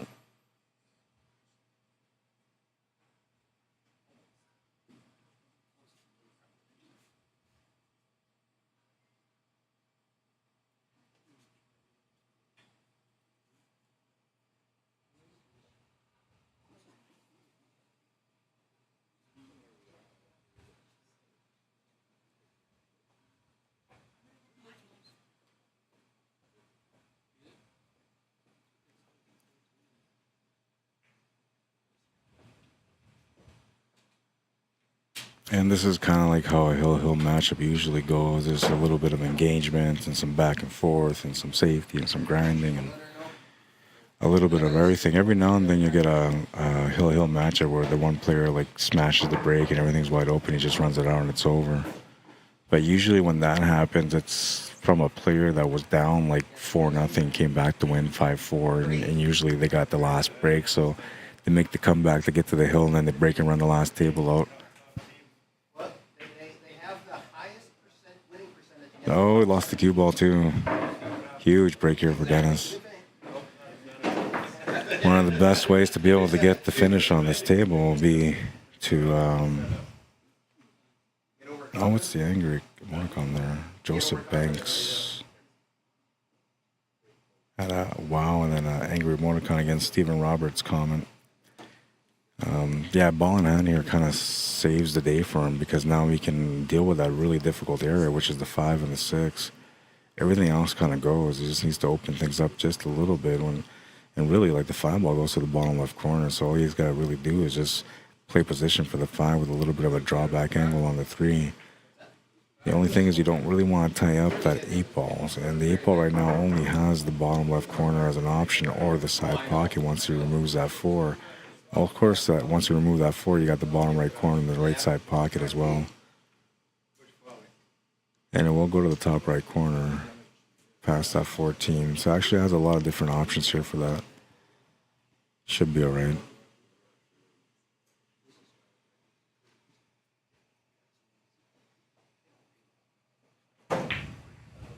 Makes the shot to the corner.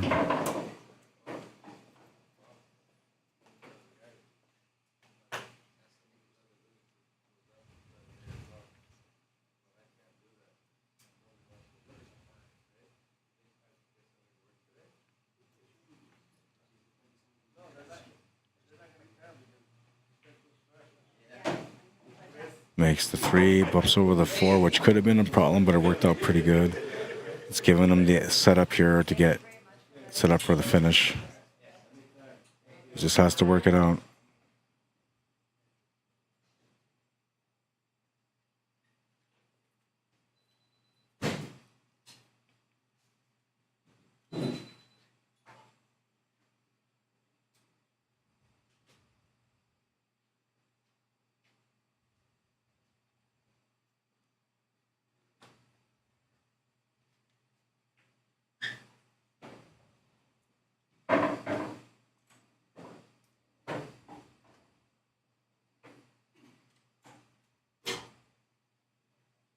feel like he doesn't have the right angle here, but if he follows this up a little bit or just slightly stuns over, it might be okay.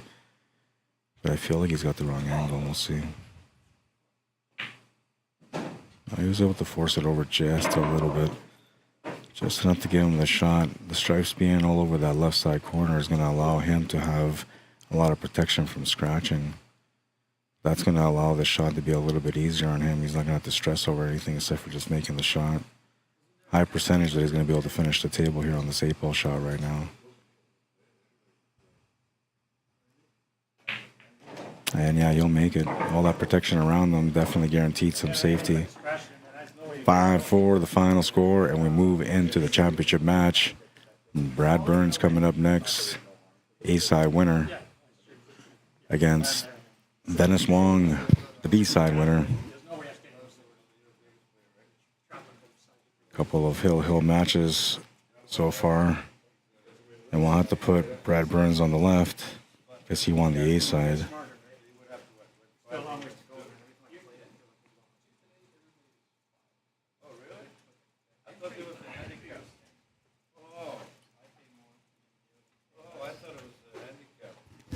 Oh, staggered entry. Oh, okay. Well, I didn't know that. So what happens if you have a handicap, right? Let's say cash one player against the VIX player. What would be the race to? Just play race to 5. Race to 5, even? Yeah, but the thing is, like, fun league or novice only paid 15. No, I'm talking about different. If it's a handicap, Well, if it was handicap, so, like, So you got a cash one against the biggest player. against the Vegas player? Yeah. 5-2. 3-game spot. 3-game spot. Yeah. So you would have to win 3 games. He has to win 5. You'll never win those.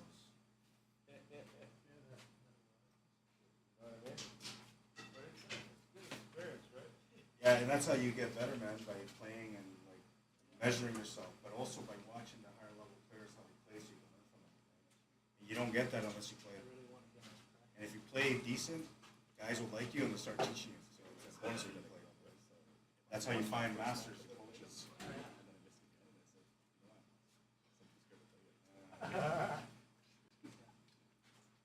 there you go, guys.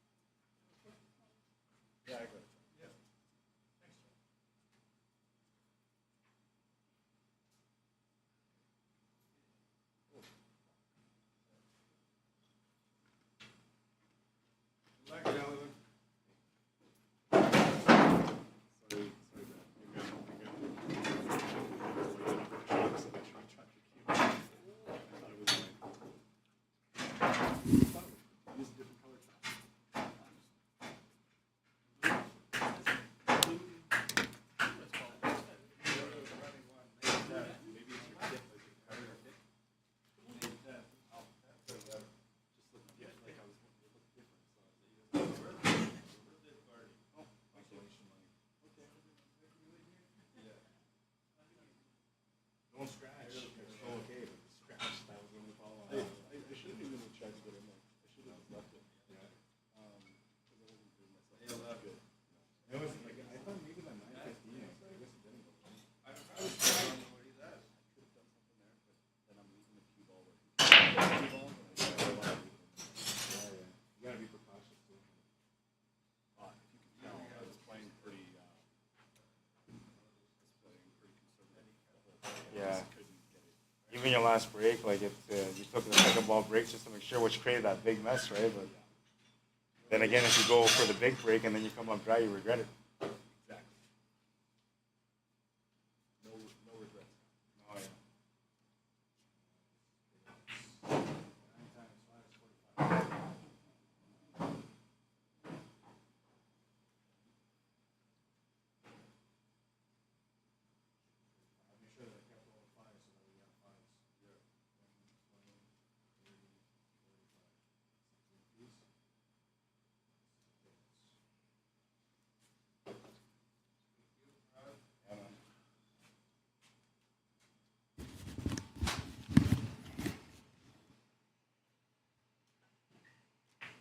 All right, we're in rack number 1 of this matchup. Brad Burns at the table trying to work it up. Check out the side angle on this one to see what's happening with that 13 and 12 ball.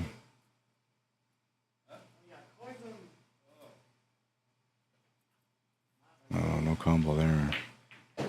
But he opened it up that way, and that's a good option. He's going to have to be shooting over the ball, unfortunately, and he kind of has to open up that 8 ball, which kind of helps out for this shot, considering that he's shooting over the ball. Oh, no. He ended up moving the 5 ball over. Now the 12 ball doesn't have a shot. 8 ball's open, but the 12 is not available. You don't have anything to break out around there to use for a breakout. Around it. Excuse me, I meant to say that. But what can you do, man? The best thing you can do, I think, in my opinion, is just try to get an angle on this last stripe that's sitting on the bottom rail. Something that will help you to go over to the left side of the table like that. Because now he's got a breakout option again, and technically here you're basically looking for the split on the 5. You want to hit that 5 ball flush to open up the 12 to the left, the 8 to the top right, and then have the white ball sit where the 5 ball is. And he kind of has that line. His natural tangent line is going straight to the middle dot on the top rail. So because he's got to hit a little bit of spin on this, he can adjust the line to make it go towards the 5, but he will require a little bit of right-hand spin for that. And that's what he's doing. Right-hand draw if he's trying to get to the left side of those 2 balls. Uh-oh. Oh, man. Risky, risky, risky. 8 ball sits over the pocket, and he does have a shot. I mean, the 12 does go to the bottom left corner, so he actually technically does have a shot. But tough one. Definitely a tough one. He's going to call it in.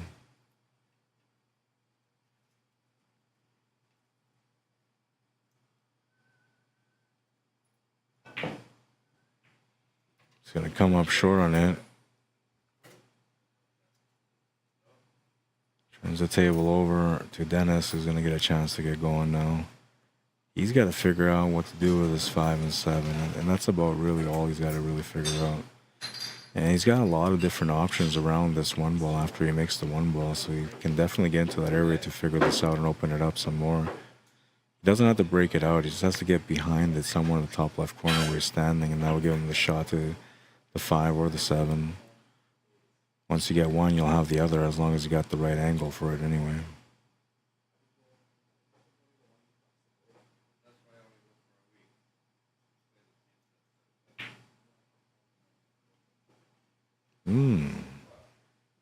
Two-way shot that almost went in.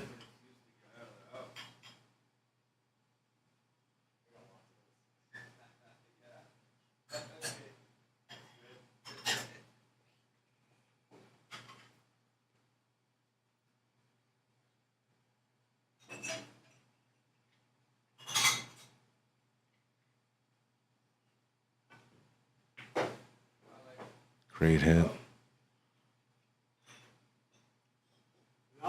And kind of left another solid tied up, so that worked out good for him.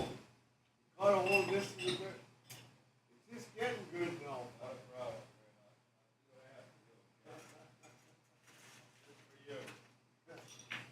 I get to the left side of that 5 and 7. He bumped the 5 ball a little bit, which I believe took away the shot on the 7, and the 5 ball bumped over to the point where he doesn't have the shot on the 5 anymore.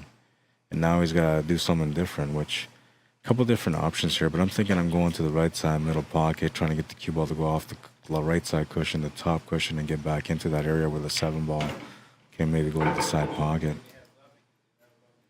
He didn't get far enough, but the shot is available to the bottom right corner, and it's sort of a two-way. He can play the draw over for that 6 ball, but then he might still leave a clip on this 12 ball for the finish. I come down here for it. I come down once in my life where some bitch wanted to stop by here. Fucking, I want to get fucked.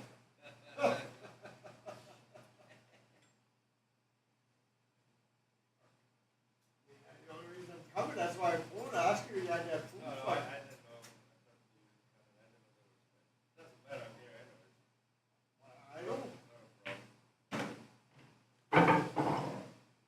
I try to get everybody to come down like my brother. He's a fight guy, but he's not really big here. He's more boxer, like boxing.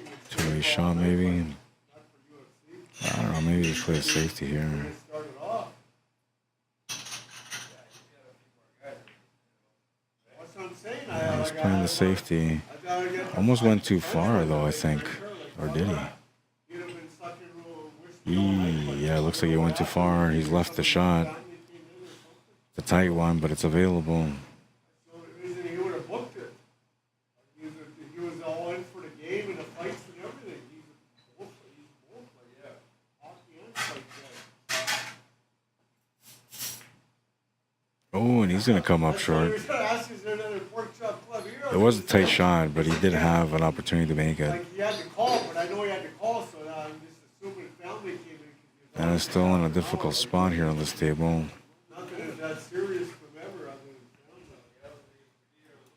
It might be best to try to figure out how to play safe here. He gambles there all the time.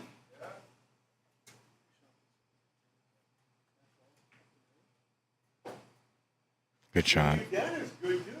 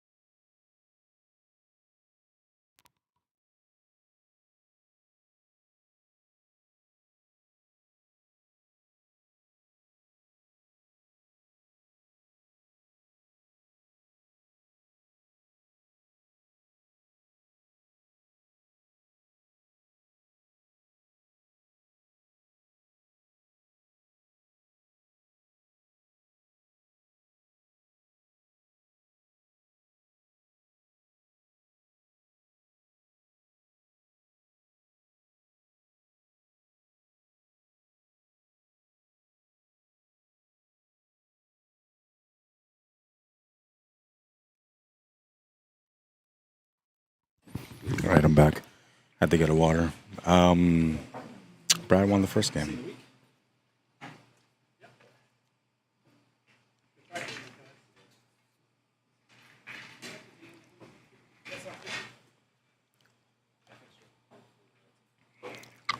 See you, man. Have a good night.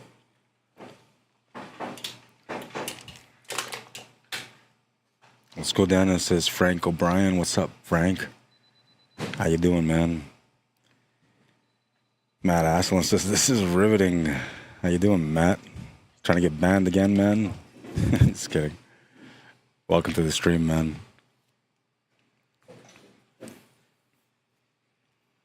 One nothing, race to 5.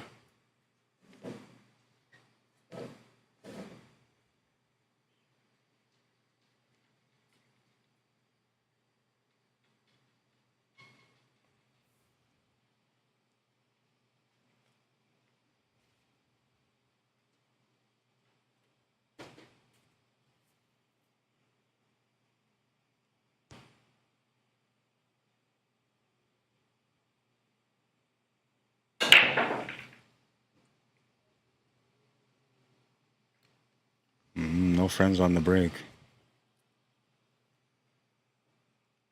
Table is turned over to Dennis, who will have a chance to take a look at this rack first.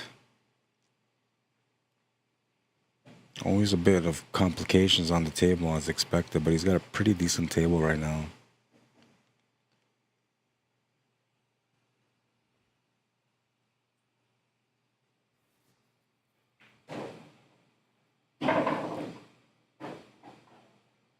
Biggest problem Mary's got is that 9 and 15 ball.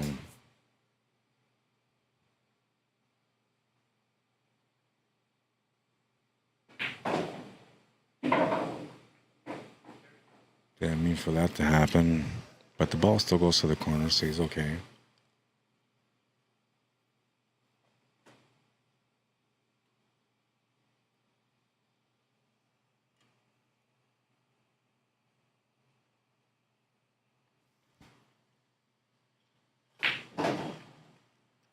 Looking for the small window, and I believe we found it.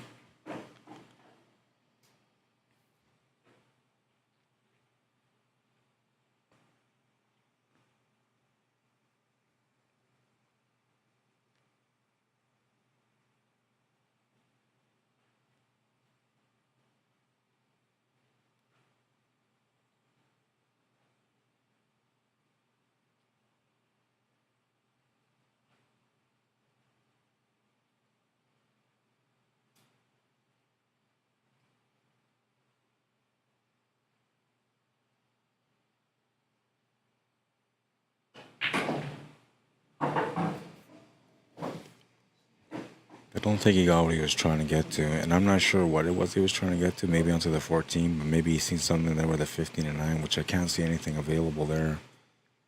And if he was trying to get to the 14, obviously he got himself in a bad spot. If he was trying to get something set up for that 15 or 9, then he's also in a bad spot, which means that he has to come up with something different here.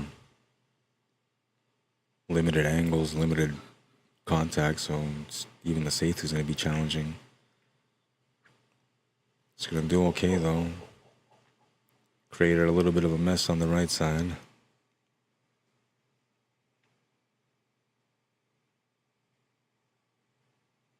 Perhaps enough troubles to give him another opportunity back at the table.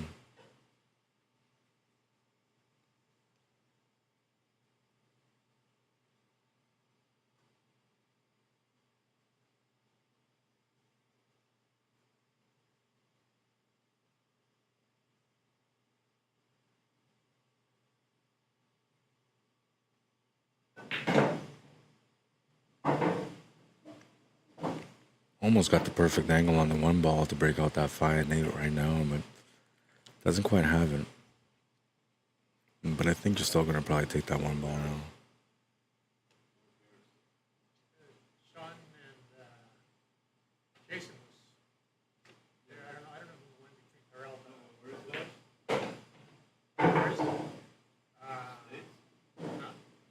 It's about 6.5 hours from here. Yeah, it's, Sean's in the semi. And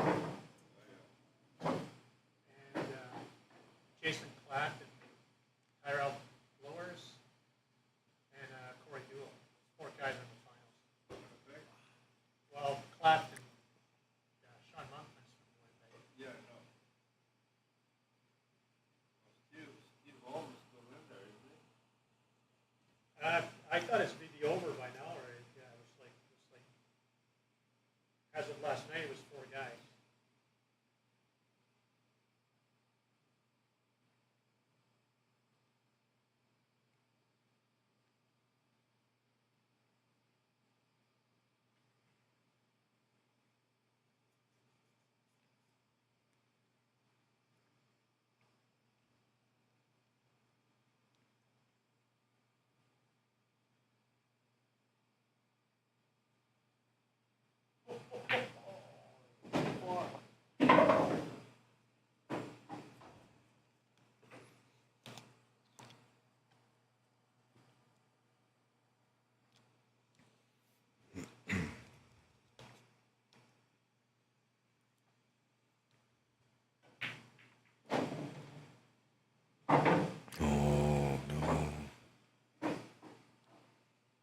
Don't know if he can get out still, but he might be able to.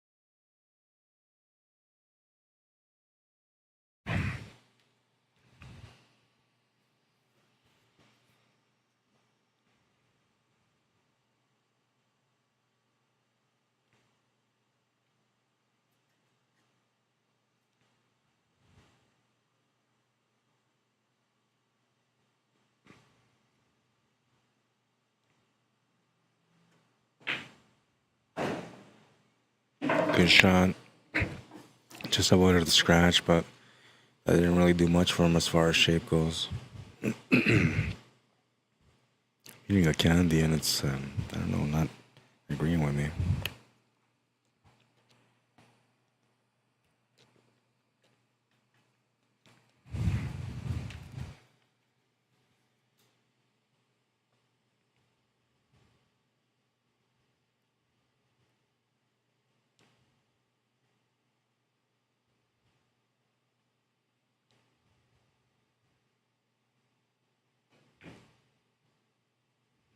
Overcut it. Made sure that he had enough pace to get a shot on the 9-ball too, but it just came up short. Easy setup here for Brad. Just has to make the 6. The 4-ball sitting by the side pocket.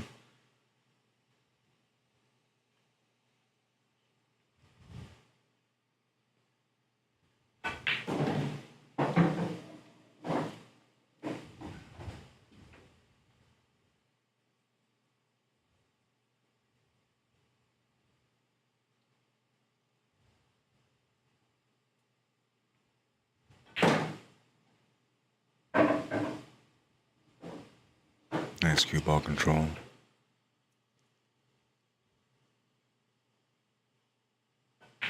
8 in the corner is good. He's got a 2-game lead. It's 3 more to win. Dennis Wong needs to stop the bleeding in rack number 3. It's his turn to break now.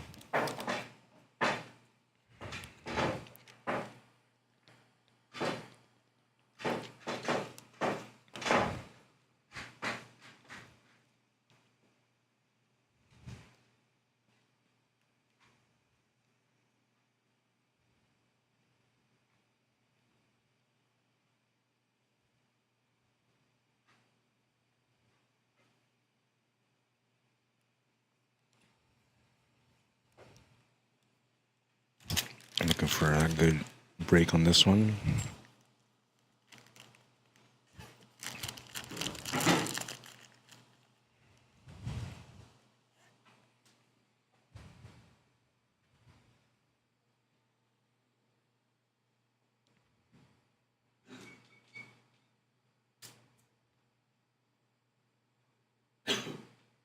Oh, fuck yeah! Oh, yeah, fuck.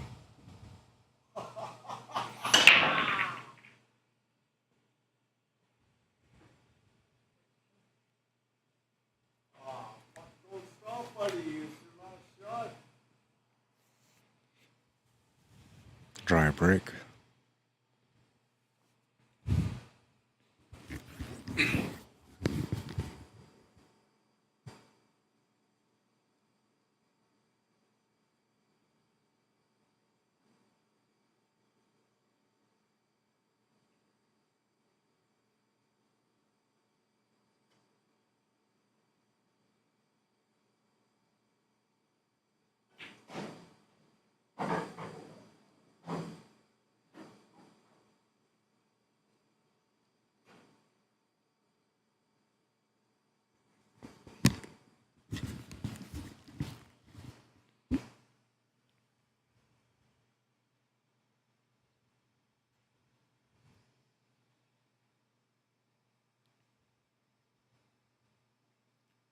I think you got to follow forward here for the 12 and then the 15, or the 15 instead of the 12. I think there was a small window for the ball go to the top right corner, but I don't think he should have set up for that. And now he does have the 15, which will still set him up for that 10 ball, but the 14 ball will be in a tough spot.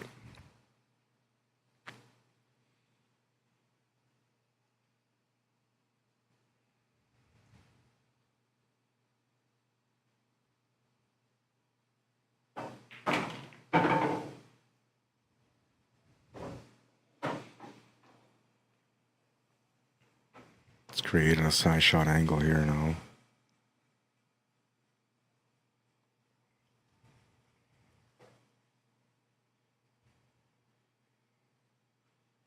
Back corner will be another option too, I think. So gonna go to the side. It's gonna get up table again. I don't know if that 14 goes between that 2 ball and 5 ball in the top right corner, but if it does, maybe that's what he was looking for, is that angle. And I'm pretty sure he's got it right now.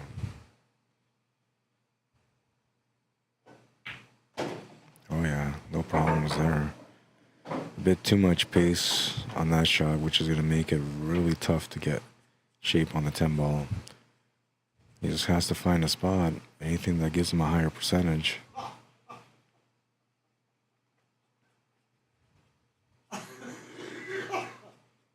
He could also follow this cue ball through with a little bit of right hand spin to come off the bottom rail and then back to the left side for that 10 Right at the ball. last second, you fucko! Oh, this guy watch it. Center, eh? Right at the last second! Going right to the center of the stage. Let's go. Fuck! Unfucking-believable! I've never seen that Max yet. finally won a big one.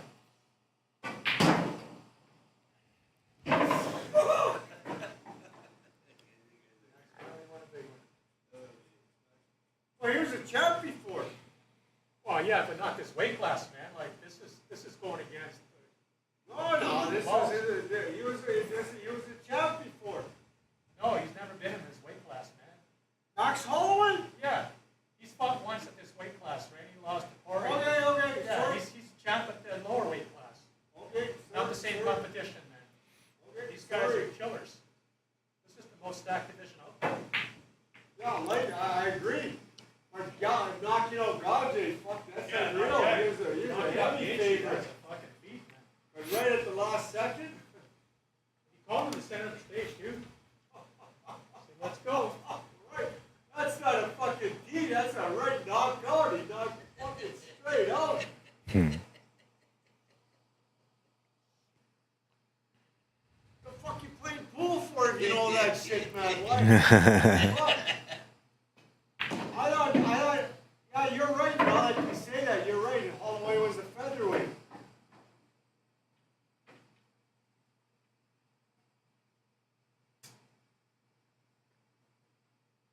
Oh.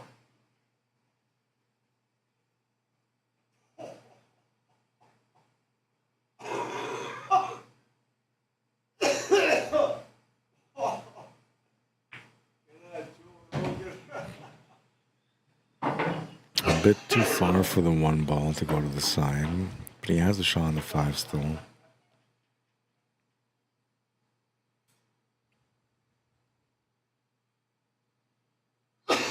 Oh, shit.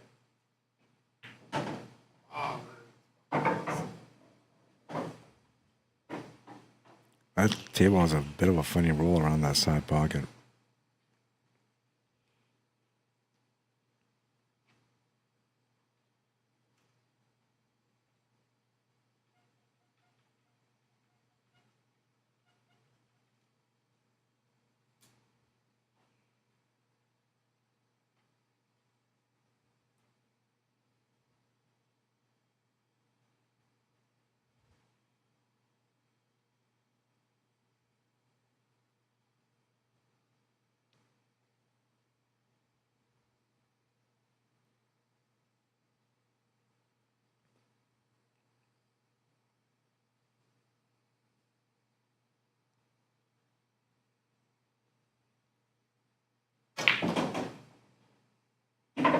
Big draw that's going to set him up for the 1 ball.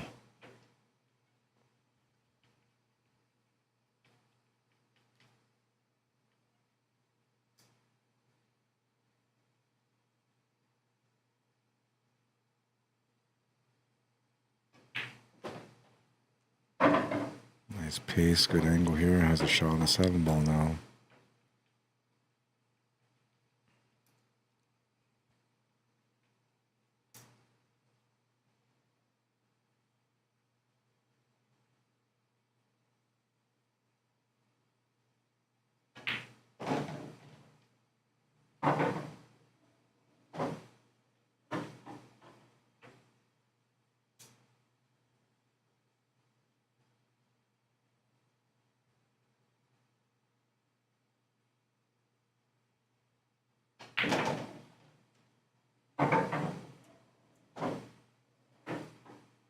Bit too far on this one, but he still has a shot on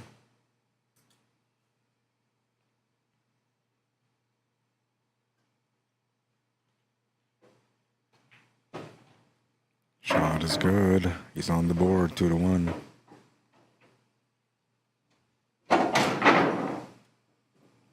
Last match of the night, unless there's a second set.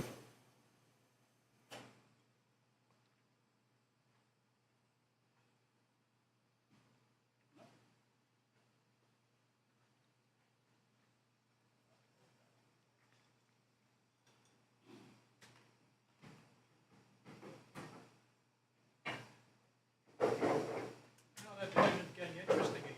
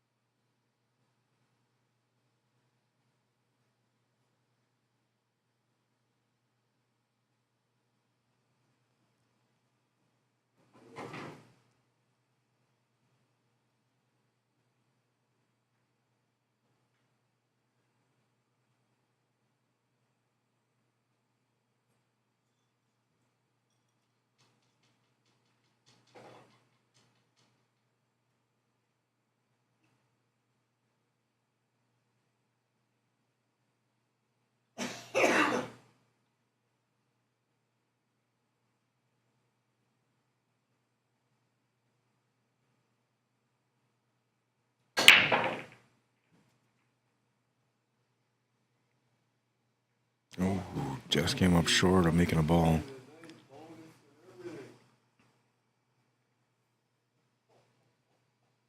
Dennis Wong with a chance to tie things up now.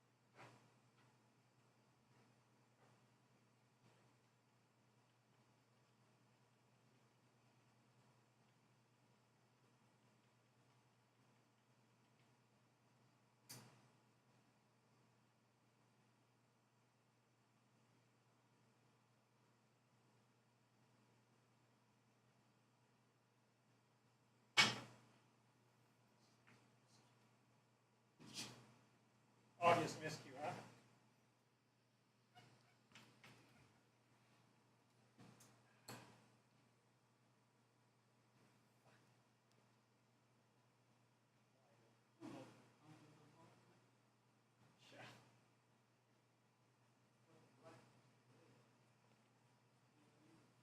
Oh, yeah, that's right. This is, yeah. Yeah. I'm allowed to use a black ball on the open table. That's too funny.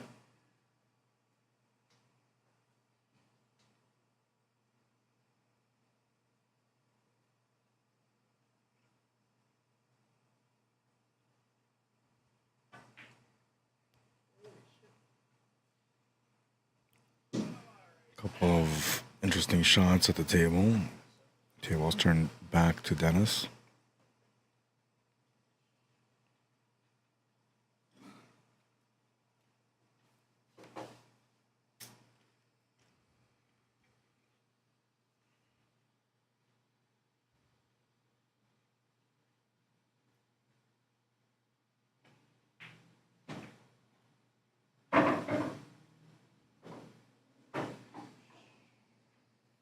All right, so they officially have decided who's going to be what. Looks like Dennis will be shooting solids.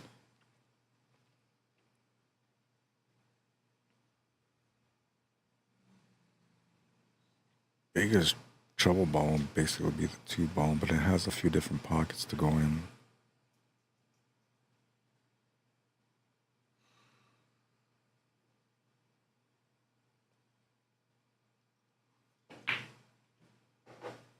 He's gonna miss that shot though.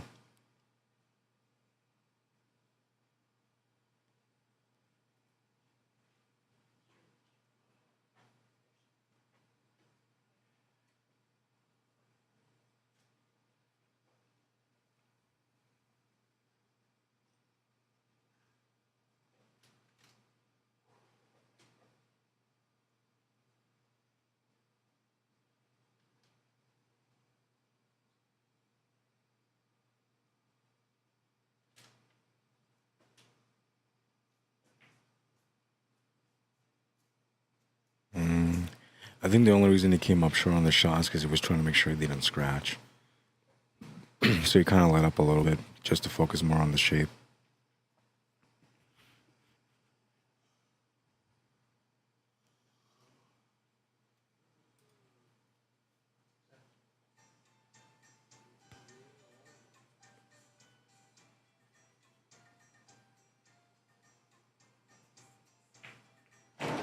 Called the 7 ball and he made it.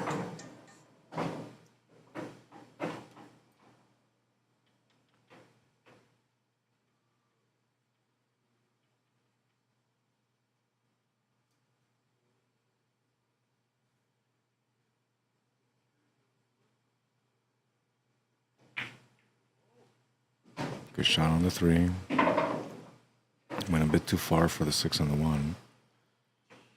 Does have a shot on the 2 ball, but he'd be shooting over the ball.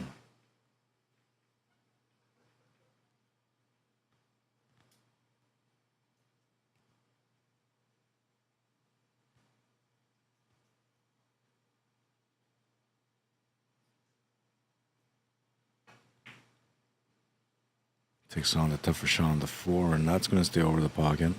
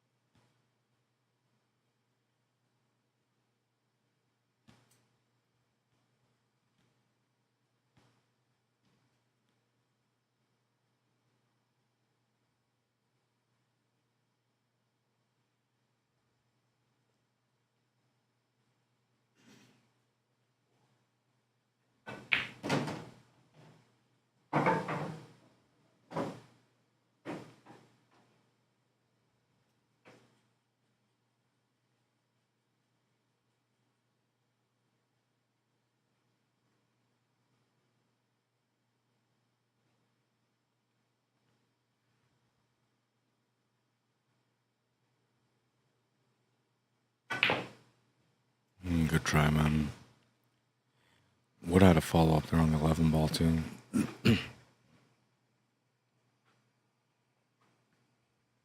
Now it looks like the momentum is swinging towards Dennis's side right now. Started off by being down 2-0 and won the last game, and now it looks like things are working out for him to win this one.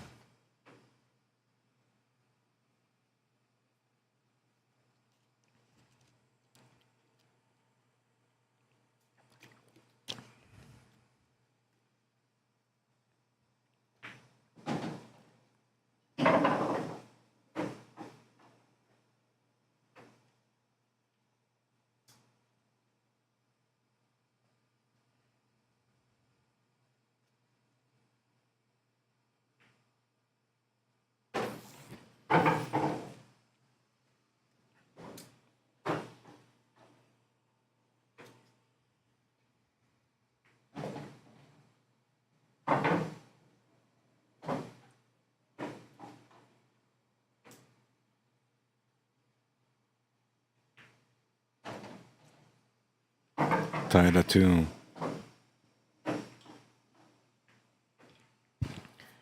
Race to 3 between them now.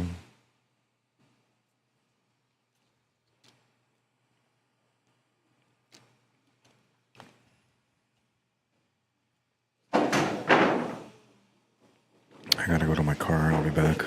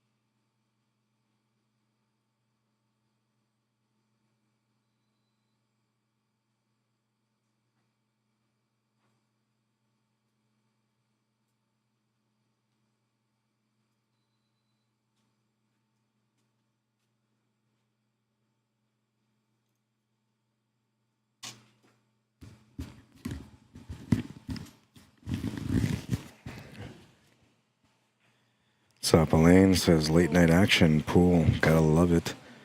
Yeah, there's lots of good pool out right now too. This one's been a pretty decent tournament. They've had some pretty good competition. Last two matches were both hill matches, and seemed like the battles were fair.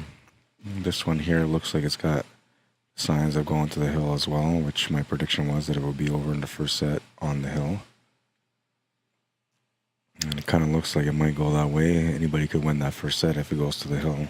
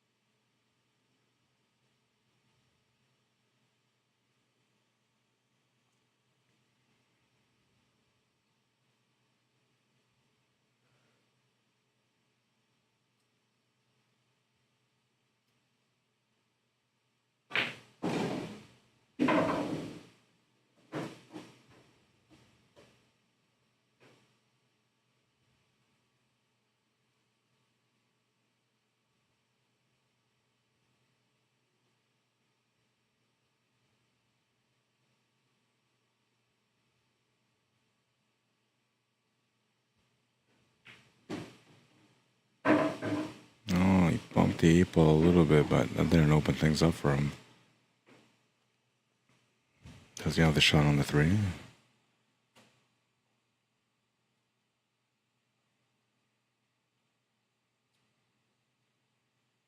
Can't quite tell from there. I'm thinking he does, but taking the backhand on the 5-ball instead. And he was trying to, I think, maybe open up the 8-ball there, and it came up a bit short.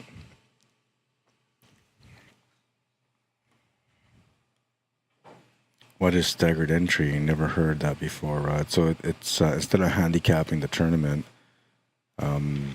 for races, you handicap the tournament for entry fees. So for us, we had, I'll go with the Fargo rate numbers, for example. So a novice or a 200 Fargo rate would pay $15 to play in the tournament.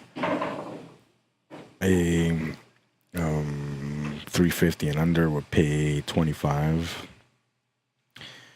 A 525 and under would pay 35.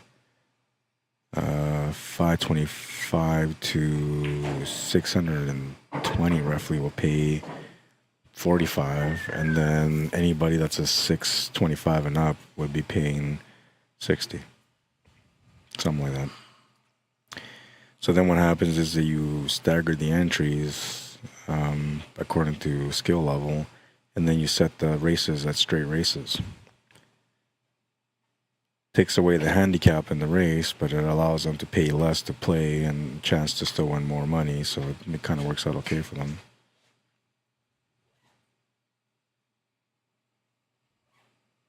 Now, there's double handicap tournaments where they would do a staggered entry plus a handicap on the race.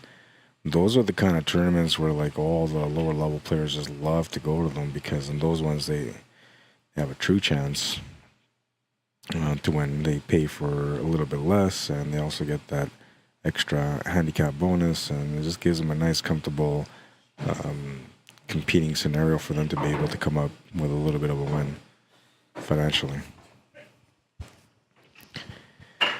But a lot of like higher level pool players don't really like that double handicapping standard where you stagger the entries and also handicap races.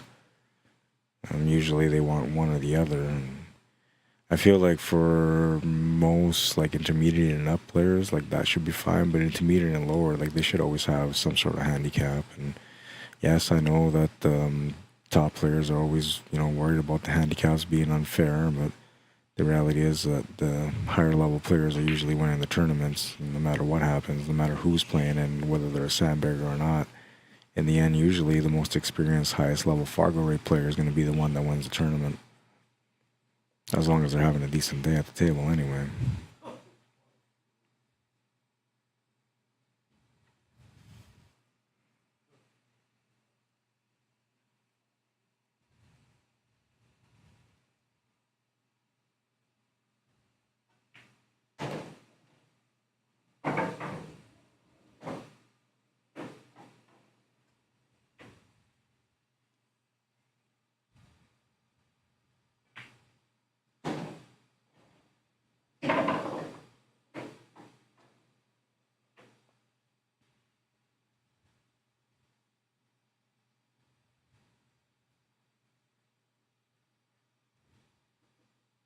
Newfound fight, amigo. Are you a one-fight wonder, or do you know your shit? What about Zhang? Let him play, don't heckle him. Huh? Let him play, don't heckle him.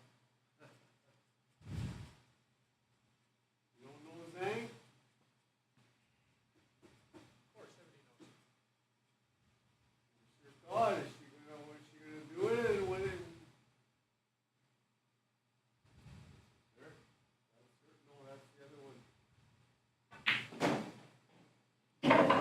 Interesting choice here, because I thought he would have taken that 3-ball and come down and then go back up.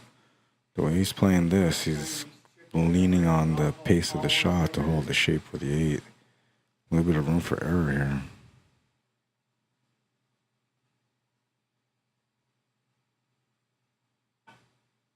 He's going to play the cue ball off to the right, trying to control the speed that way. He's going to get just enough angle here to be able to make the shot comfortable. Shot to the corner is good. Takes the lead, 3-2. He's the A-side winner, Brad Burns, so if he wins the first set, it is over. If Dennis Wong wins the first set, we go to the second set. It's up to 520. Wow. He was at 300 before this fight. Pardon me? He was at 3 something. Who? It's got to be the late ones. He's better. What I'm saying, even all the great fighters, they're at like 280, No, 300. it's because of the last minute betting. Like they, Well, that's what I mean. that's why they raised it, because people keep buying on her side, right? They'll be By buying on the other 520, side. I've never seen that ever. No fight ever have I seen 520. Up until the fight, it was like 345, even and for a Chinese chick that never win. Yeah, for a champ fight, that's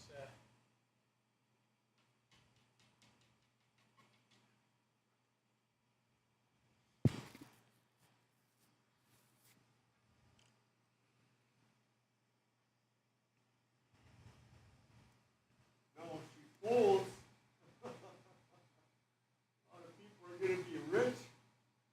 A lot of investigations are going to be happening. Dry break.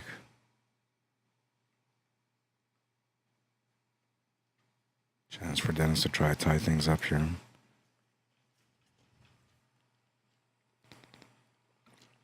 Hi, Lori. How you doing?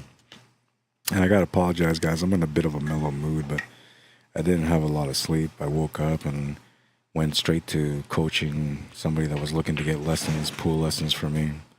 From there, I came here to run the tournament, and I actually didn't play because I was feeling so tired. And I've been so tired that my energy's kind of like, I don't know, it's a little down right now. I know when I'm feeling energetic on the stream, and right now I know I'm feeling pretty down. And it's only because I'm tired, and it's starting to get closer to midnight now, so time is setting in mentally as far as getting a little later in the day. I still got to go home and do a little bit of work for tomorrow. Plus the work that I got to do for this next weekend coming up.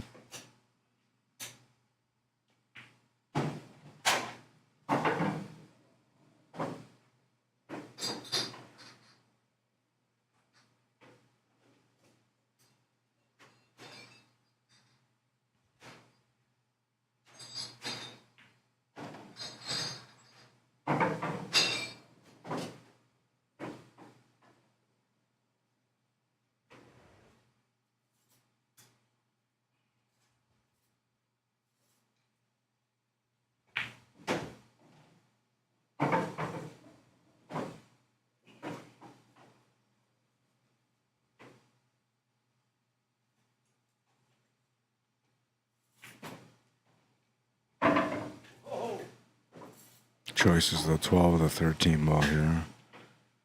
And I don't know, I guess it depends on the player. You could just play this 12 and fall through a little bit to make the 13 ball in the bottom right corner. Draw back a little bit to get an angle on that 13 ball to the bottom right corner. Or draw back so you get a shot with a couple of real angle for that ball.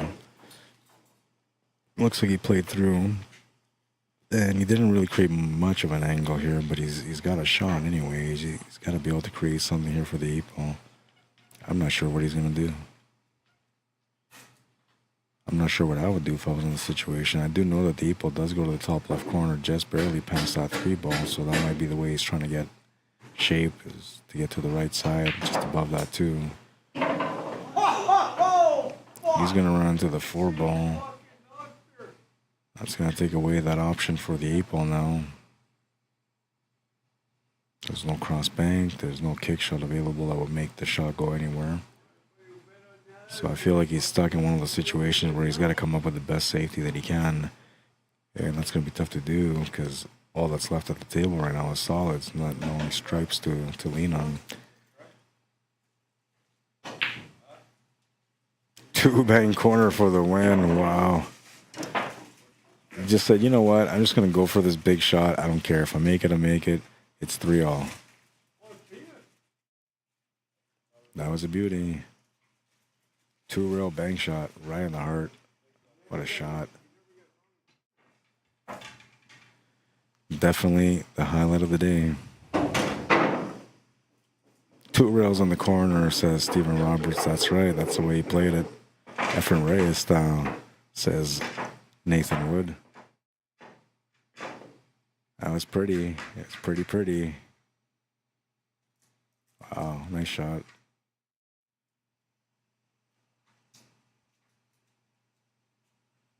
Is that riveting enough for you, Matt?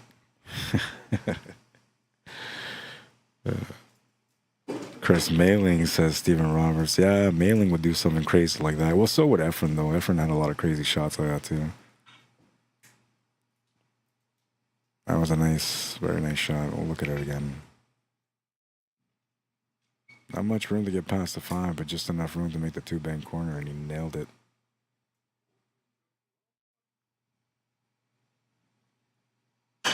Ties things up at 3, and it's now a race to 2.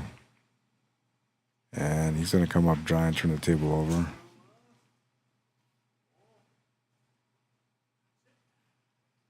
Quick work, huh?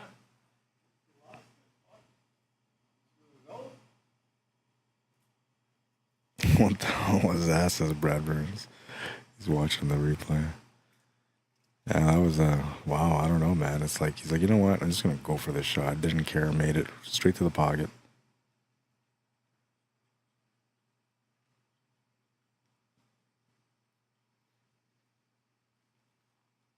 He probably thinking the whole time, like, okay, I'm going to have another shot here. He's screwed. He doesn't have anything to shoot at. And then he goes and does a 2-real bank shot on the 8.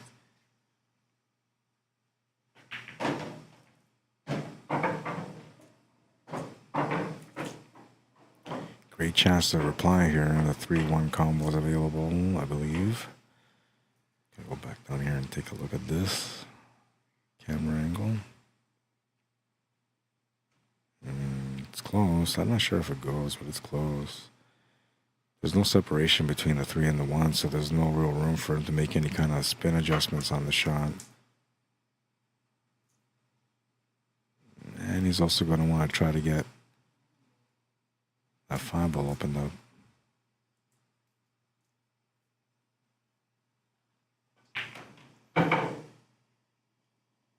Dennis the Magician, says Robert Griffith. Stephen Roberts says, tough breaking table tonight. That was the only thing I could see, Rod. Yeah, I know, that's the only thing. There was no other way he could have made that shot.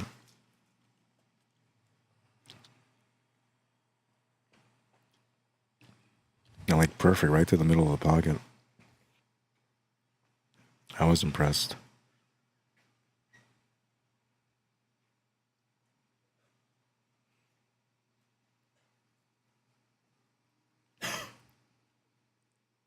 Trying to figure out the finish here.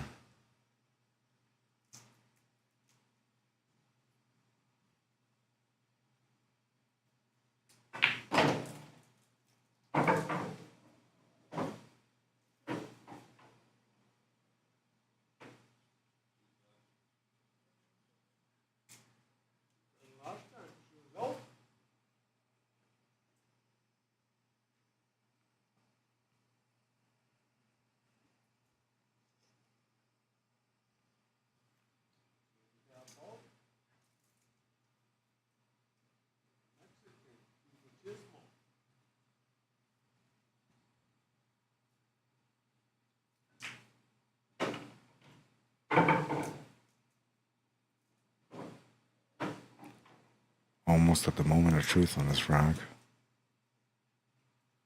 I'm pretty sure the 8 ball goes to the top right corner, so he can just set up for a shot on the 3 ball to get the cue ball to come over to the left side of the table. That should be sufficient for the finish.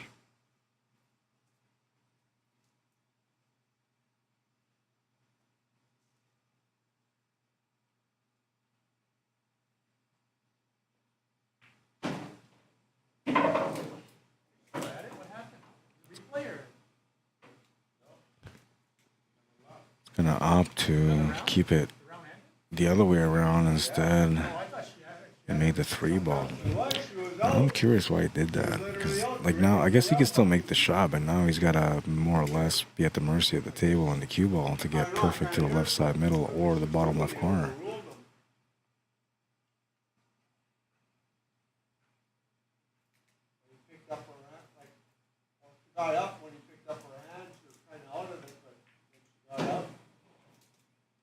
Sets up for the side pocket. It's the only option he really had. And he's perfect on it too. No temptation to go to the corner here. Better flat now. It's over now. Stop in a second. Not even protecting herself. Shot to the side is good. Takes lead, gets on the hill. 4-3. If my prediction was right at the beginning of this match before it started, then Dennis will win the next rack, and then Brad will win the last one.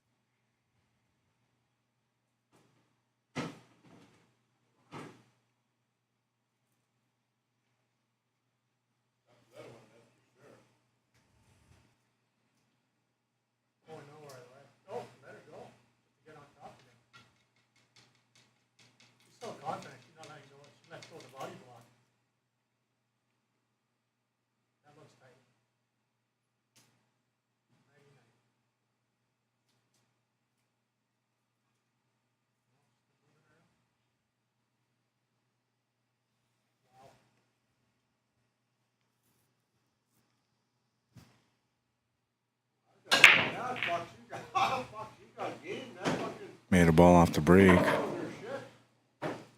And this is a really nice spread. And there's a good chance here, like 90+% chance that he's going to be able to run this table out for the win. Just has to make sure that he doesn't run into any trouble. That 14, 10, and 4 are kind of like more or less the area that he's got to be concerned with. 8 ball is not in the greatest spot, but at least it goes to a couple of pockets, so you can work this out. You can definitely work this out.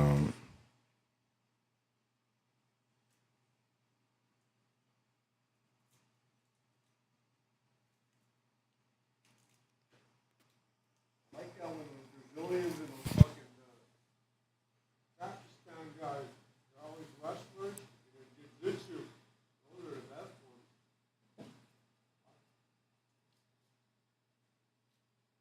Any one of those fucking ones have a hold on and they can put on anybody else.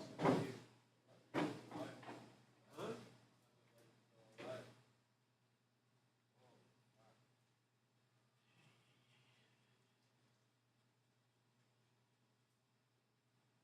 Rare to see that for Asians. They're all strikers. Rare to see them do any wrestling, like any jiu-jitsu or wrestling shit.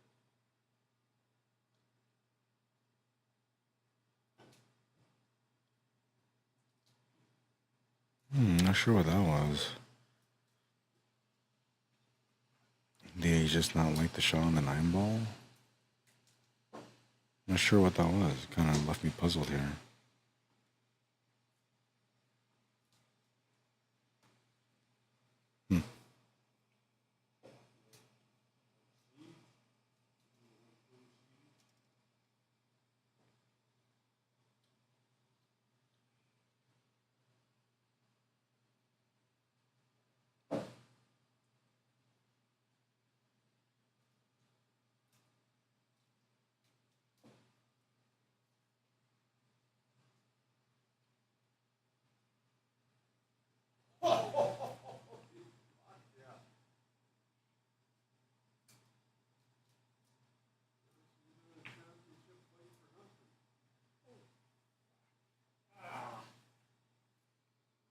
Oh no, the furball stayed up.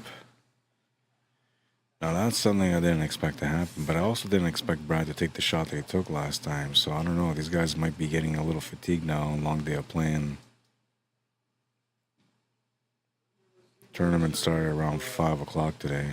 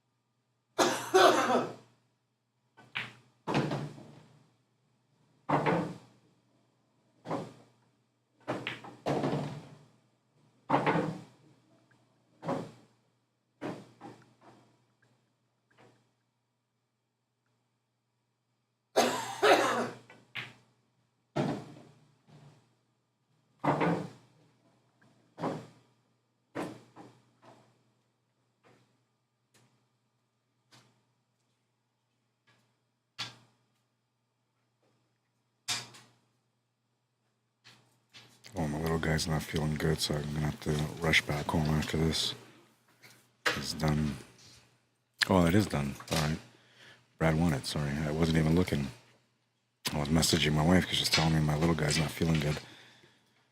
All right, so 5-3 the final score. It looks like Brad Burns is going to win it. I thought it was going to go at least to the last rack because my instincts are usually pretty good, but it came that close. It came that close. All right, let's shut her down, shall we? Where is it? Pass it? Yeah, I did. All right, bring that down. All right, that's it for today, guys. Thank you for tuning in. Thank you for liking and sharing the stream if you guys did. If you didn't, you could always do it next time. Sorry for the low energy today. Really tired. I probably shouldn't have streamed. I was gonna not stream when I came in because I was feeling tired. But then, like, I don't want the players to not have the opportunity to be able to play under pressure. So that's why I ended up streaming for them. And so, like, I'm just down on energy. Had I not streamed today, then, you know, everything would have been fine. But because I streamed, like, I just know that my energy just kept wearing down. So I apologize for, you know, not being all up and upbeat like usual. You're welcome for me not singing, because usually when I'm tired I sing, and I didn't sing at all today. Probably because there wasn't music in the background, though. But I might have to make up for it tomorrow and sing a little bit for you guys on the Sunday Open 8 ball. Just kidding, I won't. Let's take a look at the last highlight.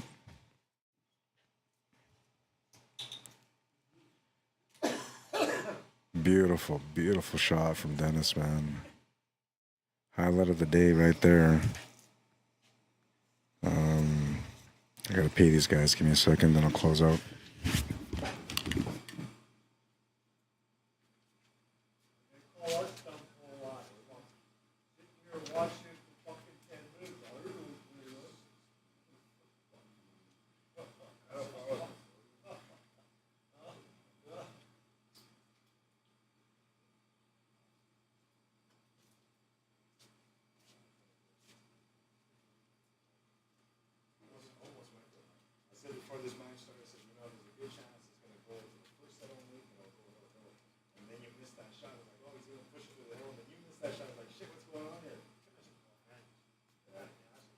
It's a little late now, right?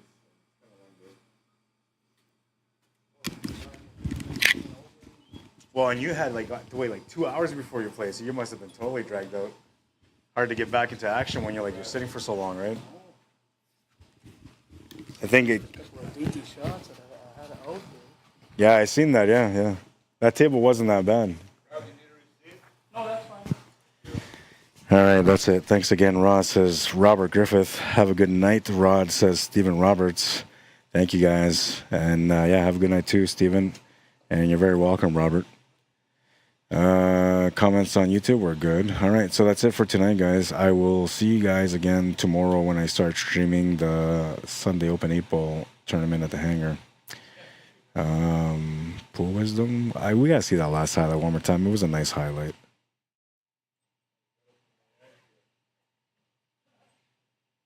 Beautiful shot. See you guys. Beautiful shot, man. I'd be happy with that. The more you sweat in practice, the less you bleed in battle. Get to those tables to become the champion within. Can only do it with efforts, man. I'm telling you, there's a lot of days where you're not going to want to do it. I myself am going through that right now. I just don't want to play. I don't want to practice. I don't want to play in tournaments. I'm just shutting down. But these are the moments that make you the champion within, when you learn how to get through them and keep trying to fight to become better. Putting in the efforts every day to make your game that much more competitive. And so I'm going to take my own advice here, and I'll be heading back to the tables tomorrow and Monday, Tuesday, Wednesday, because then playoffs are on Friday. All right, like I said, you got to put in the time if you want to become one of the best. You can't do it without practice. Work on things that you're not good at and touch up on the things that you are good at, and then slowly you'll become an all-around player. We thought somebody's phone was left behind, but not the case. We hope that you guys enjoyed the stream today. It was a good time with some good competition. I was a little mellowed out, of course, like I was saying a little bit earlier, but I'll be better by tomorrow after I get some rest. Thank you for tuning in. Thank you for liking and sharing the stream, and thank you for taking the time to interact with me, those of you that did today. I know there was a lot of different options for different things you guys could have watched, but you still decided to tune in and watch the stream here, so I appreciate you guys' support. Those of you that tuned in for the first time and never seen my YouTube channel before, you could always subscribe to my YouTube channel if you want to support me that way, or if you enjoy the coverage, you know, the work that I do. I do have the ACS Nationals coming up in a couple of weeks. I'll be out in Las Vegas covering that, so that's going to be streamed on YouTube for sure. I'm not sure if it's going to be streamed on the CUESPORTS Live page on Facebook, but if it is, then you guys will be able to watch it through there. If not, then you're going to only be able to watch it through my YouTube channel. So another reason for you guys to want to maybe subscribe to the YouTube channel. And I'm telling you, the ACS Nationals in Las Vegas is a big show, man. It's a big tournament, a lot of fun, a lot of great competition. You're not going to want to miss out on that. I'm so glad to have the opportunity to go out there and cover that event this year. If you want to message me to cover an event for your event, your organization, give me an email, or send me an email. I should say, I don't even know how to talk today. I'm so tired.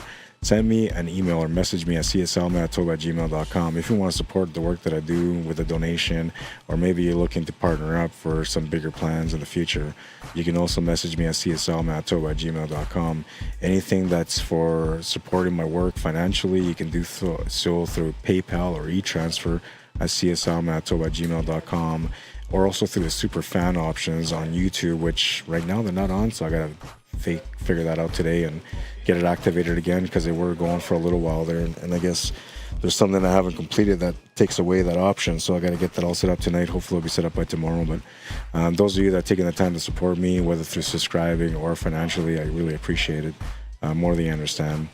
And those of you that just tuned in to watch me for the first time and you had never seen the commentary, the stream work that I've done, I hope you guys enjoyed it, and hopefully you'll subscribe or come back and watch one of the streams in the future. If you found it by fluke on YouTube, that's awesome. And if you found it through our CUESPORTS Live page, then that's awesome too. Don't forget to follow our CUESPORTS Live Facebook page. You can like and follow that one. You'll get notified every time we go live. And by subscribing to my YouTube channel, Arriagada/CSL Manitoba, then you'll also get notified every time that I go live. And I do go live a lot. Almost too much sometimes. Anyways, that's it for tonight. I know I talk a lot, but today I'm tired, so I'm going to be done talking. I'll see you guys at the tables next time, which should be tomorrow. Have a good night, everyone. Thank you for tuning in. Cheers.